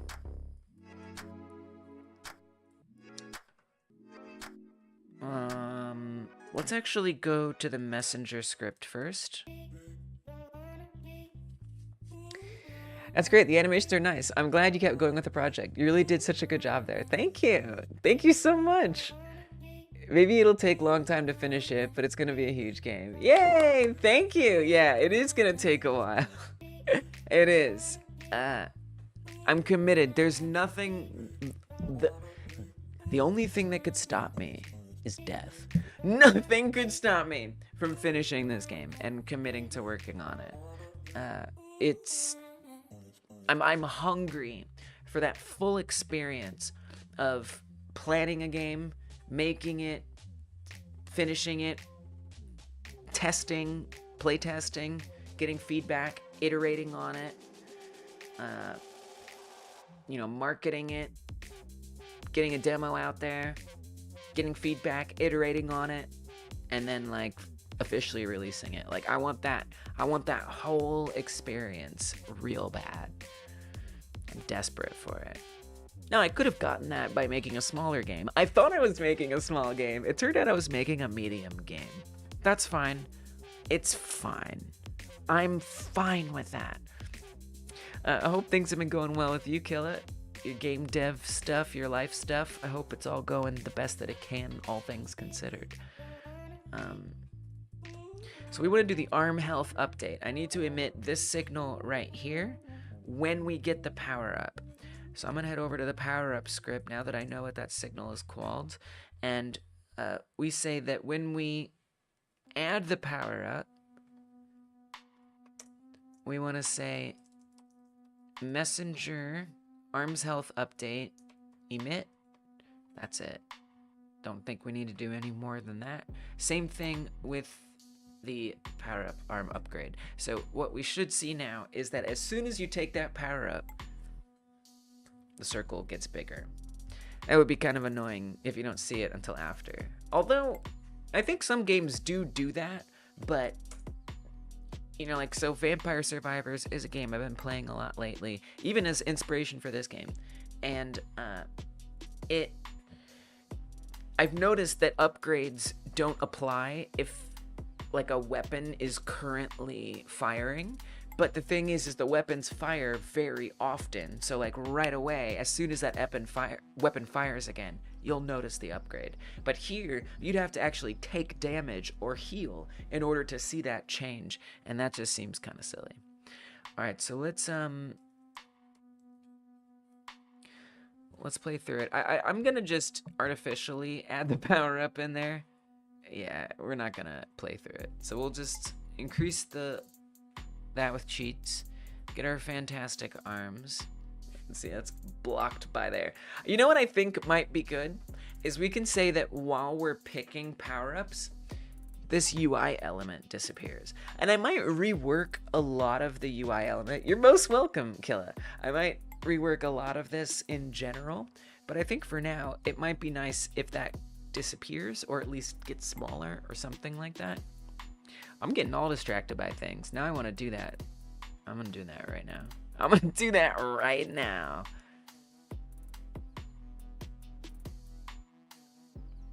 So on the HUD,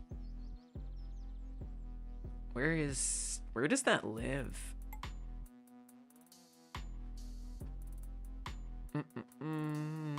Is that this? Yes. Margin container score. I mean, it'd be nice if it didn't just... It'd be nice if it, like, animated out. So that's actually something to think about. Label score, container score. We really do just make it visible or not visible. Maybe we can update that someday. Yeah, it should be easy. Yeah, the animation, it's just like, it's more steps than I have time for tonight. So I might just make it for now, and then at some point, I could make it fade out and fade in. I could code it in, just change like the alpha modulation or whatever, but whatever. power up menu begin. So we should have a function for that. We don't. All right, that's fine. That's fine. Power up hovered, power up chosen. So let's actually look. And is that like a signal? Yeah, power up menu begin. So I'm gonna search power up menu begin. Yeah, it's pretty simple. You can make even alpha or text change if you want to. Yeah. Yeah, it's just kind of like it's doable. I just don't know if I feel like doing it. Power up menu. My brain's a little tired.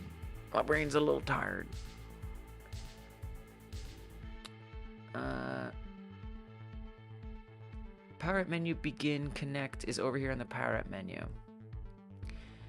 Do we connect the HUD here? We don't.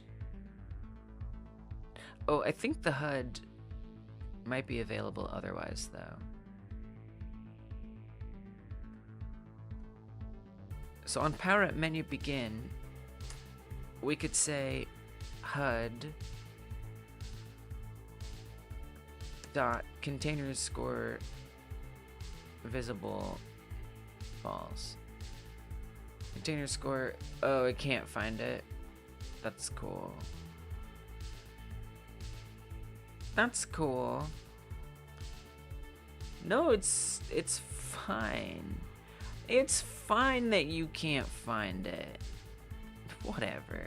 I didn't even test the thing I was gonna test. I got so distracted by this. That's okay. Yeah, I've noticed it doesn't work well when I do the class name reference. I have to like on-ready the HUD. So screw it, let's do it. Screw it, let's do it. I know, I'm way distracted. That's okay. And on-ready, actually I could probably just drag this here and it'll do it for me. Easy peasy. So we'll just do it like that. And then we just have to say that when the menu is gone, when the menu goes away, what is that like? Power up menu.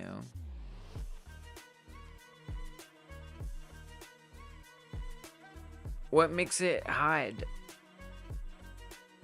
Oh, is it when power up is chosen? It's probably power up chosen is the equivalent of it being hidden. That would make a lot of sense. So then we'll say, yeah, right there. Done. Visible true. All right. No, it's not a nice, like, modulate. I mean, I might even be able, I just gotta do like a, whatever, I don't care. What I'm gonna do is I'm gonna leave it. And if I'm like, ooh, that's too sudden, then I'll change it.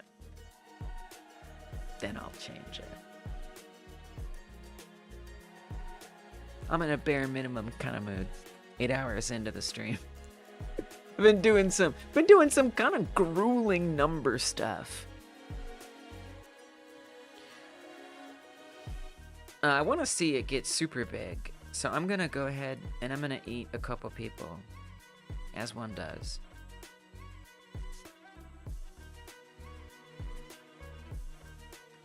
And then let's artificially increase our level. Boom, it just vanishes. That's okay. It's already at a weird loading place anyway. Like, things get choppy on its own. I don't think it feels that weird. All right. Get this power up, and immediately you see that appear. Now, I think when it comes back, it actually could look better. So I'm definitely going to add an animation in there at some point. 100%, I will. That I did not like. But it's okay. It'll do for now. It's not like it's something I'm going to forget about. I'm definitely going to notice that, and it's easy to find and fix. But we see what happened. The area got a lot bigger. Now, that's not the upgrade. I still have to use a debug key to apply the upgrade, so each power-up is going to be upgradable. So I'm going to go ahead and apply the upgrade with a debug key. Do I remember which debug key? Not really. So I need to go look back up. Yeah, I forgot at this point. Debug 8. All right, so we're going to press that. Bam. Super big. Gigantic. Can't even tell really where the edges are. It's such a big area. So pretty nice. Works well. There's a lot of things that I want to add into here. There's a lot of changes that I'd like to make, improvements and stuff. I'm gonna go ahead and just restart it. One thing that I want to do, there's a couple things. I'm actually gonna set my task list. I'll set up the task list for the things that I'm looking to add. So the interact zone is pretty, it's like it exists. Yes, helicopters can miss, whatever. I'm not gonna forget that task. I'm just gonna get rid of this. I'm not gonna forget those tasks. What I'd like to do is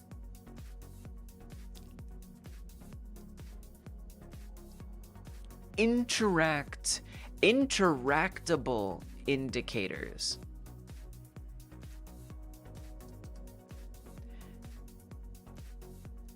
Versus hovered. Okay, what does that mean? What do I mean by that? What I mean by that is, let's get a little bigger. Oh, I can't click on it because it's out of the area. That's funny. Okay, there we go.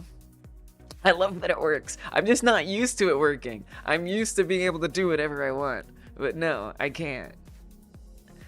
So these humans, right? These are within the interact zone. So what I want is a special indicator that lets you know that these are clickable. So I'm thinking something under their feet, maybe a circle, a filled in circle or something, like with a gradient under their feet. And then these won't have that. And then this arrow will give you the extra information. So that's the hovered. So I want an interactable indicator that exists that isn't just telling you what you are hovering over, but whether or not you can actually grab it. Now, I think I'd also like these to not be arrowed. So if you hover over ones that are outside of the zone, I don't think I want them to have an arrow, because I don't want the player to think that they can get it. Although, since the starting interact area is so small, I don't know, maybe I do, because then I'm worried that a player who plays for the first time might not notice that they can hover over things in that super small area. So I don't know, I'm gonna have to play with that. So that's something that I want to work on. And then another thing that I want to work on is obstacles obey interact zone. So that is pretty self-explanatory, I think.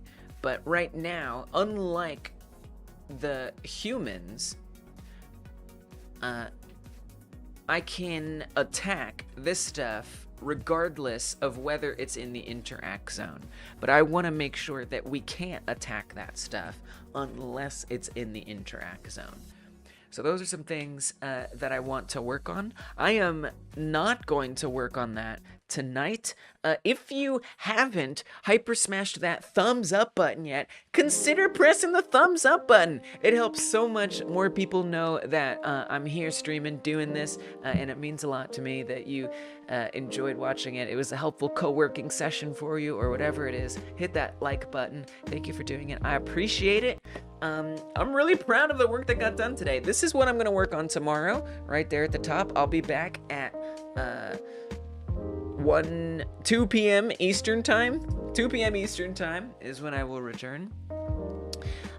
And yeah, so let's go over what was achieved today. Today, all of the interact zone possibilities exist. Every single one of them. They visually make sense. and they functionally make sense. So whether or not you have an even health distribution or a lopsided one, that circle on the ground is going to change its shape, and it's going to affect how you can actually interact with stuff. This is something I have been working on for several weeks, and I'm very glad to finally be done with it. It was quite a painful journey, but I got there, and I had some great help from you guys along the way, so thank you for doing that. It means a lot. We got power-ups set up today. Like, for real, like, they actually work. There's real power-ups that you can get in this game, and it does stuff. One of them that you can get a drone that appears, and you can upgrade that drone.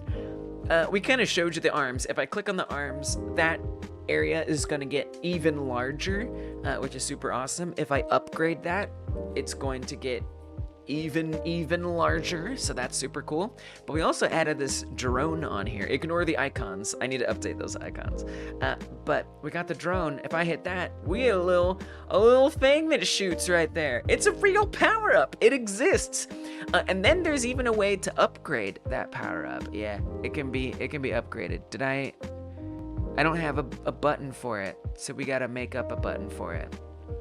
Let's just switch the arms upgrade here to be the drone upgrade. So that's button 7. So if I press that upgrade key, okay, that didn't work.